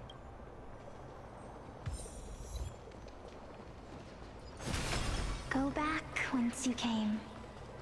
Go back. It's her sister. Ahead lies the realm of... What a beautiful butterfly. Is it talking to us? I think so. This is a eulogistic butterfly. They are found in places where many have met their demise.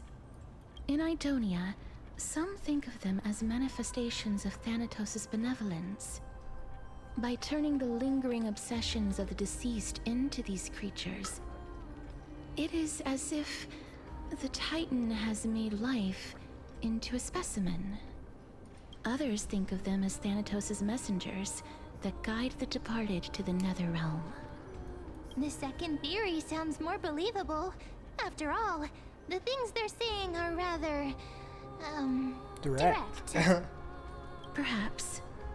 But the fact that we're able to hear their whispers proves that we're fast approaching the realm of the dead.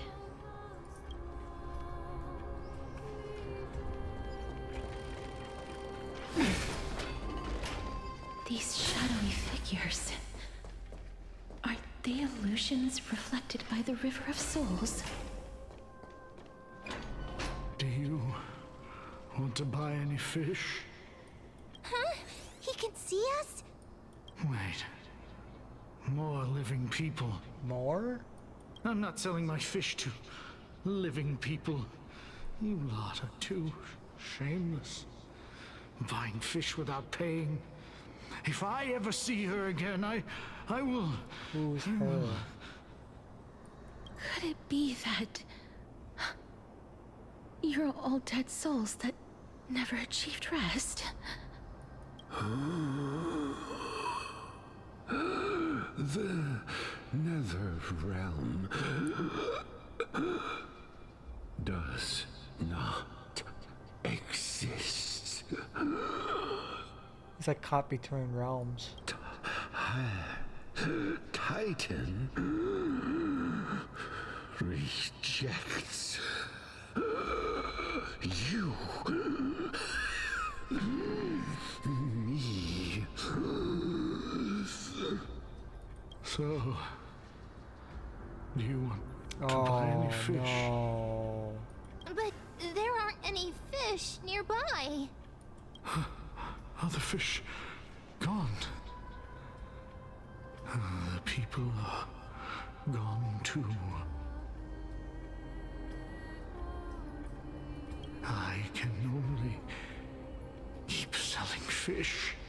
So, do you want to buy any fish? Oh, it's like an endless cycle. They're stuck in between Apologies. dying and not. I don't have much in the way of savings, but perhaps there's another way for me to release you from your suffering. Please relax. May you fall asleep peacefully amid a gentle field of flowers. This. I knew it. These people aren't illusions. They're the souls of the deceased. They're supposed to reach the end of the west wind by floating down the river of souls. Yet, they have floundered upon the shoals of the stream, unable to move forward. Did Thanatos reject them? Or perhaps they didn't really die at all? Are they in the same situation as me? I have no idea. This circumstance is completely unprecedented. Hang on. Didn't he say more living people? So that means he's seen other members of the living apart from us? Could it be that these souls are stuck here due to someone's deceit? That If makes something sense. is done out of goodwill, are you really gonna call it deceit?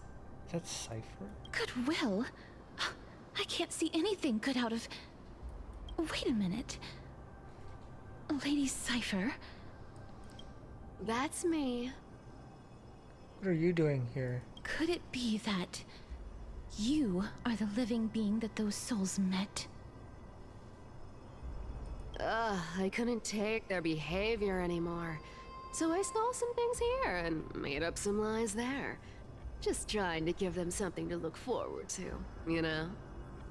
It's because of vile living creatures like you that we're being misunderstood by all of them. What else am I supposed to do? You can see the mess this place is in. These poor souls are denied by the Netherrealm. So now they're stuck in a few brief moments of their life. Unable to move forward or back. Did you see those two blacksmiths on the way? They've been here for as long as the sun's been around, wailing over and over about casting a shield. Styxia is so freaky. Then why have you come back, Lady Cypher? Hey, I'm not here to aid your adventure. I hate water more than anything else in this world. She's a real cat. Especially that stinky river of souls. But, I just discovered some stuff before I left. And I reckon you should know about it. It's about that boy who defied death. I found traces of him here. Who? Mighty? Lord Mighty? Oh, right! That's his name. Well, now you know. As for whether that info is actually useful, that's for you lot to figure out. So long, Princess Homebody. So long, Grey Mystery. Huh? She disappeared just like that? Yeah, ma'am, she does that. Lady Cypher has always been a free spirit. In any case, she has brought us some valuable information. If Lord Mighty is also somewhere along the river shoals right now, then he will certainly become our signpost. After all, he's different from those wandering souls. He will find his way, even in the realm of the dead. Speaking of finding the way... Don't worry, it's time for me to shine. Orynyx's rune of recollection is nearby. Use prayers to return the river to before it got flooded. Oh, I don't want to do puzzles. Hey, over Just here. want to do the story.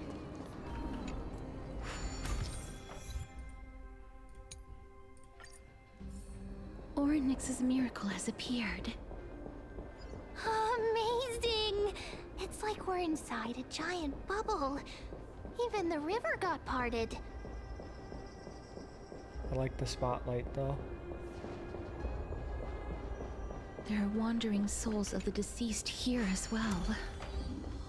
We must first return to the present before we can communicate with them. Ah, by the looks of it, you must be the foreign warriors that the Queen had mentioned, right? Since the current campaign requires the utmost care, I wasn't able to make time to welcome all of you. Please, forgive me. Foreign warriors? A priestess, a warrior, and a divine beast. You look identical to the blessed saviors that the Queen described. This is my pet, so I'm actually on her class. What? What? A campaign? Who are you campaigning against? Nobody knows, as of now. Of the scouts that went ahead, only one has managed to return. He says that the land ahead is a forbidden land that should not be approached, as it is the doorway between the netherworld and the mortal realm. As for the rest of the scouts, they've completely lost their souls and are decaying by the day. While there is still dissension within the city, the scholars agree that this calamity was so unprecedented that it needed to be given a new designation. An unprecedented calamity. Could it be death? It seems that you have indeed heard about this. Well, death is just one of the possibilities. It's too early to come to a definitive conclusion. A world that has never seen death. Looks like these people lived in the era Chrysia before the Calamity Titans descended upon the land. May I ask, where is the scout who managed to come back? So he returned to Styxia. He only had enough left in him to last no more than half a day. However, it was his intel that convinced us to rally together. He said that he witnessed the demonic specter of an evil dragon at that treacherous land. The apparition opened its giant maw and devoured everything in sight, and thus brought Styxia that thing called death. Styxia. An evil dragon that brings death. It all sounds rather familiar. Wait, wasn't this part of that fable? Yup. Sir, could I ask how the Queen and Princess are doing? The Queen?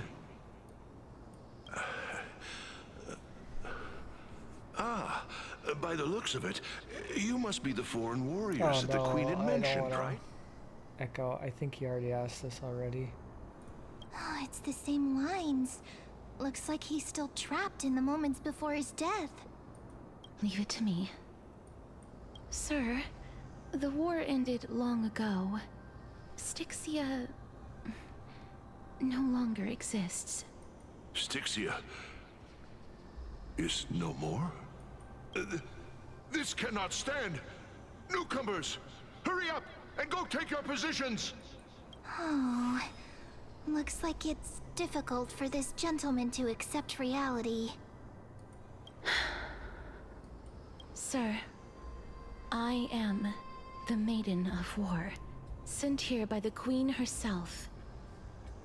If you accept my blessing, then today's battle will be smooth sailing. Maiden of War? I've never heard of this. There's little time to waste. Please don't take too long. Don't worry. I'm typically unwilling to prolong such a moment. Oh.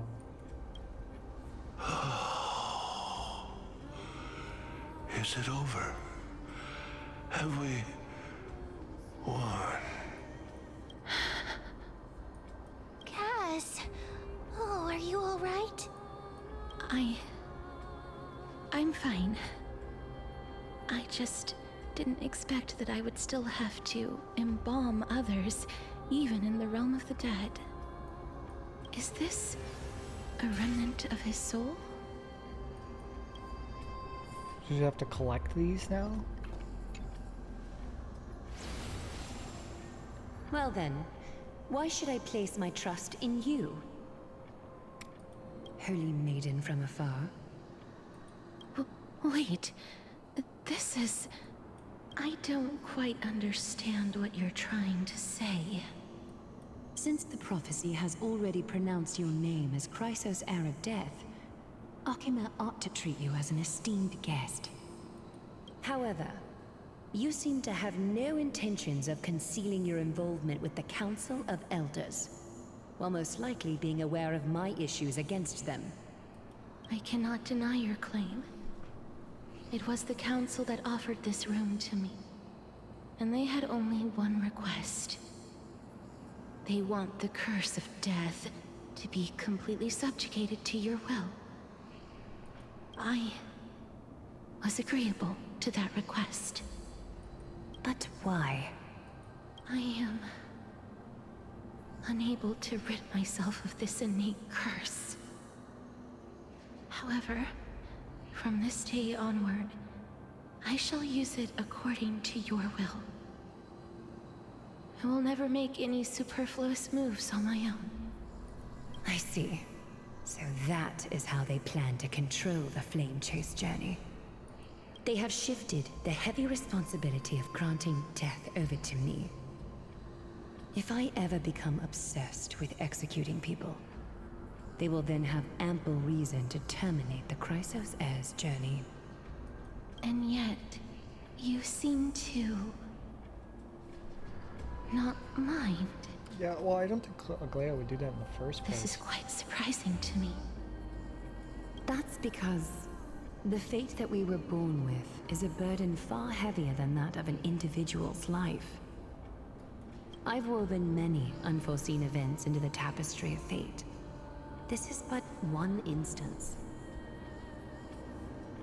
Tidy up your precious garments and come with me. Akima welcomes you, Castoris.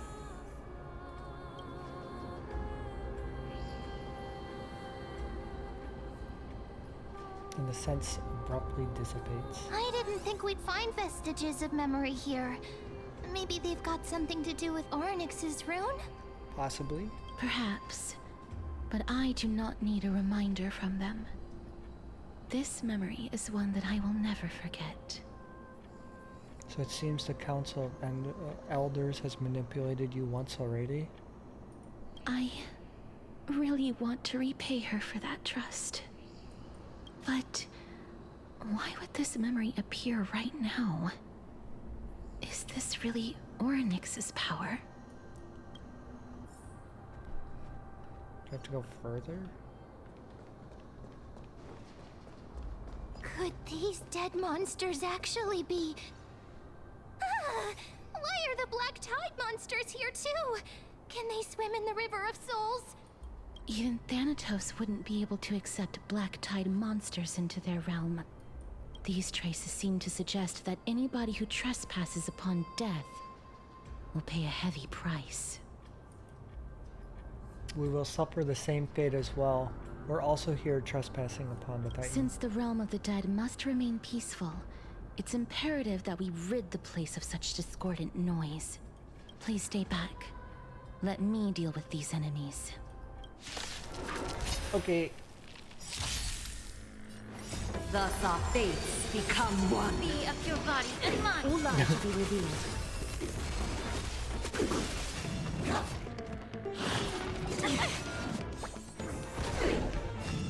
Again. Root here. Embrace a new life. Return to dust. I weep for the departed. Caster's triggering Akron's hilarious to me. May wandering souls find... The path ahead is blocked by the River of Souls again. In that case, let's go back to the past. This miracle sure is handy. this is yet another aspect of a Titan's divine power. If Dan Heng was around, he'd definitely be able to raise the waters of the River of Souls into the sky. If Lady Hycelens was still alive, I think she might be able to do that too. I know who that is, but I don't know who that is. You seem to be able to discern both the past and the future.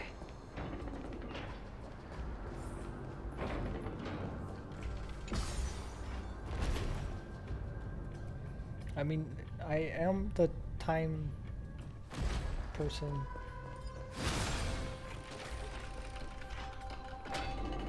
Oh, this place must have been a beautiful courtyard in the past.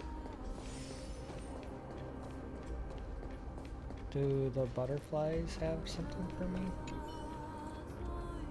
You remember Castros when spoke, they're always a place where they meet their demise.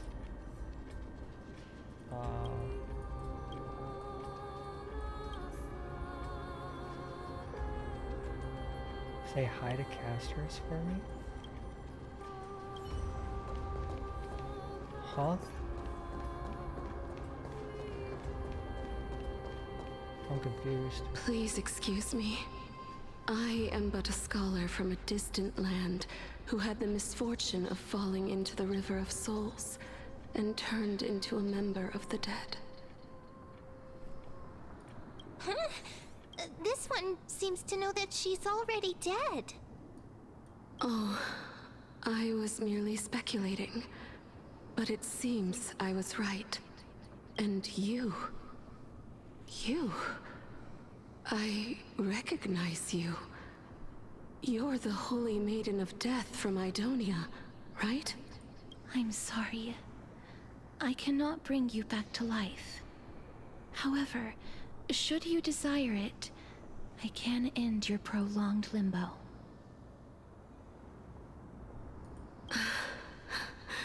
I'm well aware of that.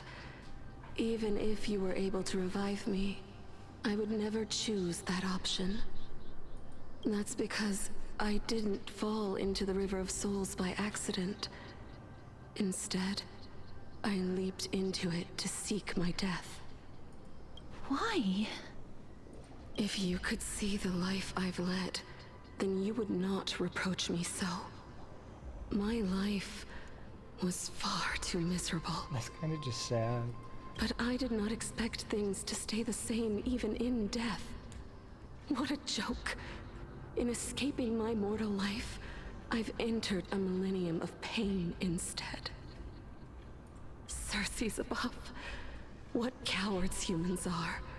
For we fear both life and death simultaneously. I'm sorry.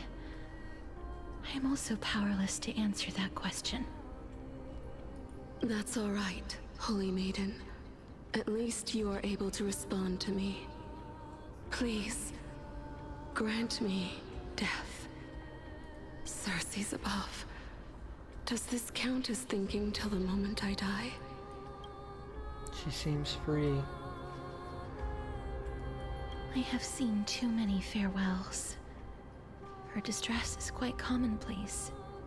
There are those who will end their lives over what seems to be the smallest of worries. For some people, this power that I possess is a blessing rather than a curse. But I never managed to convince myself of that. Cass, are you still trying to create a world without death? Yes, because when placed under time's vast scales, there is no worry in this world that cannot be solved. You should have a chat with Dan Heng about with this. I can't agree with you on this. Oh my god. This is a wish that I've held for almost a millennium. My mind might have changed once upon a time if people managed to strike up a friendship with me. But I've never been more firm in my conviction. Now that I've learned about your near-death state. Oh, she wants... It is my duty to wipe death from the face of this world. Oh, she wants to save us. Oh, that's so sad.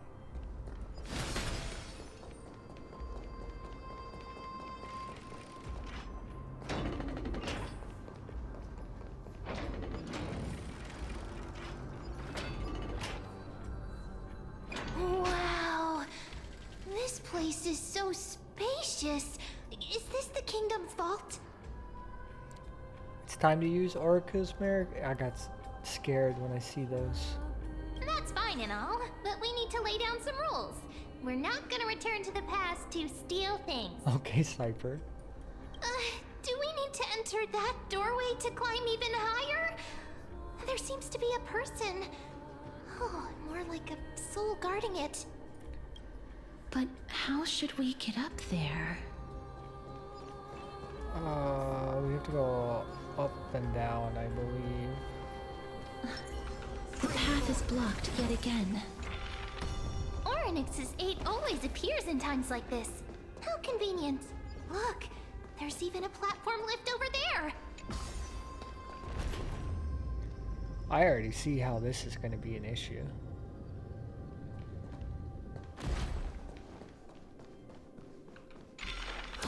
A chest of the past has been left behind, but none of its treasures remain inside.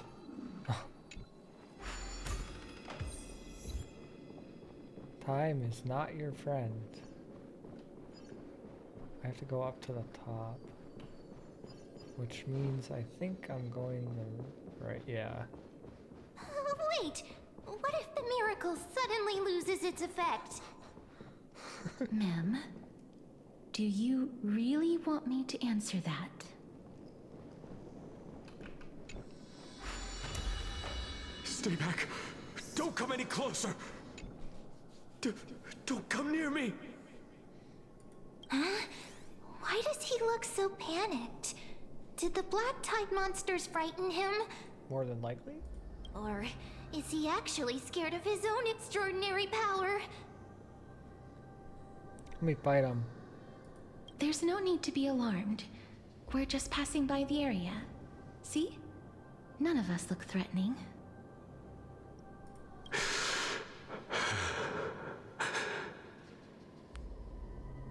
You have a point. Although, while this might once have been the royal vault, it's since been plundered empty. So please go away right this instant. You've misunderstood us. We simply heard your shouts as we were passing by, then decided to come over to find out what happened. My goodness. Did I really yell out loud? How rude of me. I'm sorry to have bothered you. I merely saw a warrior. While that spirit didn't harm me, his blows really packed a hefty punch. A warrior? Could it be? Wait a minute. You seem to be quite different from him. Are you actually alive? How can you walk around here while alive? It's a long story. We're here to seek an audience with Thanatos. Thanatos? Who's that? Is it possible that he's also living in the era before death descended? Death? Could it be that you are here to defeat the evil dragon Pollux? Pollux? Is that the embodiment of No. Death? According to the warriors under the Centurion's command, that evil dragon has been dead for quite a while. The curse that condemns people to death didn't originate from it. But they saw a girl within the dragon's embrace, and she is the true Reaper. She knows. Pray tell, where is that girl right now? It's her I've sister. heard that the Queen spared no effort in bringing her back to the castle. Her Majesty intends to control all of Amphorius with this unprecedented power. As for whether this rumor is true, well, no one knows. You have my thanks for the invaluable insight that you've given us. Please, treat this touch as a token of my gratitude. You... Are you...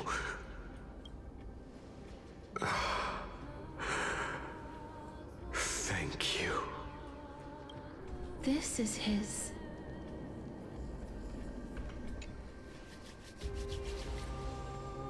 Then you granted him death? That isn't like you. You would have refused even if I commanded you to do so. I don't know. I did it out of sympathy, believing that I wouldn't be racked with agony, but I am still in a state of turmoil. Sympathy? Sympathy for that youth who triumphed in every battle? That young man was favored by Talantin, who taught him a move that will defeat any mortal enemy with a single blow and emerge victorious every time. He could rely on that move to always achieve victory during Era Chrysia. However, now that death has descended upon the mortal realm, that divine swordplay also means he can send others to death at will. In other words... You feel that he's similar to you? Yes. Since he can never be inferior to others in martial combat, death would be the inevitable outcome every time he strikes. Yes. That's why he approached me and pleaded. Pleaded for me to put an end to all of this. You are perhaps feeling lost from making your peace with death in so abrupt a manner. I have not made peace with death. I've seen the people of Idonia stand tall and proud in the face of death. Even before the fated finale arrived, they were already content with the lives that they'd lived.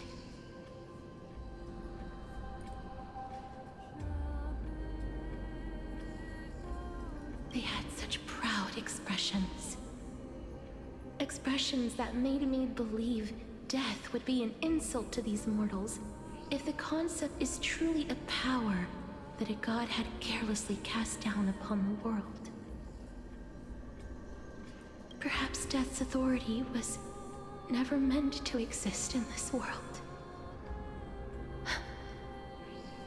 Just like how I shouldn't exist. I won't refute your beliefs for now, but would you be interested in listening to a story of mine? It's a fairy tale from foreign lands, told by the person who brought you to me in that ice field long ago. A tale told by the Queen of Styxia. What? Wait a minute. Cliffhanger after cliffhanger. That means the girl born in the dragon's embrace, the personification of death these souls talked about.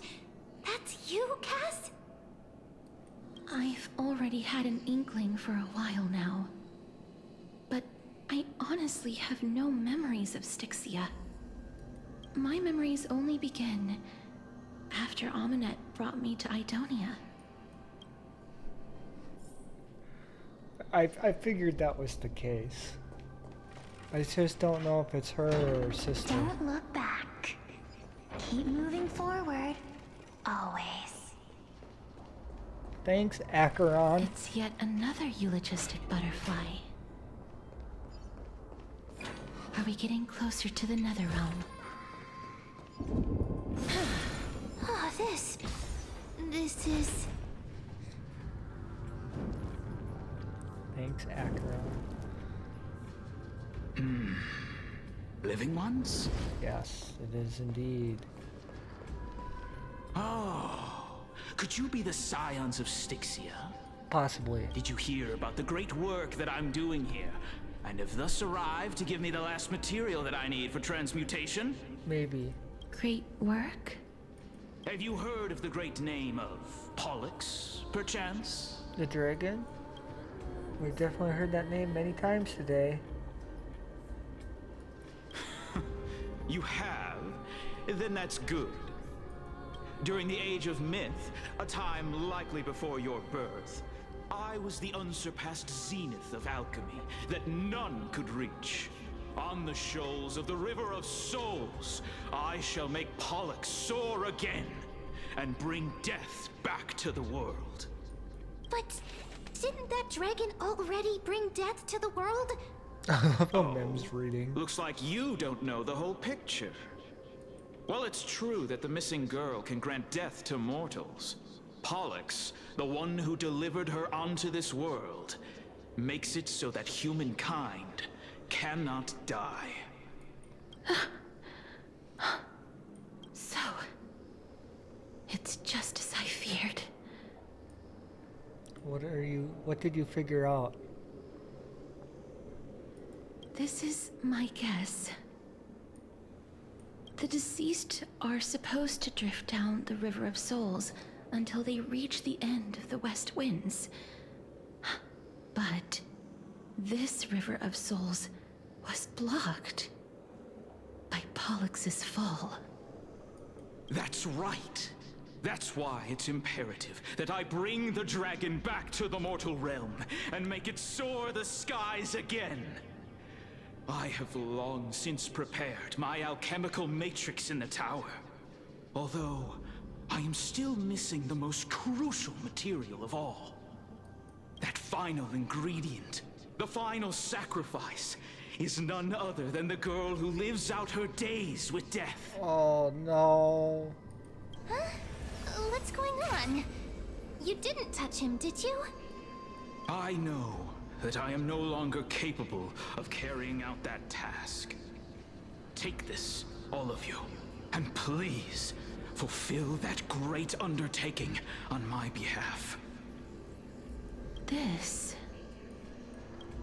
We had been inebriated in Fagusa's feast too long before we began to seek divine bestowed death, so that we could be freed from the whims of fate. However, that brought doom upon us.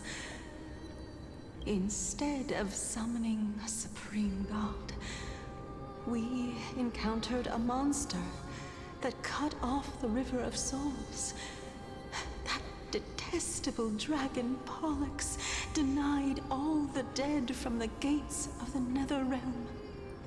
Unable to rest in peace, these departed spirits engulfed Styxia like a roaring tide. As a result, my city and its people no longer exist. That child is the only person whom I managed to save. Born within the evil dragon's abdomen, she has possessed the talent of death since her birth.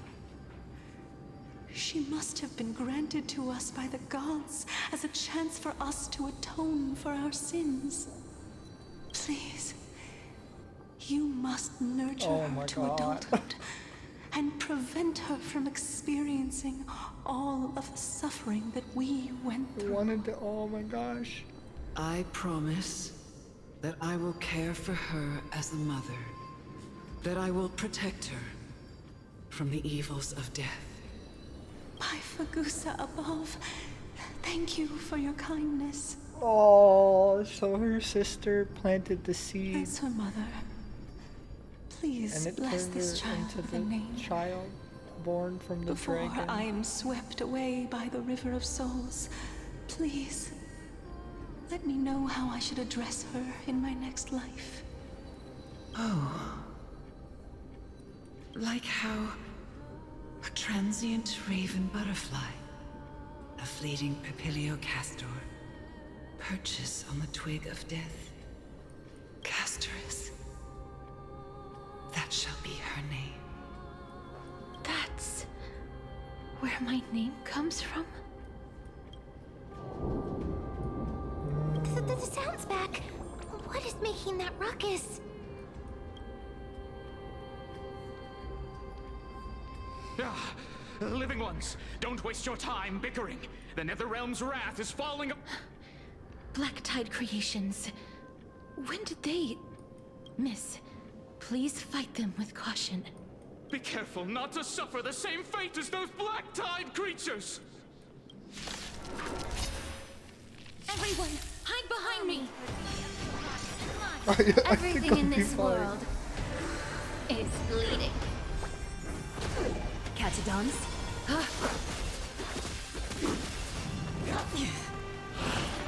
No great concern. You're a stubborn one. Embrace a new life. Darkness with me. I weep for the departed. It too shall fall. There's so many of them. How are we holding up? I think we're gonna do just fine. May death protect us! For the feast of strife. On their triumphant return. Almighty. You? Lord Mighty? I missed you so much that I almost killed me. Pun unintended. Lord Mighty. You've been through some tough battles once again. That black tide is endless. My death is only temporary. I will find my path of return and go back to the world of the living and continue my protection. Lord Mighty, I have always wanted to.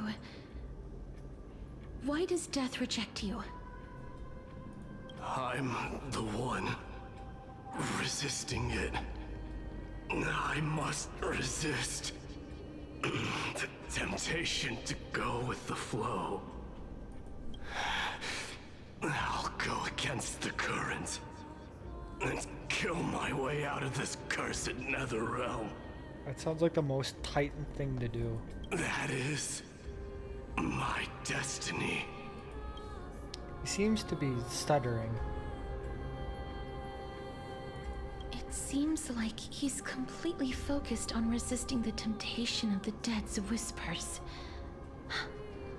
He's working hard every minute to deny death. It seems his battlefield is not limited to the world of the living. Lord Mighty, are you willing to travel with us? We're headed for the Matrix inside that tower, to summon Thanatos from their prolonged concealment.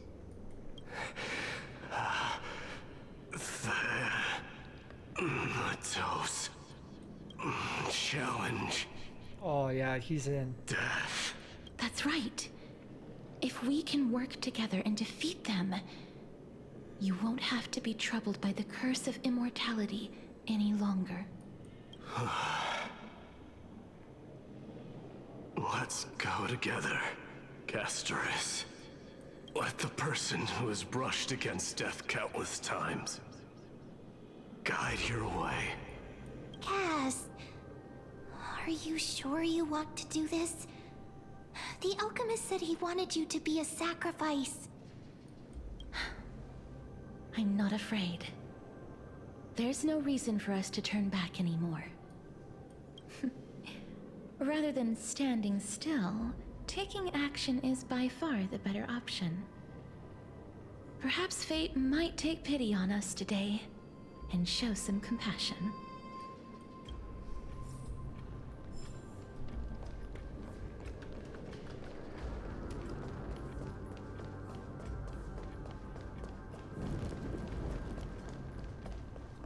I see a box. I'll hit the box real quick. Ah, whatever. I'm not continuing. Screw you. I see the blood moon. Okay, it was worth the view. It was worth the view.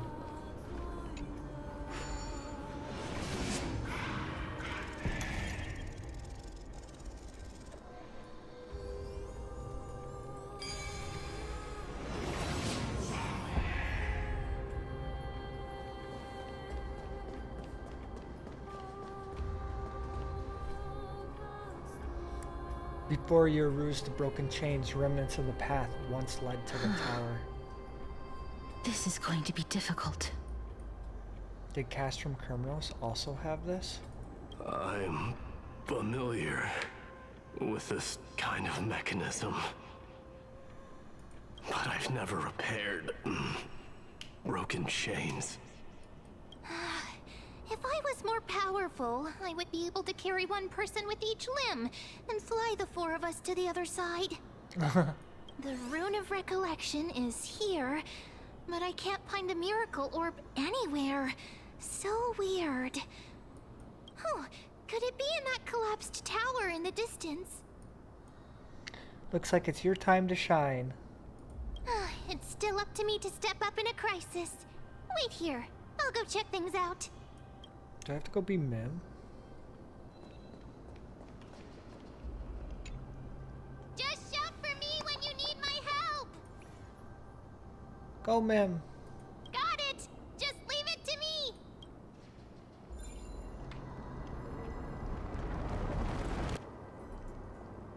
Mem did it. The pink squirrel.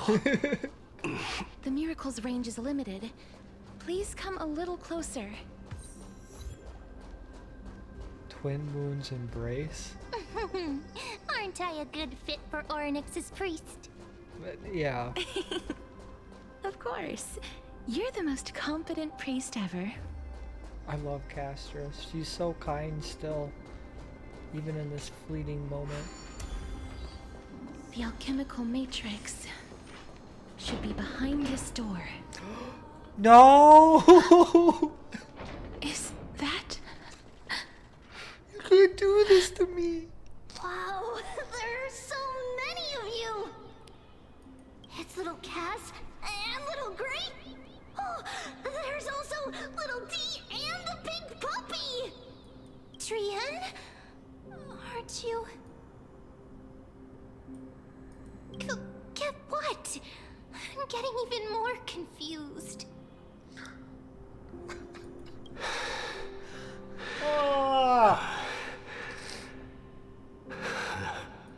This is the first time I've encountered a deceased friend while going upstream in the River of Souls. It really works like this. Just like the other departed spirits we've encountered along the way. I'm also unable to sense the aura of the living on Lady Trian. Yup, you're right. Trian already knows that she'll not be able to return to everyone's side. But Trian believed that little Cass would eventually return to the Netherrealm. So, Trian has been standing here, at this spot closest to the world of the living, and waiting for little Cass. Oh my god, it's so precious. Oh. It must have been very tough for you. But according to what Trian said, we're almost at the entrance of the Netherrealm. Trian promised Trevi and Trinan that when little Cass got here, Trian would get the gift ready and be the first person to run over and welcome you. So, little Cass, don't cry. Please, accept this. We finally finished it. Oh. This is what Lady Trevi once mentioned. It's all the crisis heirs. Oh, that little Gray. The gift for me that you didn't manage to finish. The Holy Maiden of Yanis. Even when separated by life and death, their thoughts are still connected. Trian spent a lot of time drawing this. Trian hopes that little Cass likes it. Seriously? It's seriously a wonderful drawing. Lady Trian.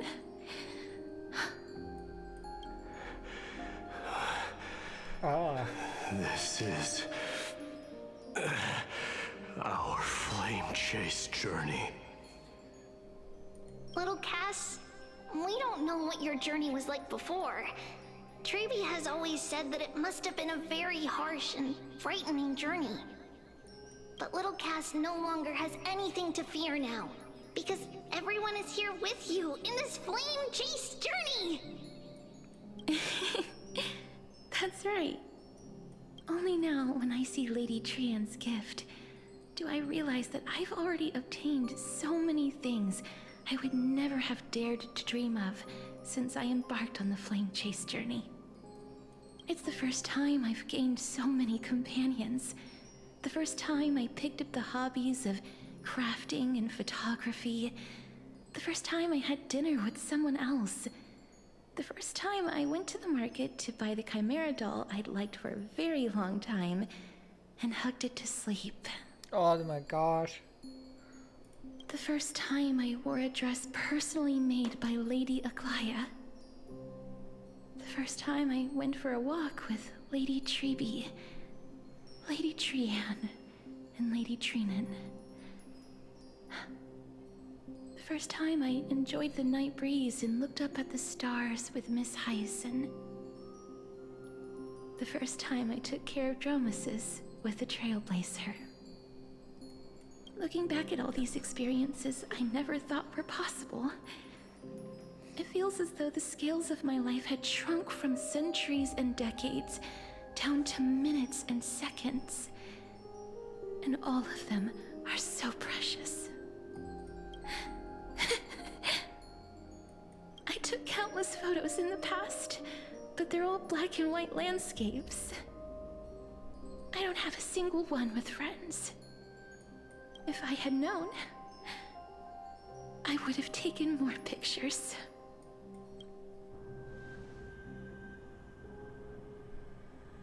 Then we shall take one right now.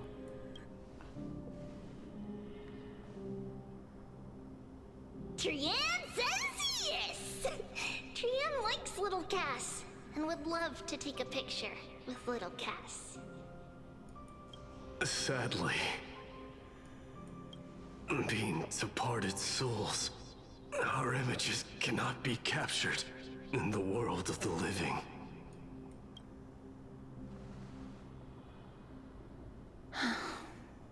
I thought so too. What? Are we seriously going to leave any room for regret?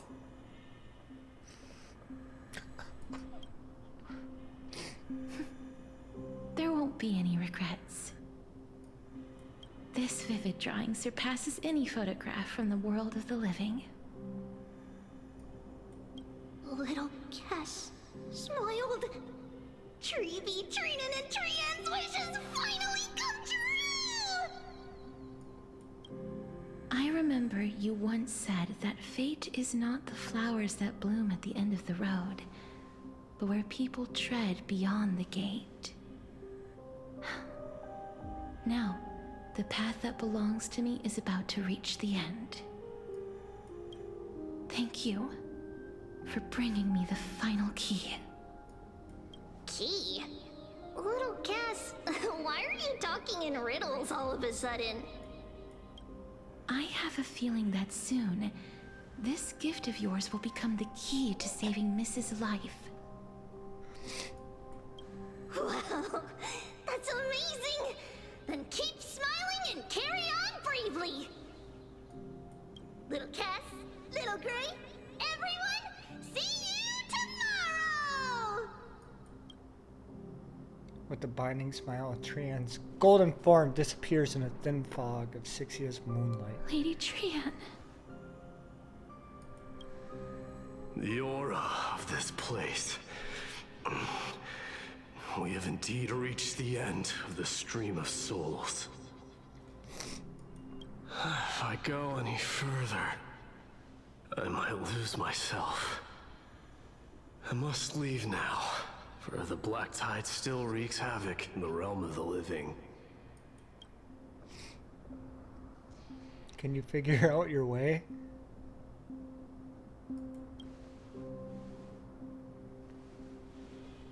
I have broken free from the chains of death countless times. This time will be no different. Castorus, will you fulfill your duty for the flame chase?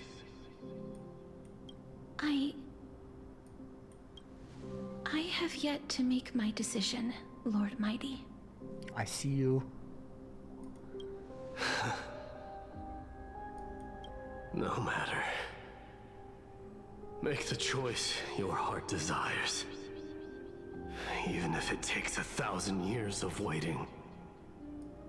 I will continue to fight till I die. Then rise from death. Till the miracle descends.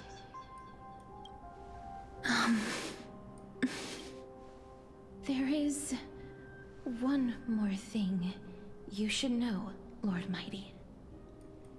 What is it? Professor Anaxa may have deduced the principles behind the Era Nova. You and I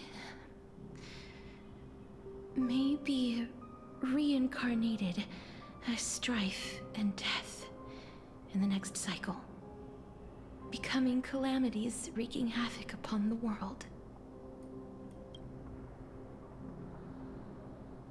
I see.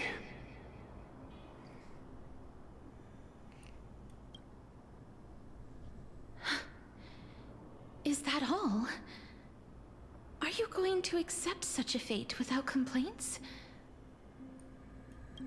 Do you have a strategy to shatter the shackles of our fate? I haven't found it yet. Perhaps I never will. Then, cease wasting your thoughts on futile matters. Good job, Mighty. Control what little you can. And when fate's inescapable grasp comes, resist it with the strength of your mighty will.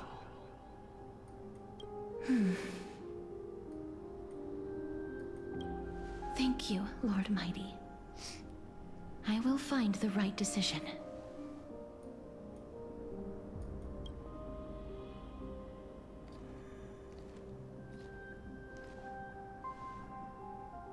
In the name of strife, may you meet a fitting end.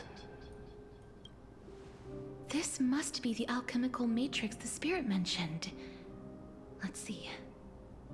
We need to insert Aquila's sky, Giorios' earth, Kefali's fire, Fagusa's ocean,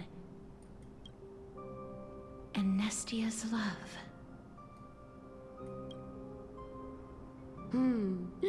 It seems our sweet Princess Homebody has made up her mind.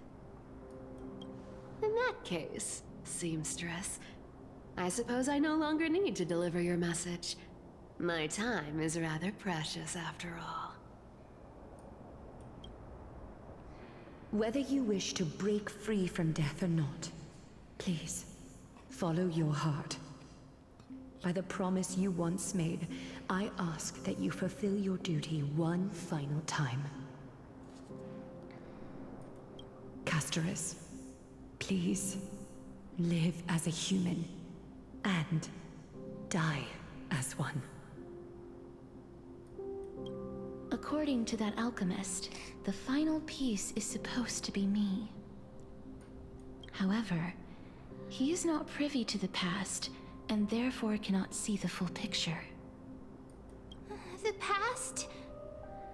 I saw the twins of death in Kefali's memory, and now I am certain that I was one of them. The trial of the Hand of Shadow demanded taking the life of your family. I died during that trial, falling before the gate to the new world.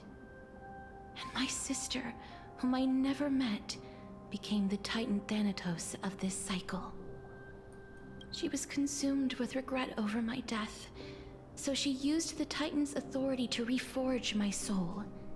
Yet, it also means she has never revealed herself to anyone, hidden away from the entire world.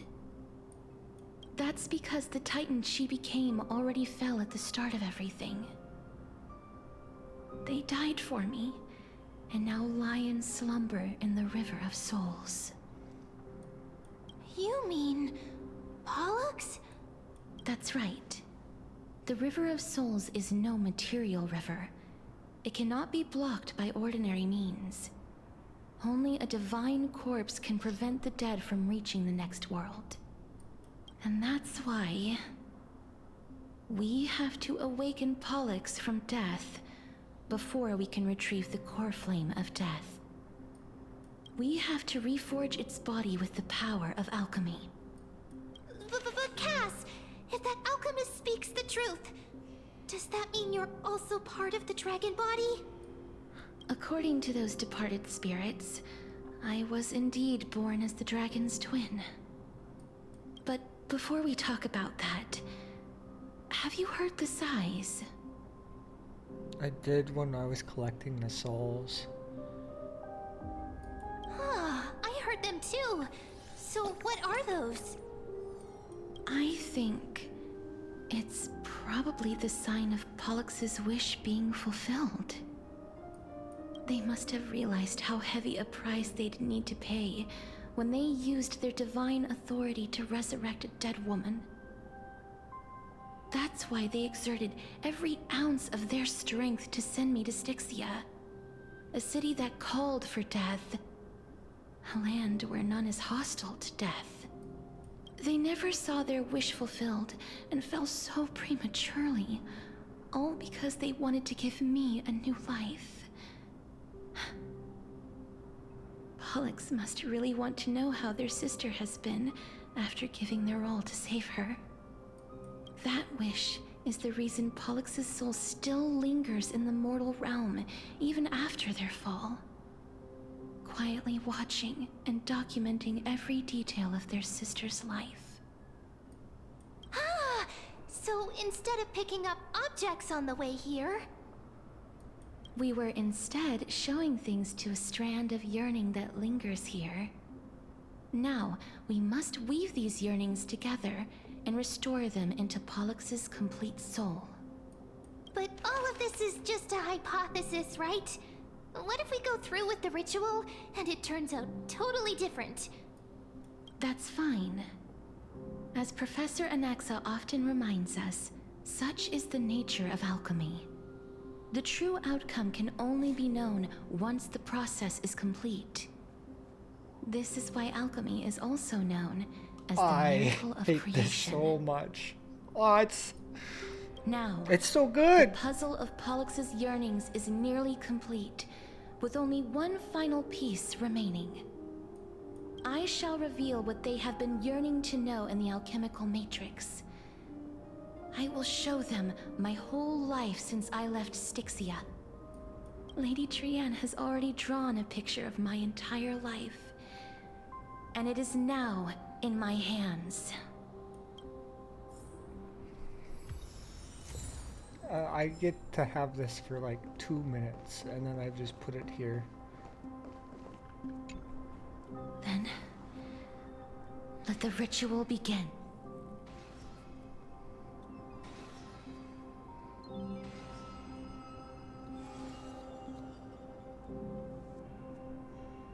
And now, the objective is complete. That is all. Such is what Professor Anaxa always says after preparing for an alchemical ritual. And now, Pollux, I shall lift you from the River of Souls and reforge your soul. Perhaps you will be disturbed by this, and your body may become horrifying to behold. But if even the slightest trace of your soul remains, the soul that once ferried me to this side of the shore, then please, look at me. I wish to thank you in person. I have obtained everything you sacrificed your divinity for. Lady Almanette. Did she recognize you? Oh, she must be the first soul we can communicate with here, right? I'm afraid she is just another spirit trapped here, like the rest of them. The only difference is that I was there when she died. Please, go on. I'm listening. Are you about to tell the story of Styxia? Oh, I hope so. Yes. You're just as smart as I imagined, but... never mind. Now's not the time. There's no need to worry, Elder. Take a look around you. You're already at the resting place of the dead. The world of the dead. But how? I understand that you chose to remain silent about the story to protect Casterus, the girl who coexists with death. But you no longer need to hide that story. I can assure you that you have protected that girl's life well. Oh. Well, in that case, let me begin. Styxia, the pearl of the ocean, plagued by unwarranted calamity and ravaged by death in the fairy tale. It was the first city-state to shift their faith towards death, even before Idonia did. From where you stand now, I suppose that's a bit hard to believe. Right? Indeed. I cannot imagine that those from the era Chrysia, blessed with eternal life, could ever yearn for death. I have pondered the same question, child. But I am afraid there is no clear answer to it. Journeys and epics are only glorious and magnificent because all things eventually fade to dust. That's how someone once explained to me why death is necessary to the world. But I still can't take that as the final answer. Would a world without journeys and epics be worse off? I take it the one who spoke this line was a general, or perhaps a warrior. I, however, did find some inspiration in these words. Would you like to hear my thoughts, Casterus? Please enlighten me, Lady Almanette. Though I have already made up my mind on how to handle the authority and core flame of death. Your words might truly guide me toward the path forward. You and I are neither warriors nor generals. Therefore, journeys and epics cannot truly resonate with us. But what if I reframe it like this? What if love is not a trait bestowed upon mortals by Nestia, but a blessing from death? Love.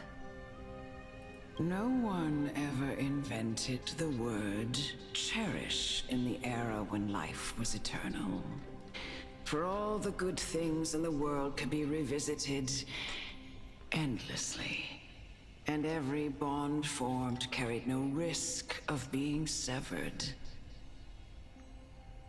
The so-called era Chrysia was an age devoid of both virtue and sin. People did not truly live. They simply existed, going through the motions without passion or purpose, then waiting for something to happen. This is very reminiscent of Acheron's goodbye message. Perhaps the people of Styxia chose to embrace death not out of fascination with its cruel and fearsome side, but instead became fixated and obsessed with the impulses and desires tied to a finite existence. Therefore, death is not a thing of fear and desperation, but... That's right, Casterus. It is the reason we shed tears when parting ways, and also the original spark that ignited the passion of mortals. If you truly intend to deprive the world of death, then be prepared to witness it return to a state of stagnation. I understand, Lady Amunet. If you can't die, there's no meaning in living, is what she just said. Our limited lifespan shapes all that we know and love. Not even the Death Titan has the right to take that away from humankind again. Nestia's love was the chrysalis of Gold's first blessing, but it most likely wasn't understood by mankind. We only learned to interpret this wonderful gift after Thanatos' arrival. If the world was bereft of death, then the Queen of Styxia wouldn't have played midwife in delivering me into this world. You wouldn't have welcomed me into Idonia, and Aglaya would never have invited me to join the Flame Chase journey. None of these stories would ever have happened. And I would never have lived, let alone found happiness. Thank you, Mother. Oh, she's hugging her. Oh, is it raining? Who's cutting onions? Oh my God. I will use all the love I've experienced in this long life to complete the final miracle. My teacher, Anaxagoras, grant me the wisdom of all things. I call upon thee, the stripped dead dragon's corpse.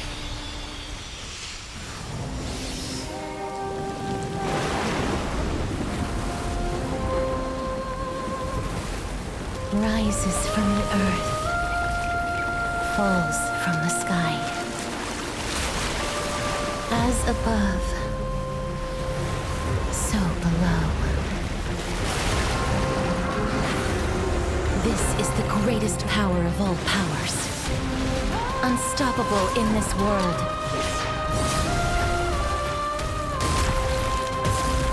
The great work that commands all death. I shall grant you embrace.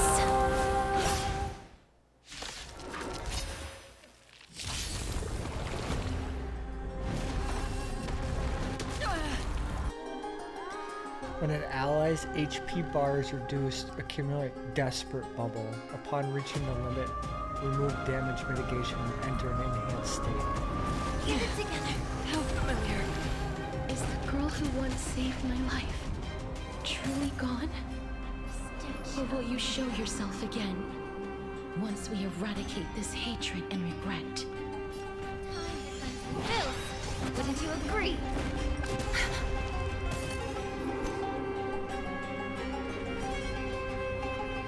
Time for revolution.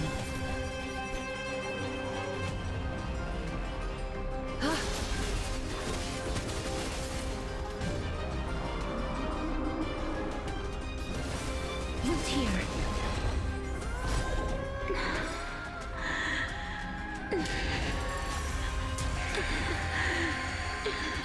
you're anxious. Shh. Don't be afraid. Return to dust!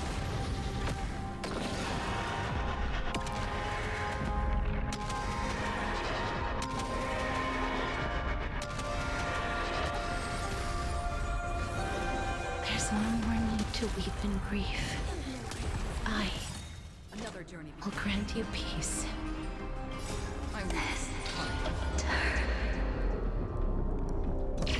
Yes, it's me. I'm back. It gives a fall. Destined for oblivion.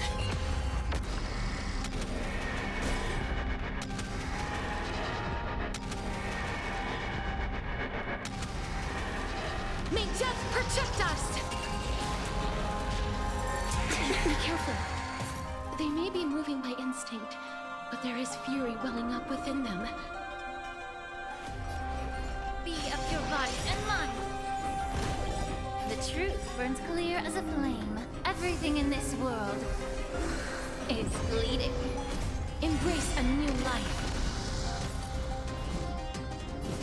Darkness with me.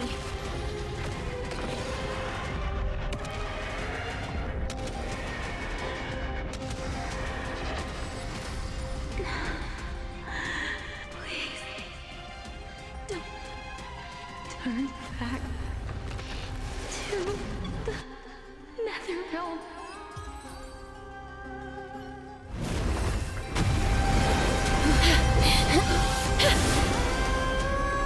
Oh, death. Sleep in peace.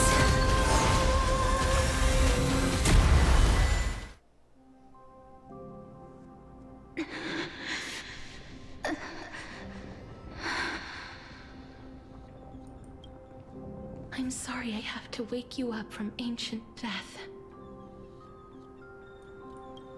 And I know you're anxious. Shh. Don't be afraid.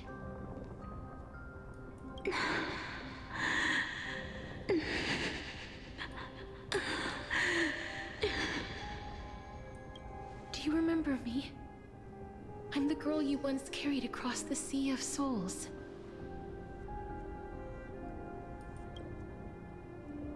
I'm sorry I wasn't able to remember you, but with the help of many people, I was finally able to pick up these broken fragments of my past. I'm back, Pollux.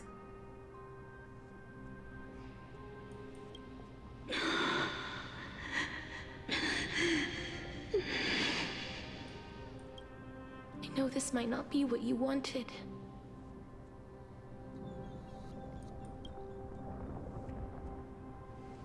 But I have to do this.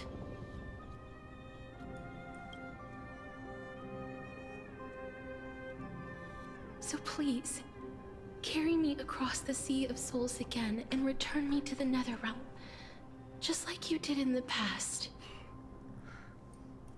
Please take me to where the core flame of death rests.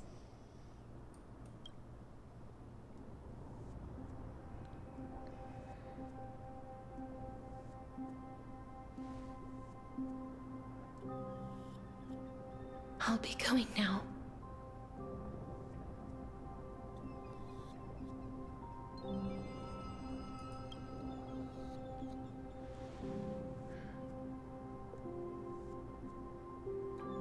They may look scary, but as long...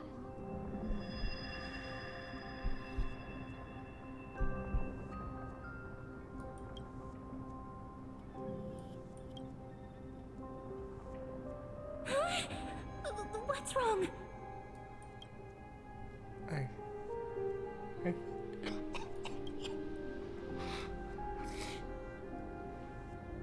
Are you... What's wrong with her? Her time is almost up. If I don't go now, I'm afraid her soul will return to Thanatos' embrace before me. What? Oh no!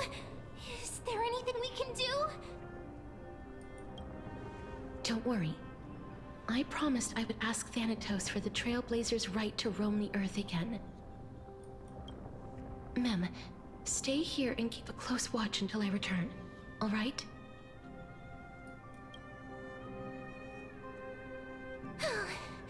All right.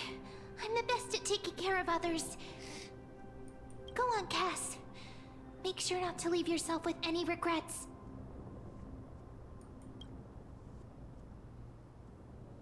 No regrets. I'll go too.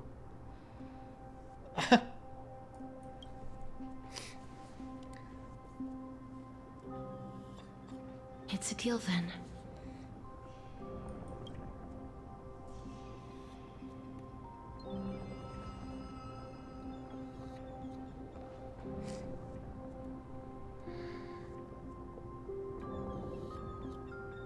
Please.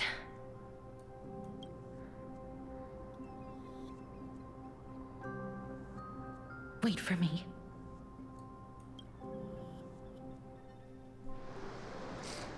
Oh, you sit in your little dory dinghy, eager to, oh my gosh, venture not with me into the vast sea, and perhaps without seeing me, you will lose your way in the ocean. After all that, you still ended up back here.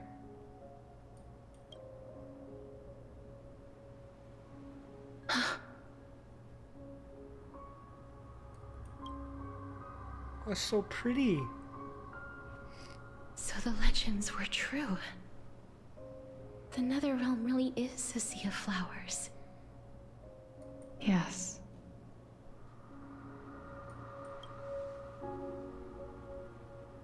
Just like the flower fields we tended to back then.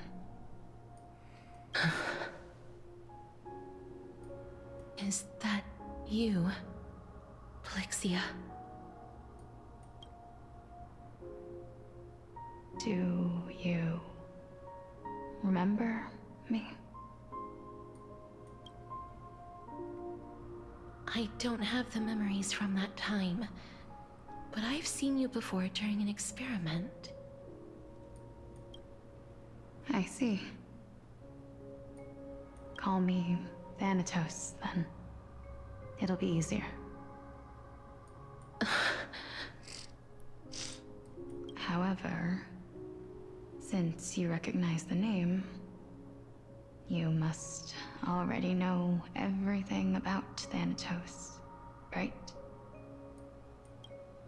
Yes. I'm here to reforge the order of life and death in Amphorius.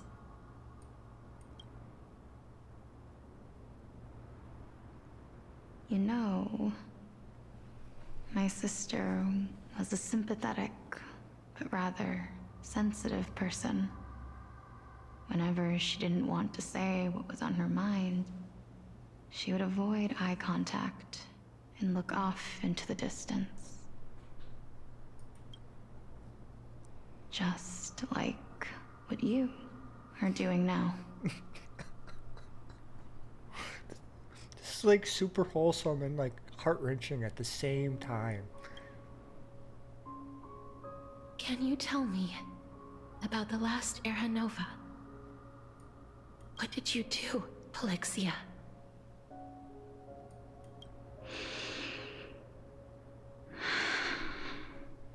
Where should I begin? I suppose we can start from the beginning. A long, long time ago, there were a pair of like-minded twins.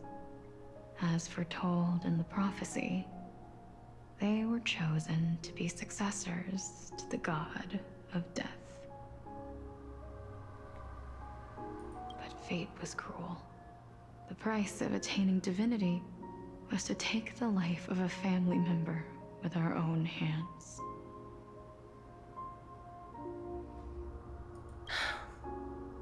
That trial was indeed recorded in that memory. then you should already know that my sister voluntarily gave up her own life, so that I could ascend as the demigod of death.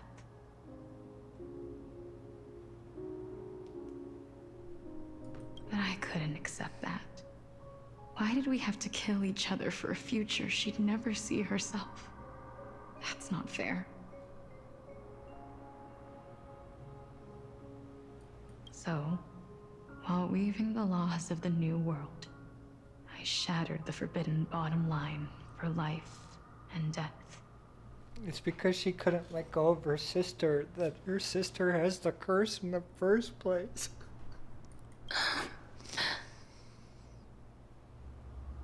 I reshaped my sister's soul and took the form of the great dragon Pollux to carry her up the River of Souls and back into the mortal realm. But our fates were already decided and manifested in unexpected ways in response to my futile actions. Aging is an unbreakable law of nature laid upon humankind, created at the same time as death. When the living die, their souls will meet Thanatos, who would determine where every soul goes. If the Reaper raises their left hand, the soul is granted death and allowed to enter the Netherrealm to await reincarnation. If they raise their right hand, the soul is rejected by the Netherrealm and returned to the mortal realm to continue walking the earth. That's why the Hand of Shadow can only lay down judgment and not embrace another being. Yes. Death was originally a pair of hands, but they were split in twain when we reached the mortal realm, never to touch each other ever again. The half of Thanatos that represents life, the undying human who grants death, that was the curse I forced upon you. Then, what about you? As the half of Thanatos representing death, I shoulder the fate of defying death. I died the moment I entered the world of the living. From then on, my Titan also no longer existed in this world. The cycle of life and death stopped. Souls were denied their audience with death, and were left stranded within an ever-rising river of the dead. What irony.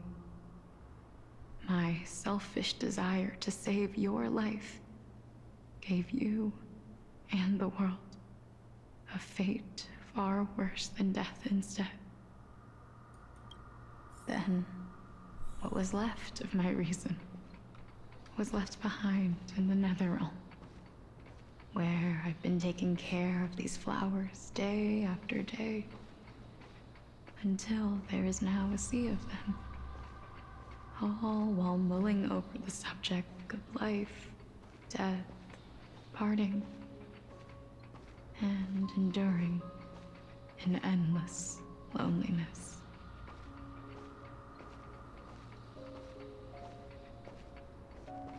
Fate is absurd indeed.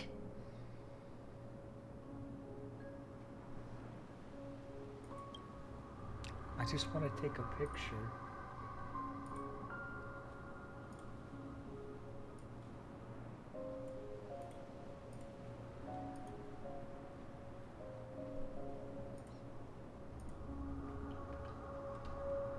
It's so pretty.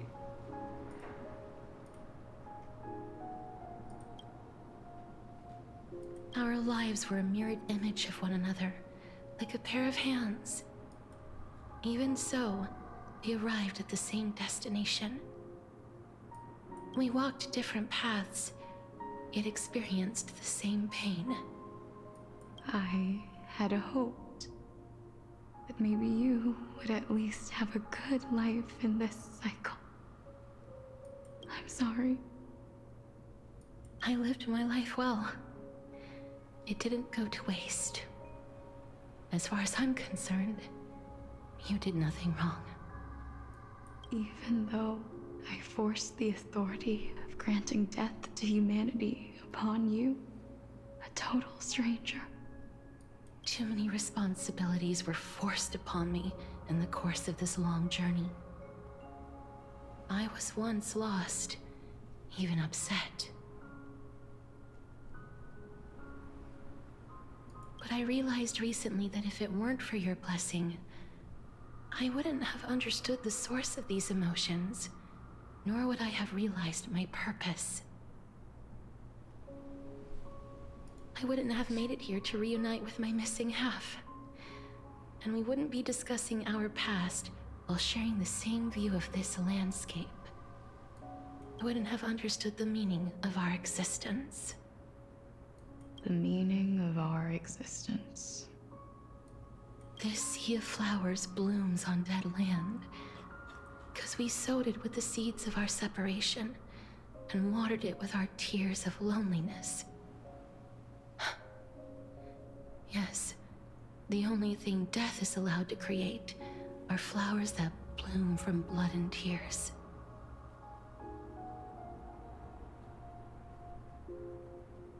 That's why Thanatos cannot create living beings at will. Nor can the Hand of Shadow determine a person's remaining days. Because the life and death of mortals should never be dictated by another's will. Are you saying there's no point in Thanatos' existence? No. No single being can bear the scales of life and death on their own. Not even a god. Life and death weigh equally heavy. We both know that now, don't we?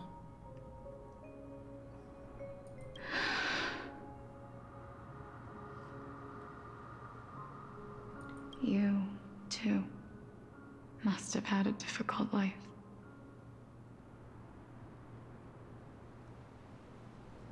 We've taken quite the ridiculous journey together, haven't we? I had a feeling, even back then, that we would meet again one day. Not to embrace one another after a long separation, but to come in search of retribution. Tell me the answer that's already been written. And let us draw this seemingly endless fate to a close.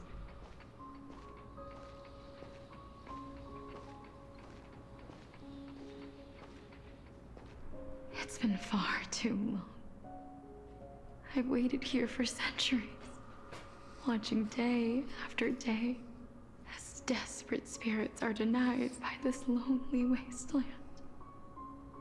I always hoped I would see you among them. But I was also afraid of seeing you. I didn't know how I could possibly face you again. But more than anything, I was afraid that you might have forgotten all about me. I know. But don't you see, Polixia? I made it back anyway. You don't have to shoulder death's authority on your own anymore. It was always meant to be held in two hands anyway. So, let's give our core flame to her, and have her take it back to the mortal realm. Give humanity back their cycle of life and death. Our responsibility as Thanatos was never about picking out favorite souls. We were only meant to watch over life. Let's tend the field together and create a warm sea of flowers for all the souls to come. What do you think, Polixia? Yes, just one last step. You shall wither, and through that, the dead will sprout again from the remains and be reborn with the dead flame. As foretold by the prophecy, Thanatos' authority is only destined for only one person to wield. As the Chrysos heir of death, as their demigod, as a titan, our fated moment has arrived once again. Just like before.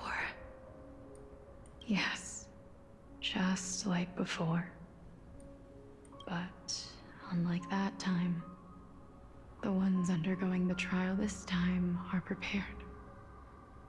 You've made up your mind? Yes, as dictated by fate. But I won't be afraid, as long as you're here with me. Complete your trial in this life. Grant me the embrace of death, and light the spark of life ablaze. You've been tempered by life and death. I know you'll be able to give this wasteland its first breath of life. Like a raven butterfly, flying swiftly into the netherrealm, perching on the twig of death. I will. After this, I will remain permanently in the Netherrealm. The River of Souls shall return here and rain down from the sky, scattering souls across the earth. The cycle of life and death will flow once again. This sea of flowers you sowed shall bear countless joyous or sorrowful souls, and bloom evermore.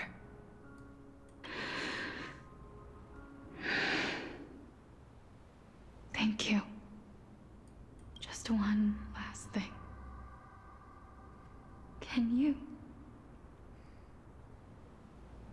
grant me one wish? Of course. What is it? Please, don't forget me. I promise you. When we meet in the next world, even if I have endured another reincarnation, even if we do not know each other's names, I will still hold you tightly in my arms, just like what I did when we were born. Casterus,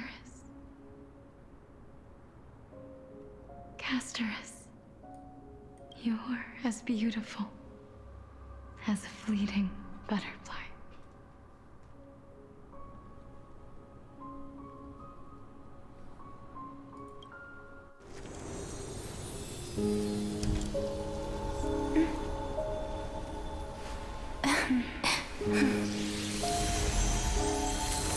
I will bring rest to death. And from now on, stagnant life will once again flow.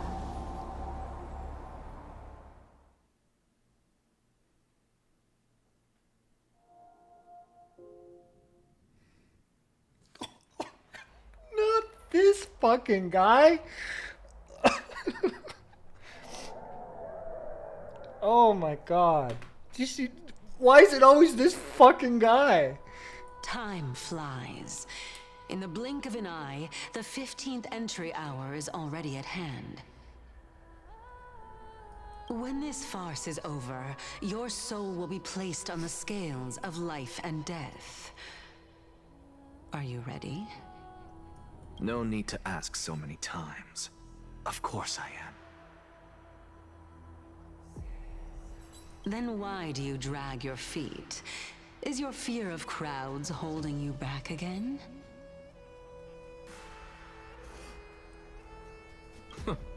I simply find them too noisy. Paying attention to conceited fools like them would be an utter waste of my time. Such harsh words. As I see it, you are no less arrogant than they are. I couldn't agree more.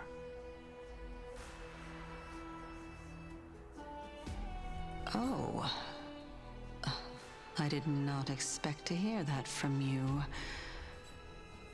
Are you not going to refute me? I know myself better than you think I do. At the very least, better than a stowaway like you. And they say men whose ends are nigh have but kind words. Well, that is exactly why I chose you. Should I thank you for the compliment? The hour of the trial has come. Do you have an answer for me? And how will you prove the veracity of your argument? I suppose there is no point in putting this off any longer. Do you recall where we stopped the last time? You were saying that Amphorius's history is cyclical. Indeed. The demigods that bear the core flames eventually become the new titans at the world's end. Remember what happened on the Holy Mountain? Calypso, Naias. As their destined ends approached, one by one they left this world, leaving only the twins, who are fated to succeed death. Unfortunately, while their journey is consistent with ours, you and Calypso, as well as Nicodor and Naias, act as supporting evidence. I can only come up with a rough sketch for my theory of a cyclical history. For all the pains I took to reach this point, I had already lost hope of ever obtaining definitive proof. After all, the past is in the past. Proving that we are the legacies of heroes of the past is a hopeless endeavor. That is, until I met a girl named Polixia and her sister.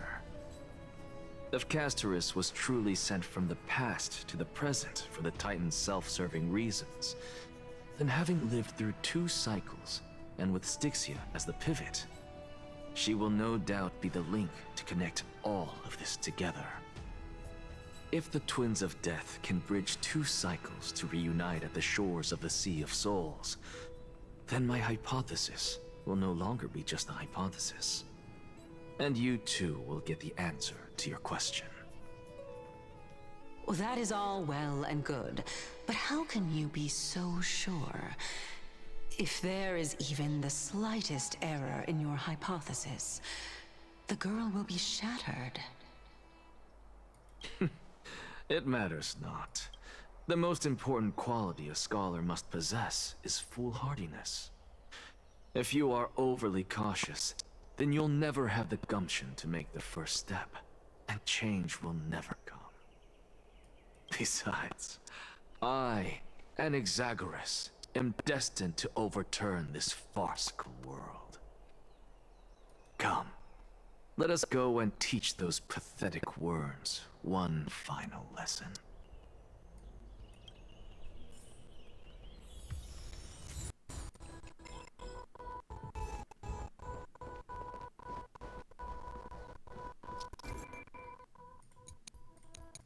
Oh, that's all that is. Okay, my heart can't take it. I want to kill people. Just like in game. Let the Christ heir to start this terrible war hear you. Let me hear the voices of the people.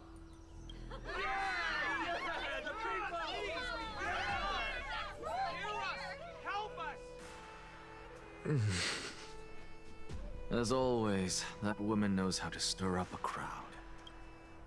Professor Anaxa, I thought you'd pass on this. Everyone must cast their vote, or this assembly would serve no purpose. Prof, do you truly think it's wise to entrust the fate of the world to an assembly like this? Akama has stood strong under this system for 1,000 years. It stands to reason that there is purpose I in its can't wait existence. for him to vote correctly. But that is not what you're asking, is it? What you really want to know is Aglaya making the right decision in entrusting the fate of the world to you? Nothing ever escapes you. I didn't spend all those years teaching you for nothing. Most people only take 4 years to graduate, if I recall.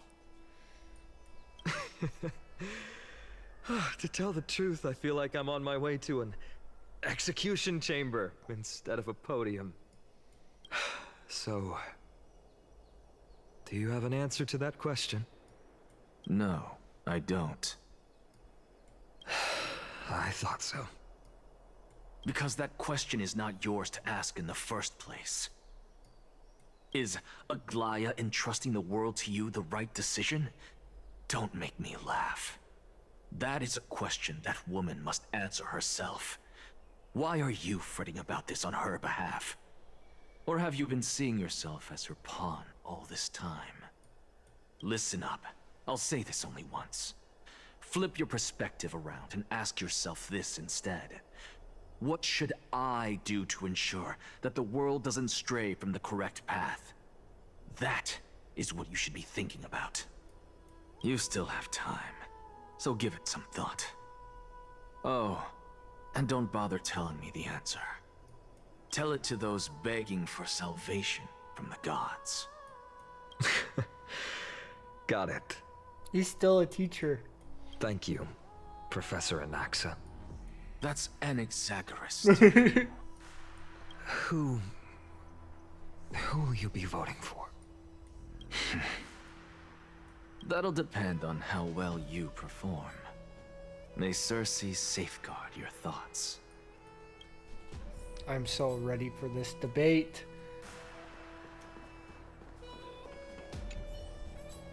You're finally here. The last speaker of the assembly will be taking stage soon.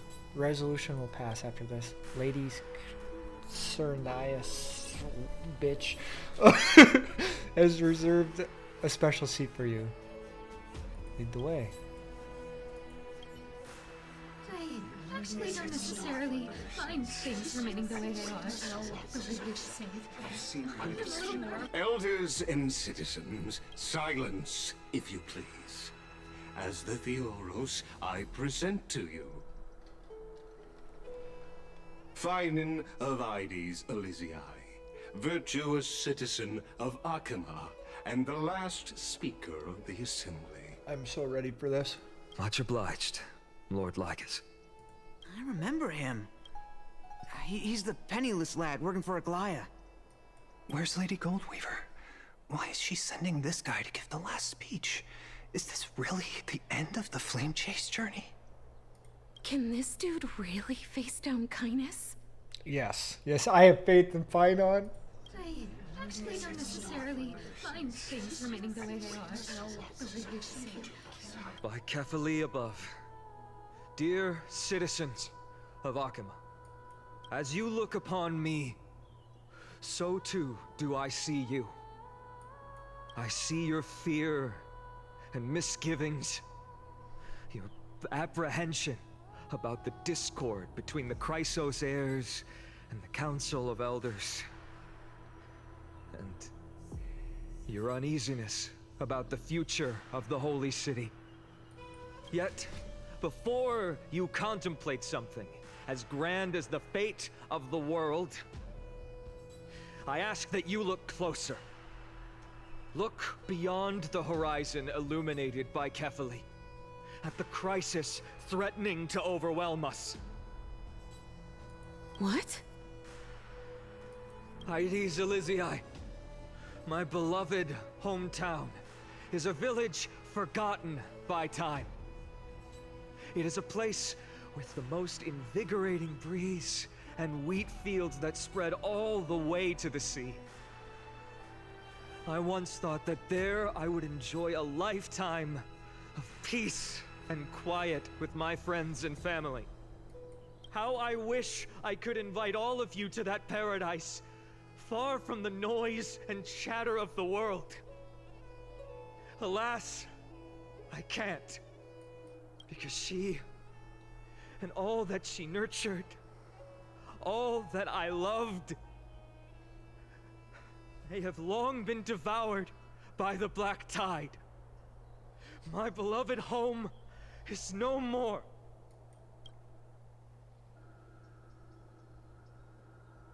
I will never forget the day the black tide struck. My father, Hieronymus, fought with a broken sword to his last breath to protect his child. My mother, Aldada, she was ripped apart by monsters. Also, I might live to stand before you here and now. Galba, he was a hunter. But in the end, those arms that once drew a bow instead embraced Piso, his beloved son, as they both breathed their last. Pythias, the teacher, risked her life to save her students, but a burning beam fell on her, crushing her. And what of Livia, her daughter? Did she make it out alive? No, she didn't. Livia, Piso, and so many other children. My childhood friends. They were all swallowed by the black tide and turned into monsters. They kept saying the same thing over and over. Even up until the final moment, I finally steeled my heart and granted them eternal peace with my sword. Why, Finan? Aren't we the best of friends?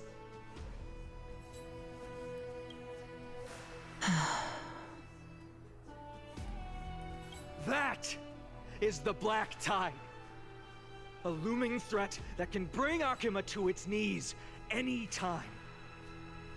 Kindness may have promised that with the 3 Titans of Calamity Con, Akuma will return to an era Chrysia once more, but much as it pains me, I must disappoint you.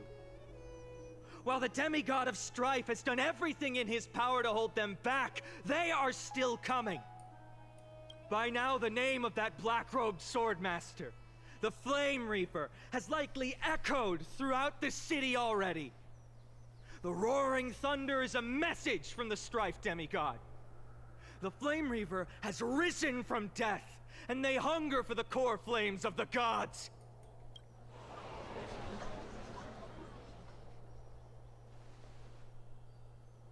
Lies! If such a powerful enemy is indeed approaching, why is Akuma still a picture of peace? Exactly!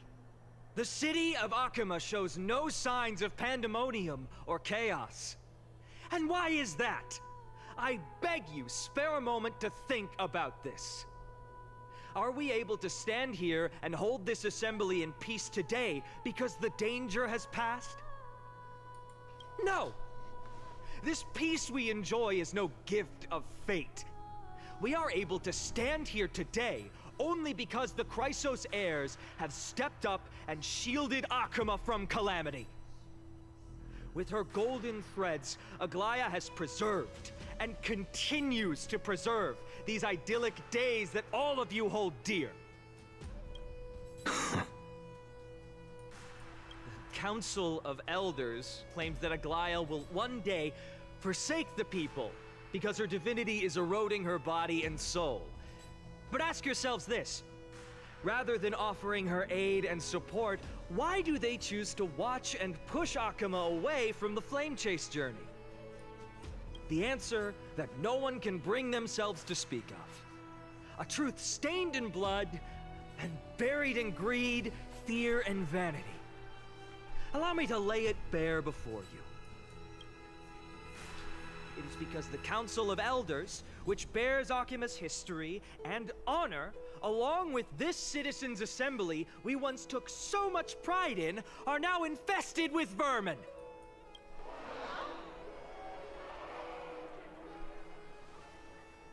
You insolent whelp!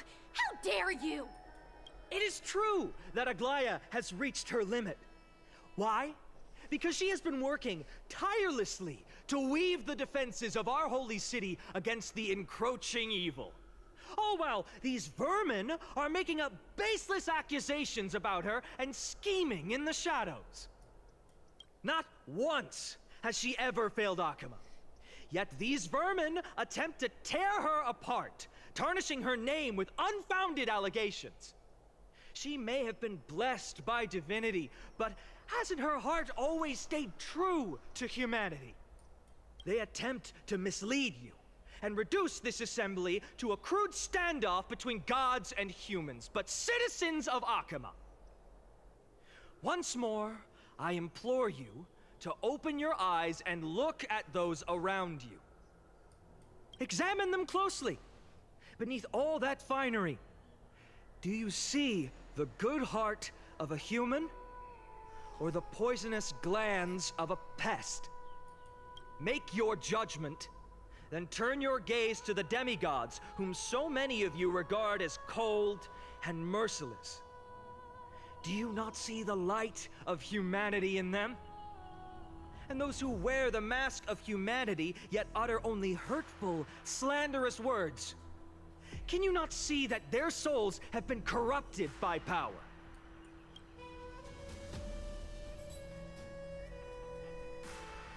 Yet, no matter what your answer is, and no matter who your vote goes to, rest assured that you have nothing to fear.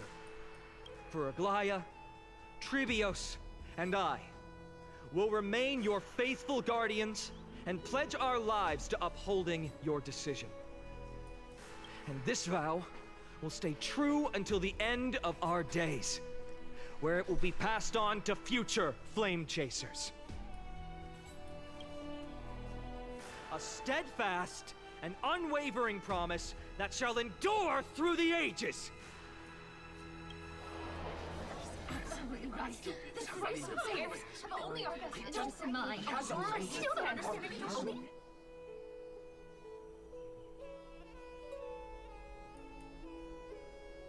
At the present time, on the scales of Talentum, those who call for the continuation of the Flame Chase journey, and those who demand its suspension.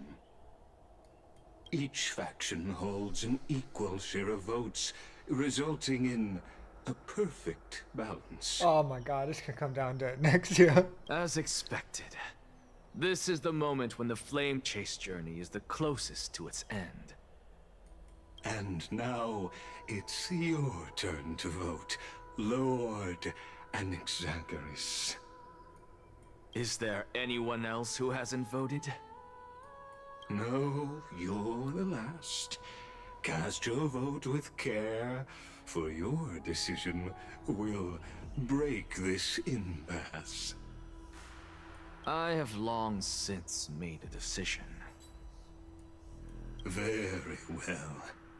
May you bring much needed change to this farcical world. Oh my gosh. Always the performer.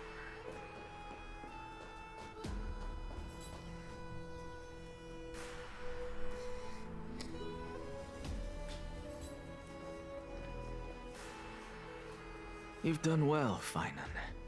Given the circumstances, delivering a rousing speech to stir up emotions was a prudent move.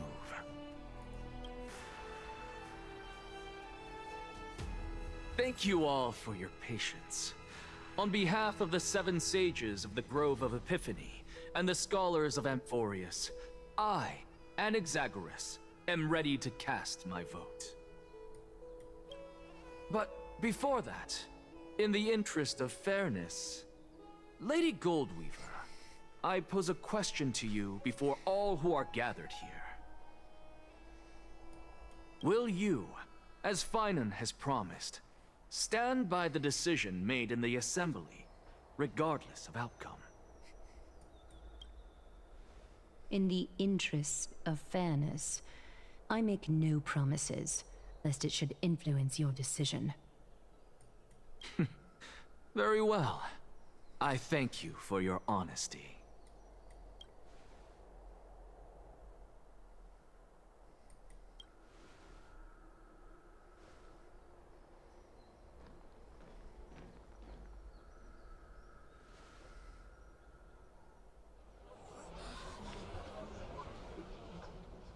What's he doing? The stakes are high. Let's be patient.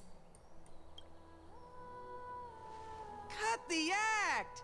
Who do you think you are wasting our time like this? Lord Anaxa, please do not forget that I... Rule number 1. Do not call me Anaxa. Rule number 2. Never interrupt me. Silence is golden.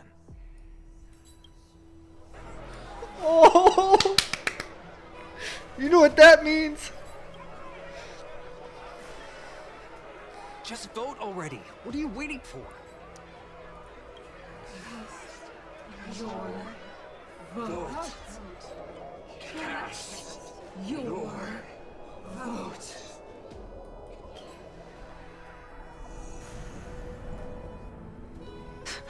I cannot help but wonder, is every hardship in the world something you will exploit and use to your advantage? Yep.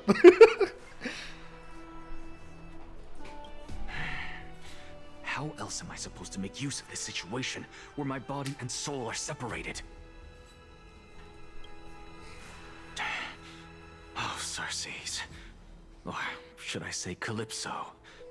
Accompany me on this final journey.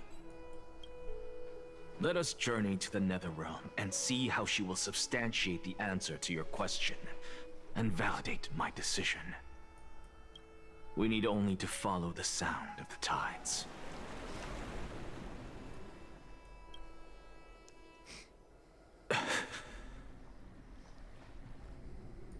You are... Well done, child. Just as I foresaw. You have achieved great things. Teacher. What a twist of fate. A blasphemer raised in the doctrines of the Venerationists.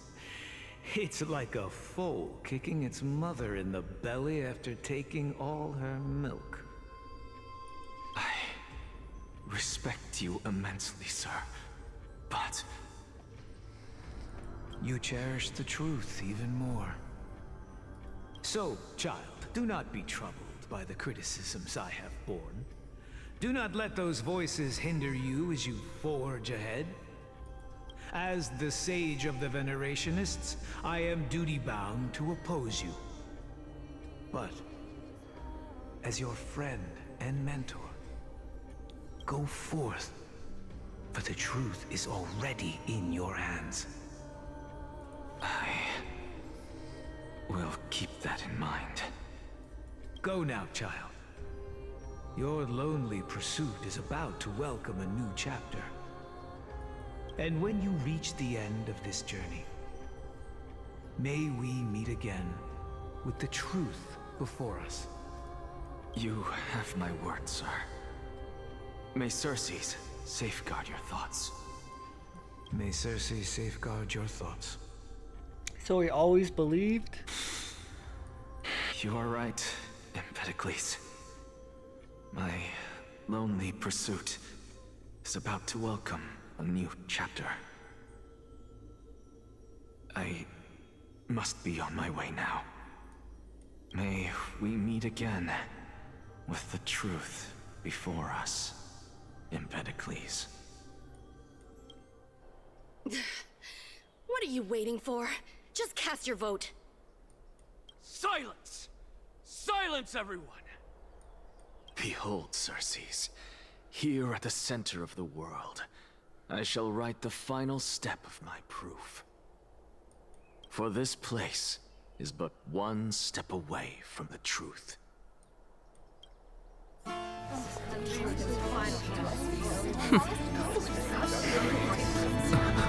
Professor, I completed the proof you wanted.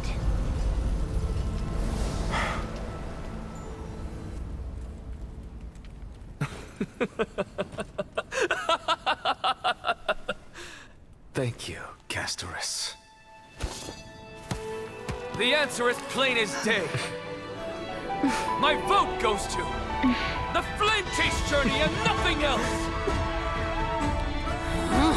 Elder Kindness, I have deciphered the truth of this world.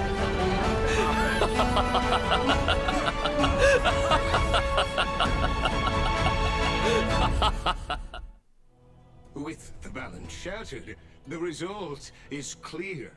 Buy carefully and to Lenten above, as the Theoros I have observed. No! Lygus, you can't! Anaxa, what have you done? Have you lost your mind? I hope you are prepared for the harsh punishment awaiting you.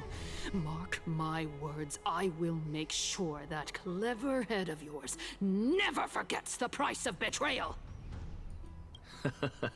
Have you forgotten? I told you that happens to be one of my rare talents.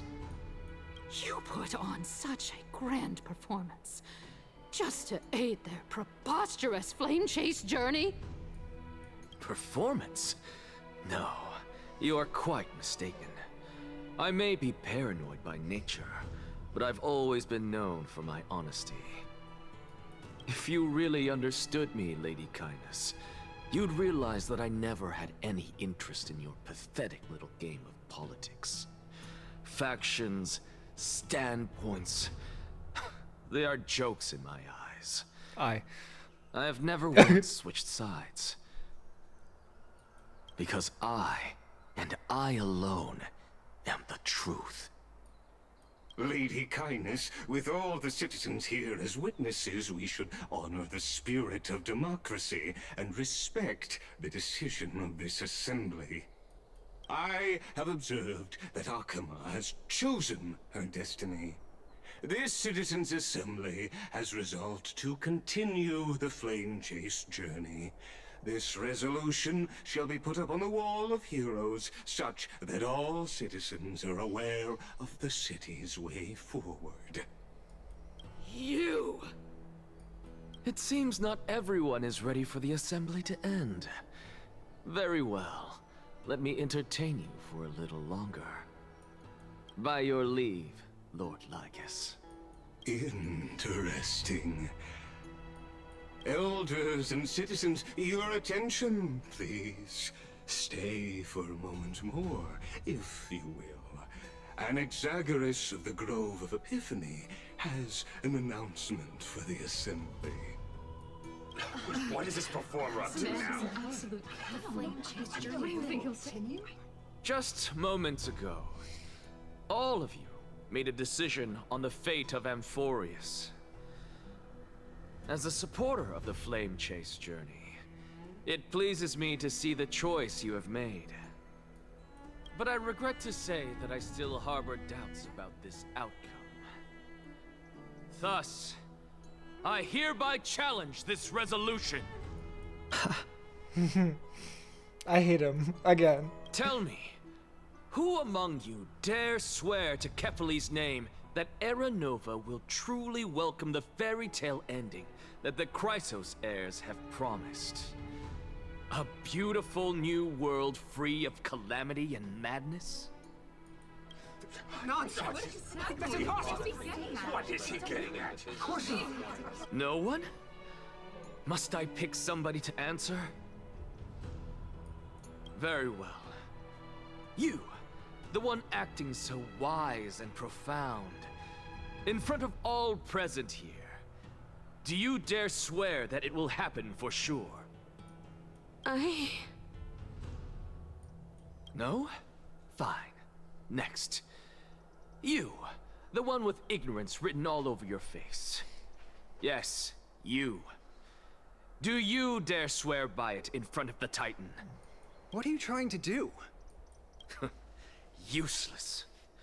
Your turn, then. With that smug look of yours, you must be confident that the Flame Chase journey is the best course to take, right? Hey! Mind your tongue! So, no one? I see. In that case, Finan, answer me this. Your speech was filled with such passion just now. How confident, then, are you in making this promise? Professor, what are you doing? Let him continue with his performance.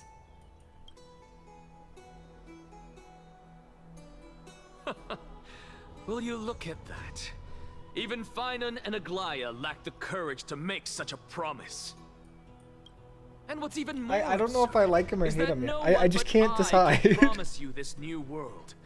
And yet, the Assembly passed the resolution anyway. But you needn't worry, because I knew better than to trust you good-for-nothings. That is precisely why I am here today. To give you one final lecture. Now listen up and listen well. I, Anaxagoras of the Grove of Epiphany, hereby declare everything that the Flame Chase journey promises is true. Finan of Ides Elysiae, the prophesied demigod who shall succeed Kefali, will reforge each and every one of us in the new world with his complete, intact memories. What? The core flame-bearing titans were the Chrysos heirs of yesterday, and the Chrysos heirs who carry the core flames today will become the titans of tomorrow. All of our souls shall endure for eternity in the miracle of the World-Bearer. And all under Kefali's protection shall step into that new world.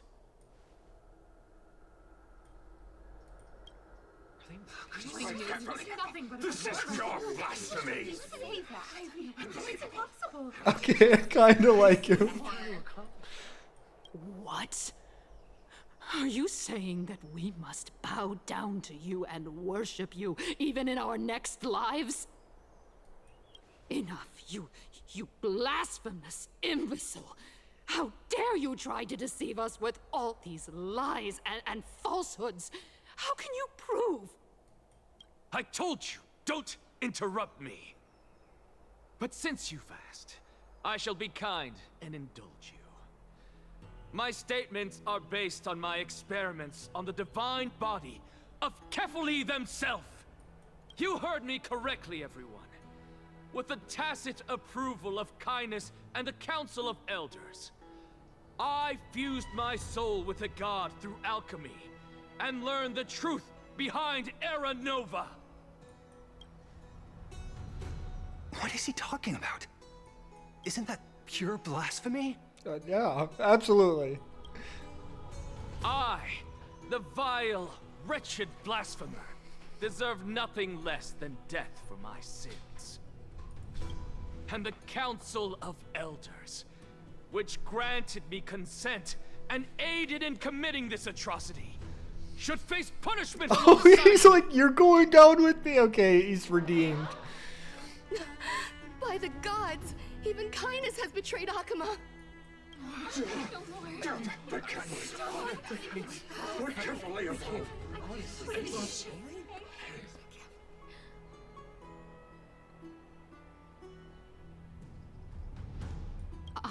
I had no knowledge of his transgressions.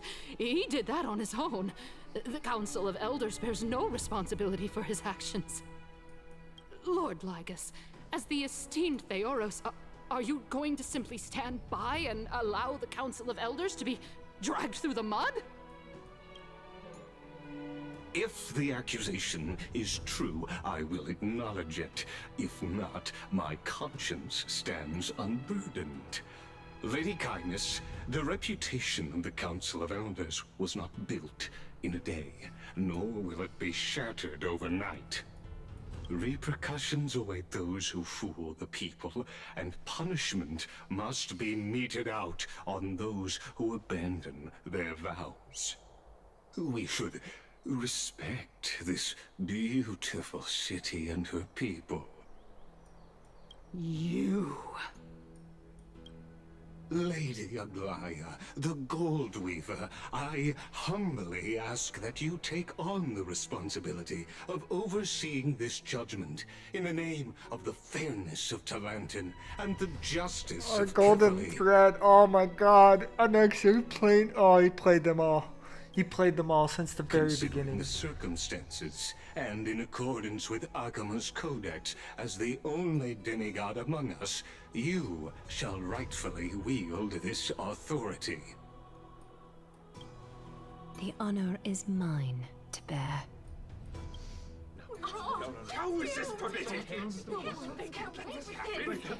Somebody do something. This is how we're supposed to go. Elders and citizens, silence, if you please. Anaxagoras of the Grove of Epiphany has made his statement clear. As per Akima's codex, I request all present citizens to stand with me in exercising the right of judgment. First, Elder Kainis of Akima and Ligus the Theoros stand accused of neglecting their duties and abusing the law, leading to the egregious blasphemy against a god. In the names of Talantin and Kefali, Akima is to form a committee before the 7th action hour to conduct an investigation and disclose the findings to the public, the subsequent judgment. Yes! That's what we deserve! Agreed! Curse you! Now, concerning Anaxagoras of the Grove of Epiphany, he has confessed to grave blasphemy against Kefali. In the names of Talantin and Kefali, the accused must be allowed to hear the people's voice prior to the execution, for a chance at a reduced sentence and possible pardon.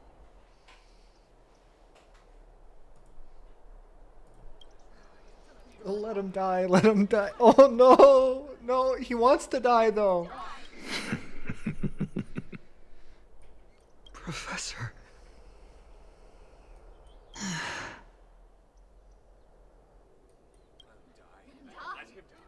Let him die! Let him die! Let him die! Let him die! Let him die! Let him die! Let him die! Let him die! This is his plan all along. What decision will you make, Lady Goldweaver? Enough with the hesitation, Aglaya. This is not like you. Let him die! Let him die! Let him die! Let him die! Then, in light of the people's voice, O Talantin on high, may you bring death upon him.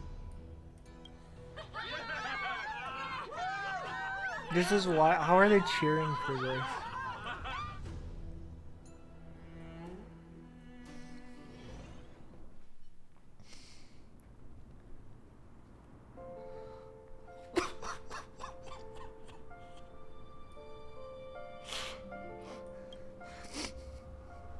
Oh.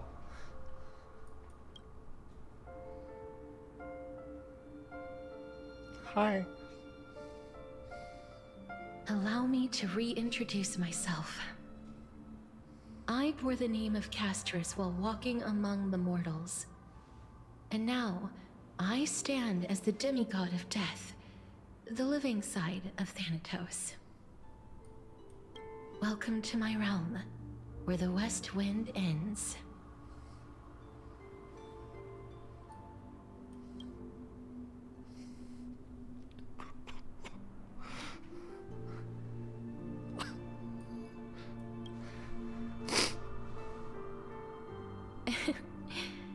Every departed soul who has arrived here has expressed the same. Did you know? Every flower here was planted by Thanatos themselves. These flowers were originally both lifeless and immortal, but in the first rain brought by the River of Souls, they were given new life, flourishing as the bearers of countless souls. And it is my duty as the Master of Death to tend to their well-being and foster their growth in this serene haven. Similar to the structured cycle of life and death in the mortal world, these flowers too shall wither and fade, returning to the earth and then ascending to the sky with mist and tides. Eventually, they will descend to the mortal land as gentle rain. Every soul undergoes the perpetual cycle of reincarnation, albeit in varied forms, until the world meets its end. Yet, sadly, there's no time left for Emphorius to wait for when the flowers bloom again. Now, death is the power at my fingertips. It once led the souls of the deceased here, but I shall open the gate of the Netherworld and return you to the realm of the living. In exchange, please, take the core flame of death with you and complete the flame chase journey. Do not let our work thus far be in vain. You have my word.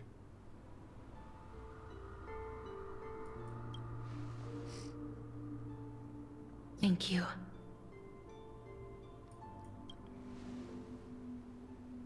But you're not coming back?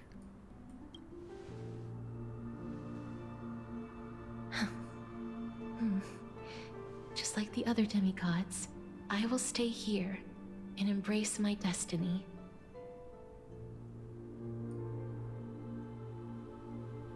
I gotta take a picture, because I might never get able to come back.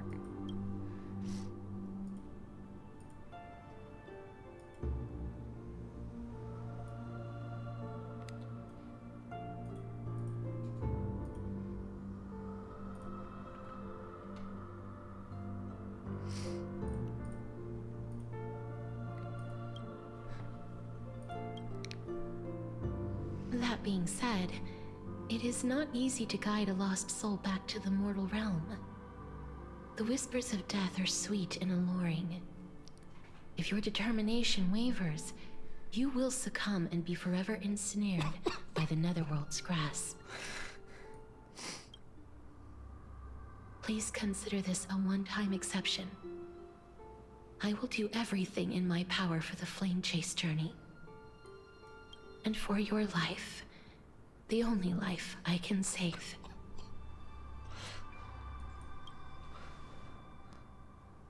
I am glad to hear that.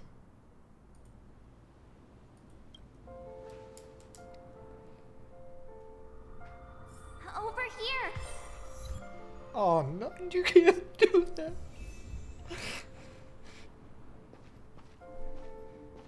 I believe in you.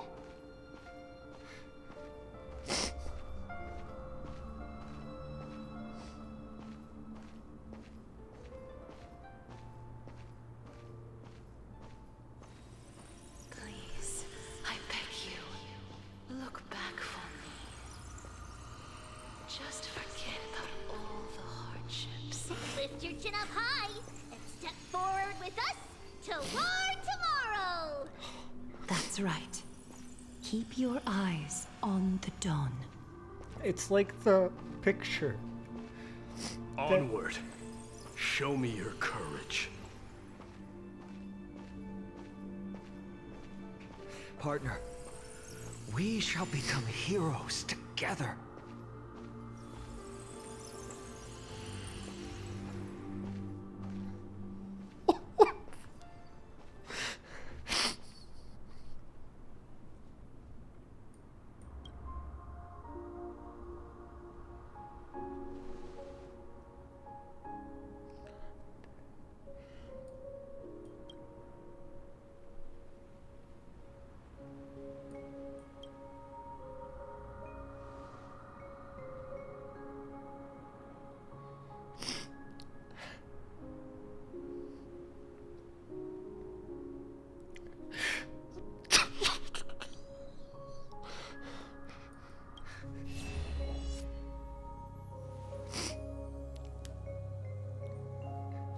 Fear not, as the touch of red will be awaiting you at the end of this path.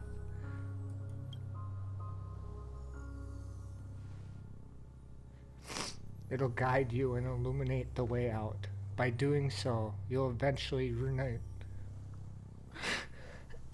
in the warmth of the sunlight.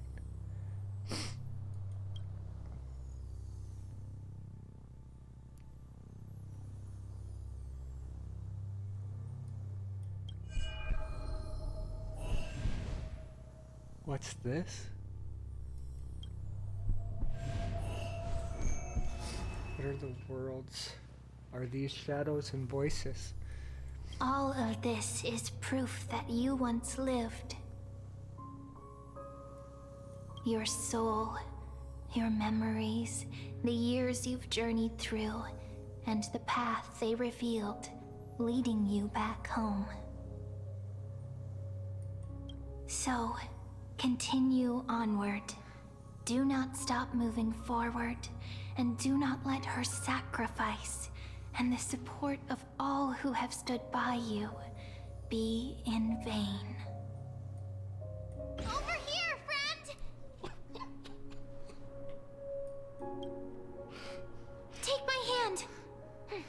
Let's go home. Is that Sabrini?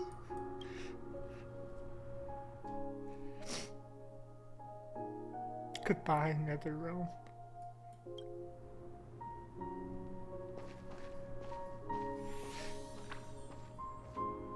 Let the trailblazing continue.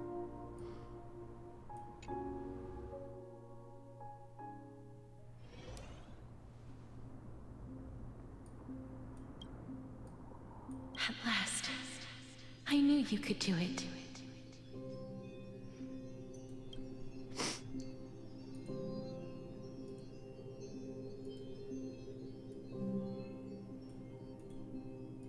I have to take pictures. My heart is breaking, okay?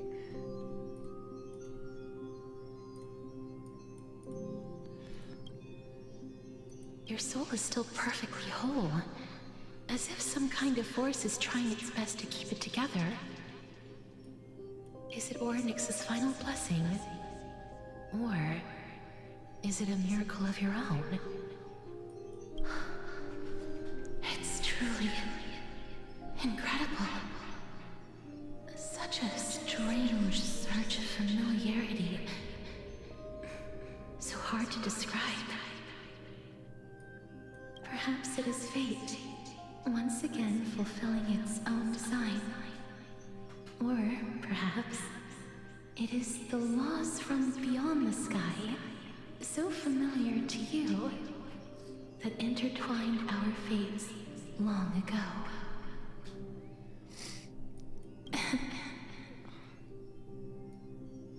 It seems that this is the riddle which cannot be solved anytime soon. The sensation of becoming a demigod is truly wondrous. It's as if the river of souls is winding its way through the depths of my spirit, transforming with each breath into a fine rain that nourishes the world.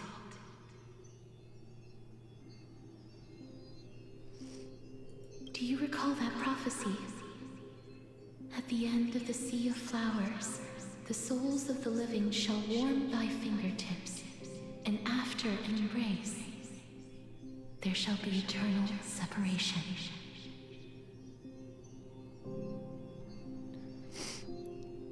I promised you that I would do everything in my power to give it another meaning.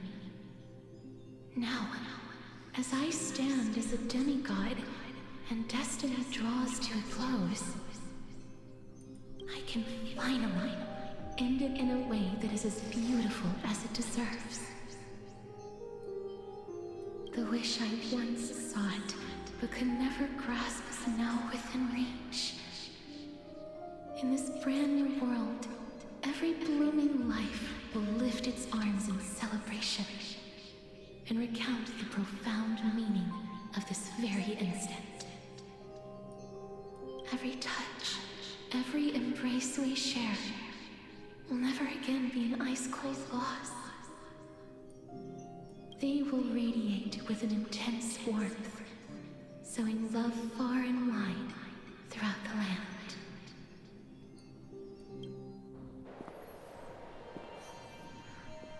The other shore is very cold.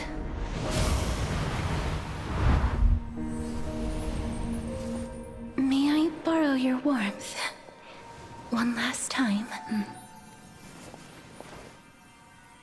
Thank you for fulfilling this wish of mine. The place I'll be going to is what humans call the Land of Sorrows. But with this heartbeat and the residual heat of this embrace, I shall turn the Netherrealm into a gentle place of rest.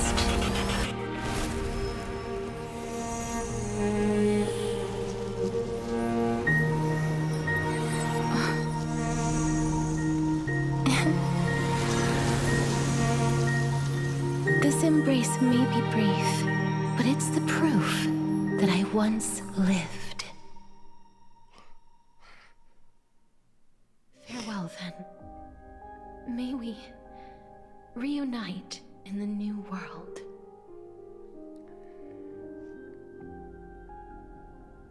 Oh my god.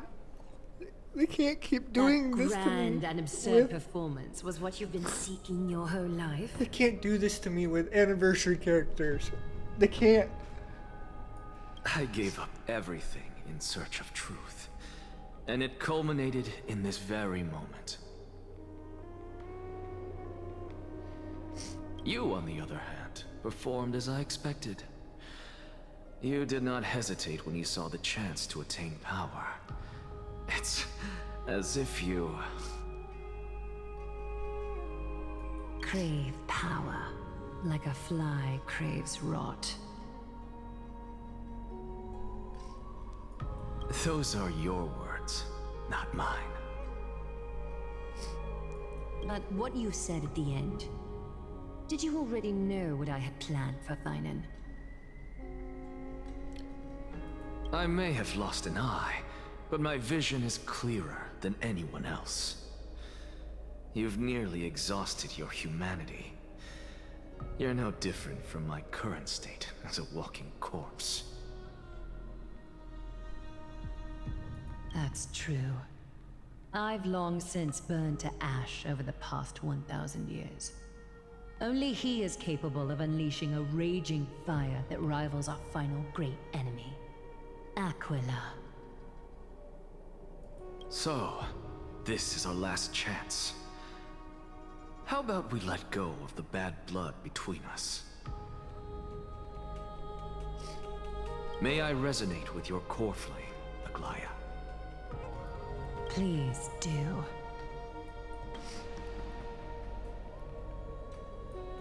That's impossible. To persist with your soul thinned to such an extent. You're insane. Just as you fight to lug your corpse onward to complete your unfinished goals, I have my own reasons for doing this. Until Thainan grows into his position as the prophesied leader, I must continue to lead everyone on the flame chase journey. I must keep inching forward, even if only as an empty shell. I've long predicted this was the case, but I didn't think you'd already lost so much. How ironic. We would have avoided so many misunderstandings if you and I had just spoken this candidly before. But casting aside our ideological differences, there is one thing you and I agree on. Thainan. Yes. He was born to be a hero. He understands the hearts of the people, and I can confidently say he is a far better leader than you. Only he is capable of fulfilling your mission. Sadly, he is a man cursed by Nestia. But by my estimates, his horribly elaborate sense of style should not impede Era Nova. Congratulations are in order. We found common ground at the very end of our destined paths. When you put it that way, it makes me want to take back what I said. Glaya, we're back. Come welcome our great hero reborn from the ashes. I hope he didn't hear your earlier assessment. It wouldn't be the first time I criticized him. A man should be aware of his own shortcomings.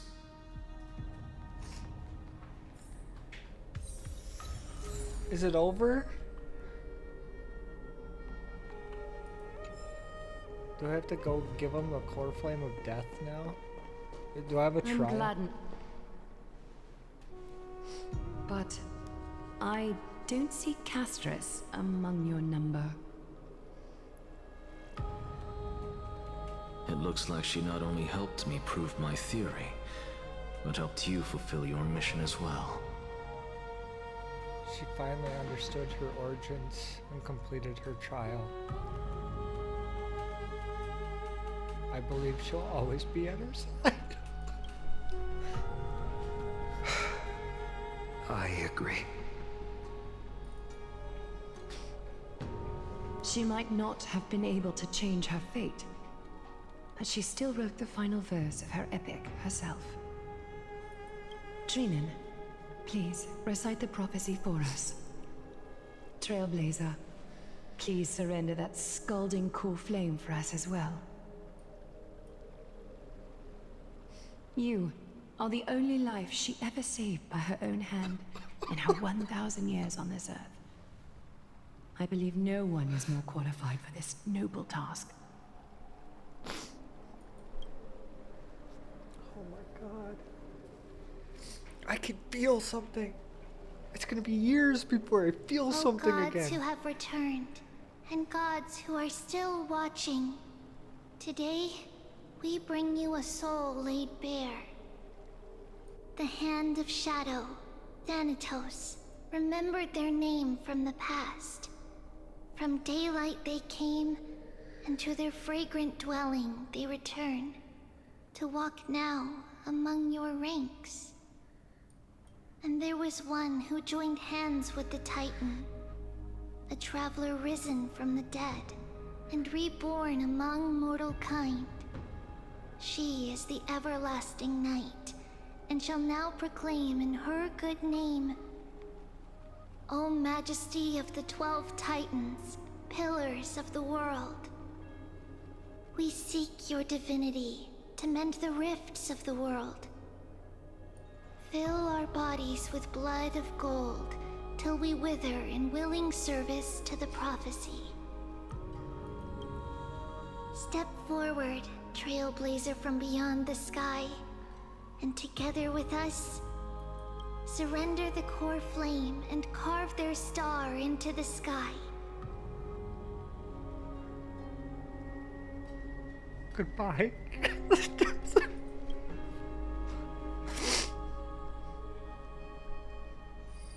I want to watch her dance, like in the trailer.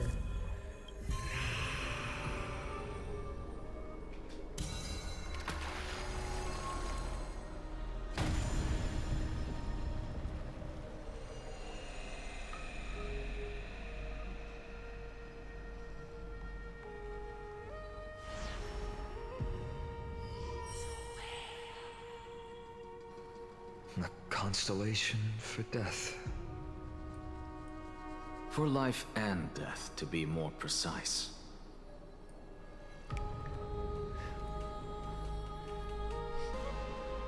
Look! It's...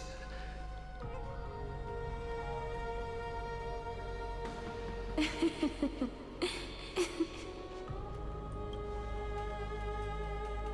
that Castris? No, it's only a divine echo. I think she's here for the trial.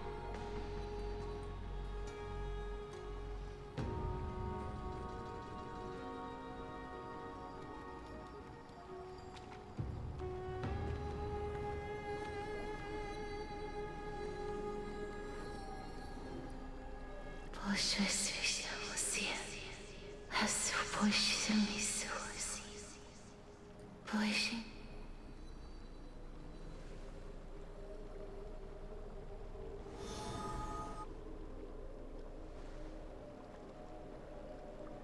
What did she say? That's the language of the Titans. Castorus... No.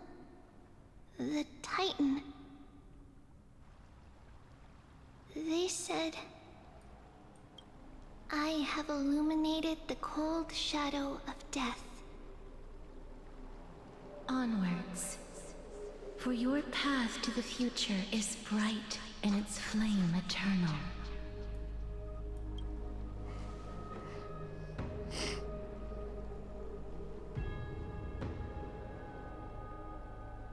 Do not forget.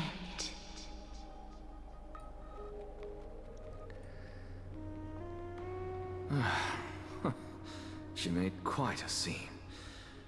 I suppose it's my turn now. Bye, Nexa. I won't stop you. Professor, you...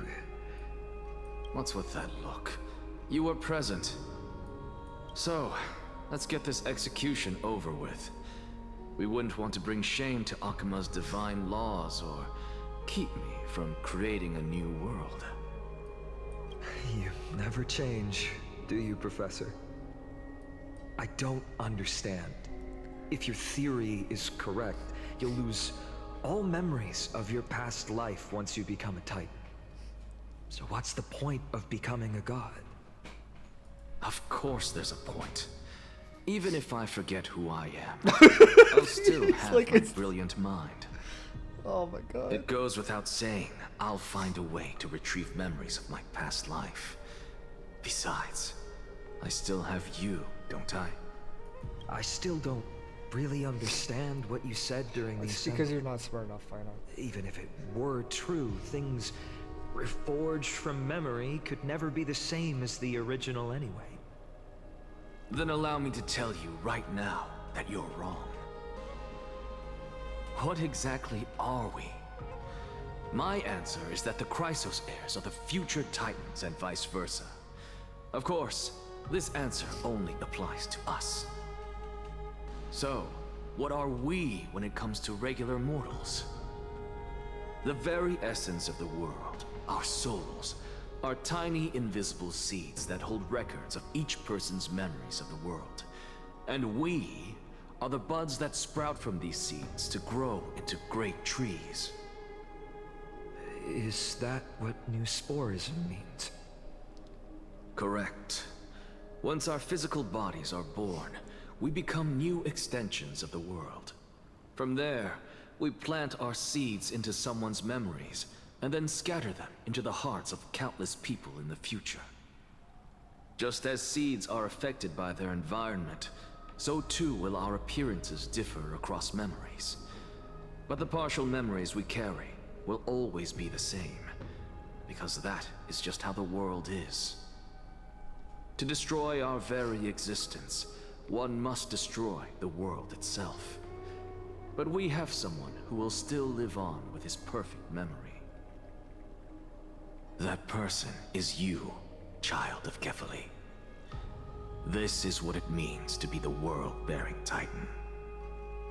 So, carry everything of this world and live on. Don't disappoint those most precious to you. Don't disappoint Lady Goldweaver. And especially, don't bring dishonor to my theory. He's like, don't prove me wrong. Nexa, I swear to you, I'll lead everyone to our reunion in the new world. Good. That is all I have to say. Farewell, everyone. May we meet again in the next life. Farewell, great performer. May Circes safeguard your thoughts.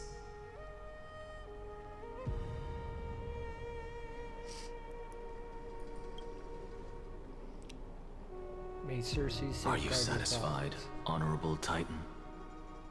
Very. I hereby swear I have borne witness. Anaxagoras of the New Sporists and the Grove of Epiphany has successfully overcome the trial of reason. Thus, I shall confer upon you these words. You shall transcend the peaks of purity and return to corruption and hardship. Oh, so that's a god's prophecy. It sounds like you just rephrased my past, present, and future. Oh, Circes. Is that all you've got? Well, you've already transcended the peaks of purity, and you were never the type to give me any leeway. That is true. But I do still have one question. I knew it. What is it? What is it? Maybe we're thinking of the same thing. As you've so boldly stated, we and the world itself live on through the memories of others. If that is the case, whose memories did the very first new spore sprout from? How should I know?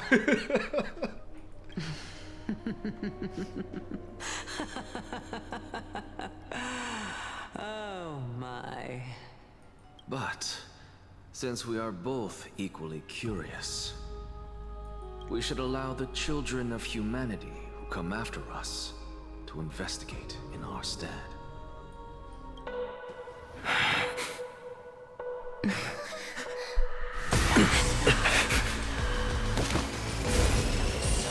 Rejoice, Circes.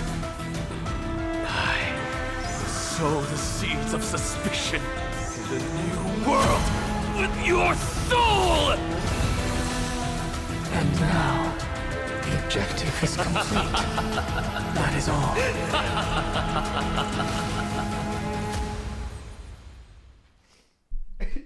He's actually batshit crazy. I love it. Thankfully, she's still alive. Oh, what? What? Was March 7th also in this condition when she was first rescued by the Express? Her condition was very similar. It's just that at this time the Express did not have the memo keeper who could diagnose her condition. But she still woke up naturally. Looking on the bright side, that might happen this time as well. When March awakens from this ice, her memories will be completely wiped clean. I want to prepare for the worst and prevent something like that from happening again. Can you share with us your hypothesis? I do not have conclusive evidence, but judging by her current condition, perhaps March 7th's memories have been hijacked. Hijacked? Think about it, Miss Himiko. What will happen when someone loses their ability to remember? I'm not a biologist, but I hear there's a lot of species of fish that have the majority of their memory span less than a second. It forgets everything that occurs in that very instance. Perhaps something similar will happen. Unfortunately, short-term memory is an entirely different concept from the inability to remember. Perhaps it is difficult for you to imagine, but an individual who has lost their ability to remember turns into nothingness. You can't do this to March. Nothingness? The belief of the Garden is that everything in this universe can be interpreted through memories. This is the driving force behind the continuance of this path. The past is made up of memoria, while the future is a possibility that will eventually be converted to Memoria. But the present, it doesn't really exist, and it's only an abstract expression. Therefore, when a person is affected by the path and loses their ability to remember, their physical form will also be affected. These ice crystals are a manifestation of that.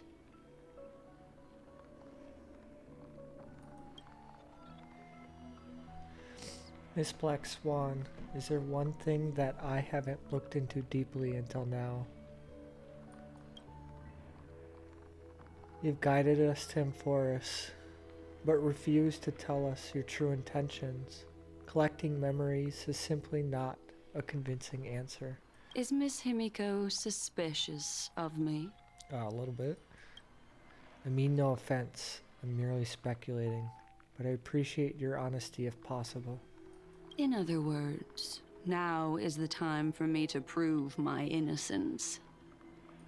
That's not a problem, of course. The true reason behind my intentions is that Amphoris holds special significance. For some memo keepers of the garden with extremist views, it is a perfect example. Perfect example? A world that can only be seen through the garden's mirror means that memo keepers have the right to keep the world in their private collection. If those Pathstriders of Remembrance were to uncover the secrets of Amphoris first, they might unleash their wild ambitions and remodel more worlds into a similar form. So the reason you did everything you could to convince the Express to come to this star zone is just to uncover the secrets to foil the plans of these people? I chose to remain quiet before because I did not want to involve you in the garden's internal conflicts. Remodeling a world is no easy feat. These extremists likely aren't just simply Pathstriders. Do they wield the power of emanators? You can be even bolder with your guesses. The people that I'm talking about, they aren't just individuals. They are an organization that has already attached itself to the pinky finger of Fu Li. Could they be the ones that hijacked March 7th's memories?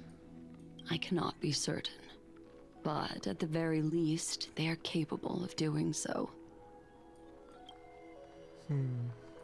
I am deeply sorry about what has happened to March 7th, but the deal that I propose still remains a fair one.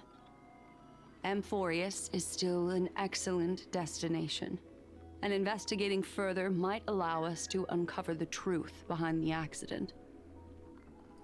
Miss Himiko, the wisest choice right now is for us to continue cooperating.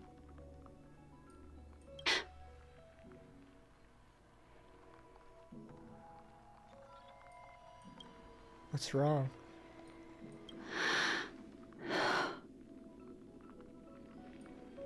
Let me take back a part of what I said just now, Miss Himiko. Although we indeed struck a deal, it seems like I have involved you in some unforeseen danger. Please accept my deepest apologies. Has something changed?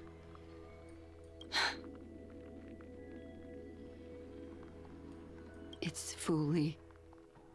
Their gaze has just swept across Amphoris.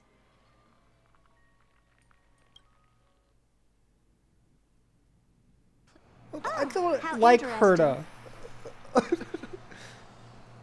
I never expected a mere memo snatcher to be actually hiding so much inside her head. What's even more interesting is that the word Amphoris has appeared in her subconscious. This lady seems to be having fun. I don't Is like she her. usually like this? It's, hard to explain. Yeah, yeah. What are you two whispering about? Has it not occurred to you that I can hear everything clearly? Please pardon me, Madam Herta. Would you mind sharing with us what you've discovered?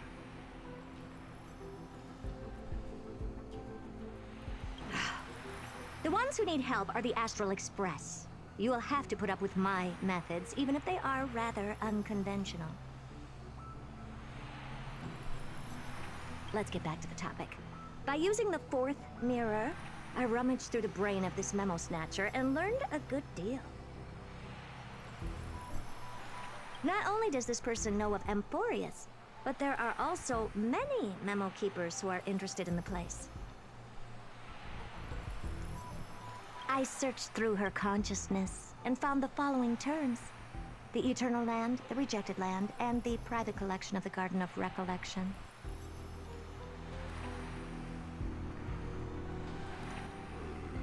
It seems like Miss Black Swan is indeed hiding some things from us.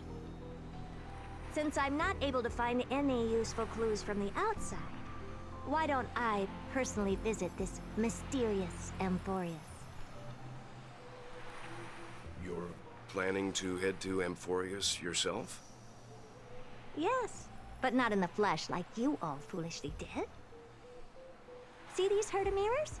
With them, I can project my data spirit entity to any corner of the cosmos through spatial warps, without even needing to leave my room. But of course, these corners of the cosmos must be within the coverage zone of inter-astral peace communications. After all, this is collaborative technology. I see. You do seem like the more indoor type. Although that star zone is not within the network of the IPC, the Express itself can serve as a signal station. Come, give me the astral chart coordinates. Then, sit back and enjoy the show.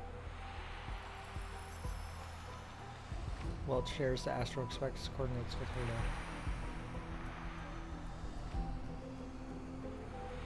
now. All right, now that everything is ready, mirrors, get to work.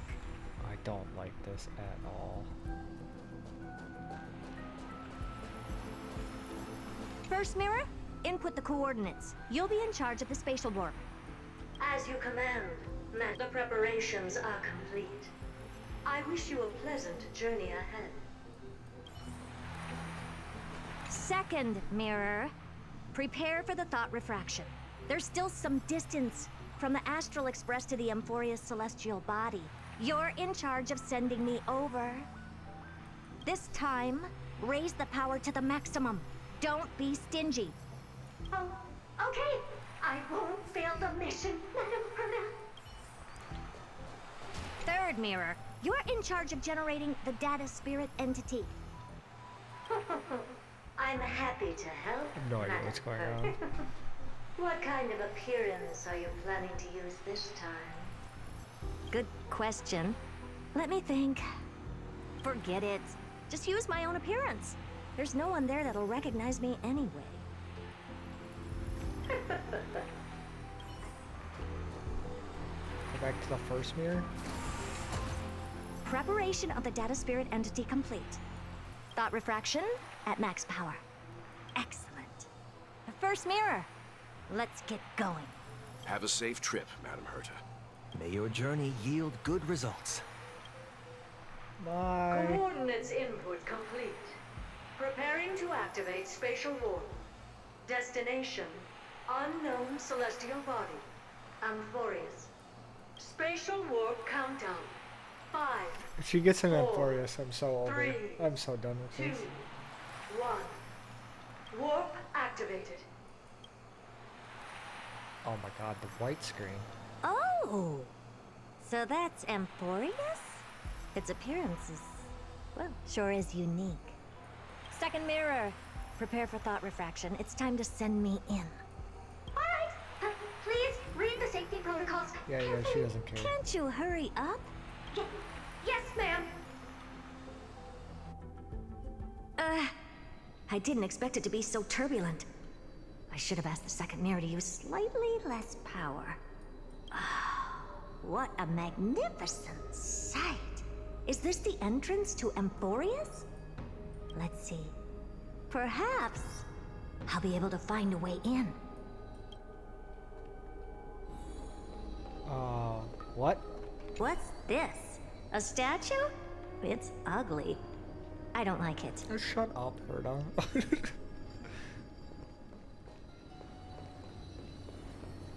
Hi. What's this? Oh, how creepy. Hi, Flame Weaver. Oh, it moves? Who are you trying to scare? Oh, I finally found your traces. How esteemed must you be for the great Herta to come out personally? When we return, get ready to become free labor for the simulated universe for the rest of your lives.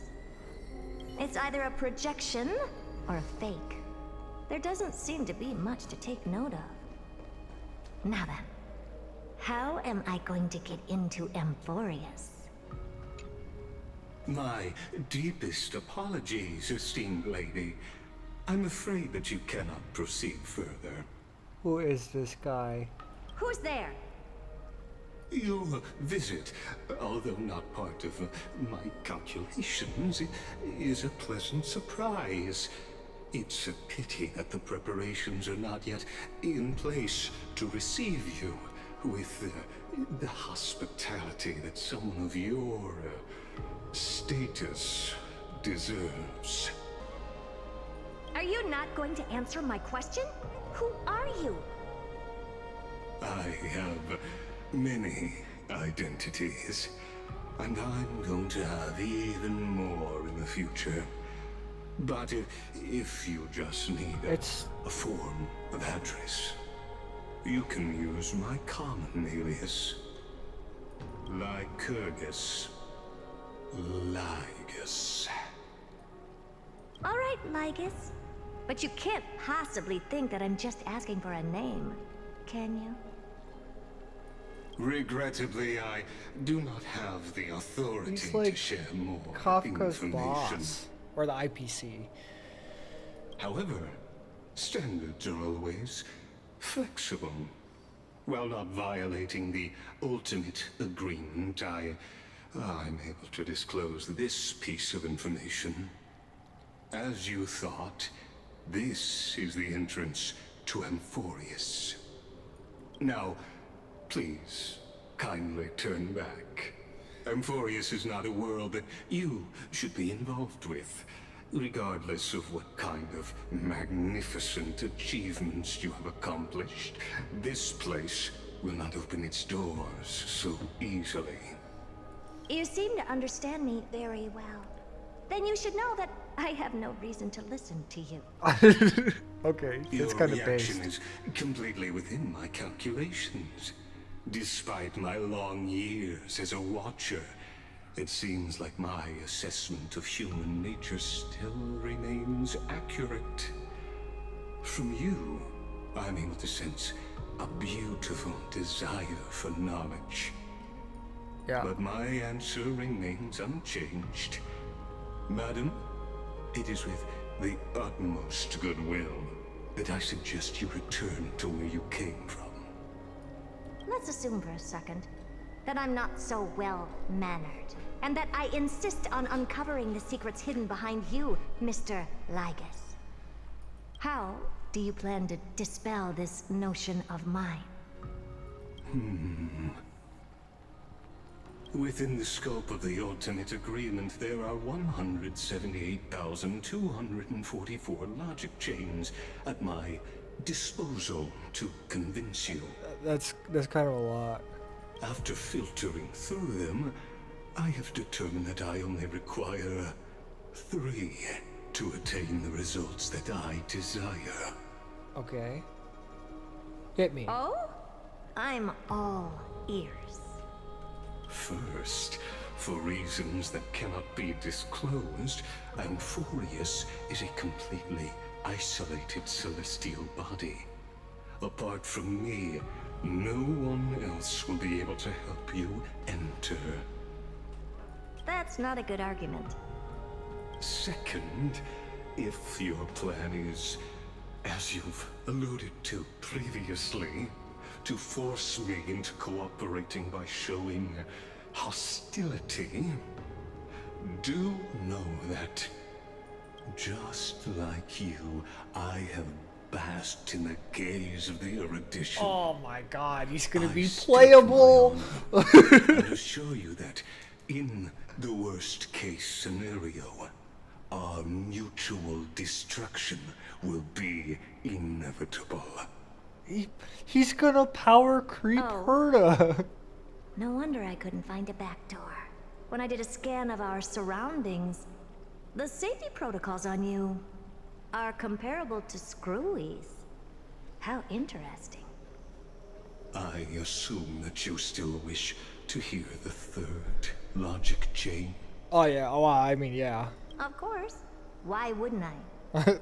Third, even if you exhaust all your means and find a way to break through, you will surely give up once you understand the consequences of your actions.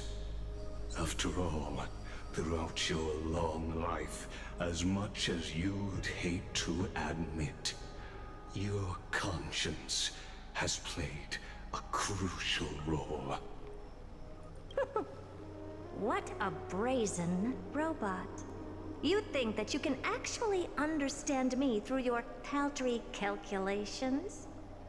But since you put it that way, why don't you tell me what these consequences Would that be will 4 reasons?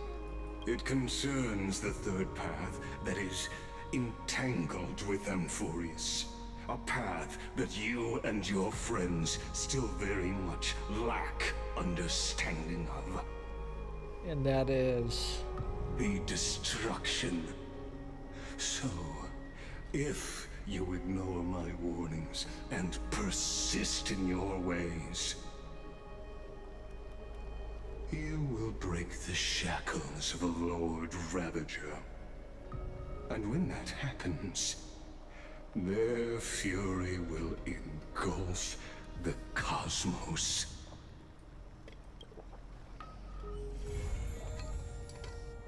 Through the Petals of the Lands interlude. Stay tuned. It happens in our next installment. Can I play this?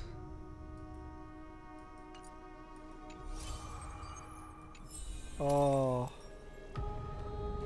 How do I play the music?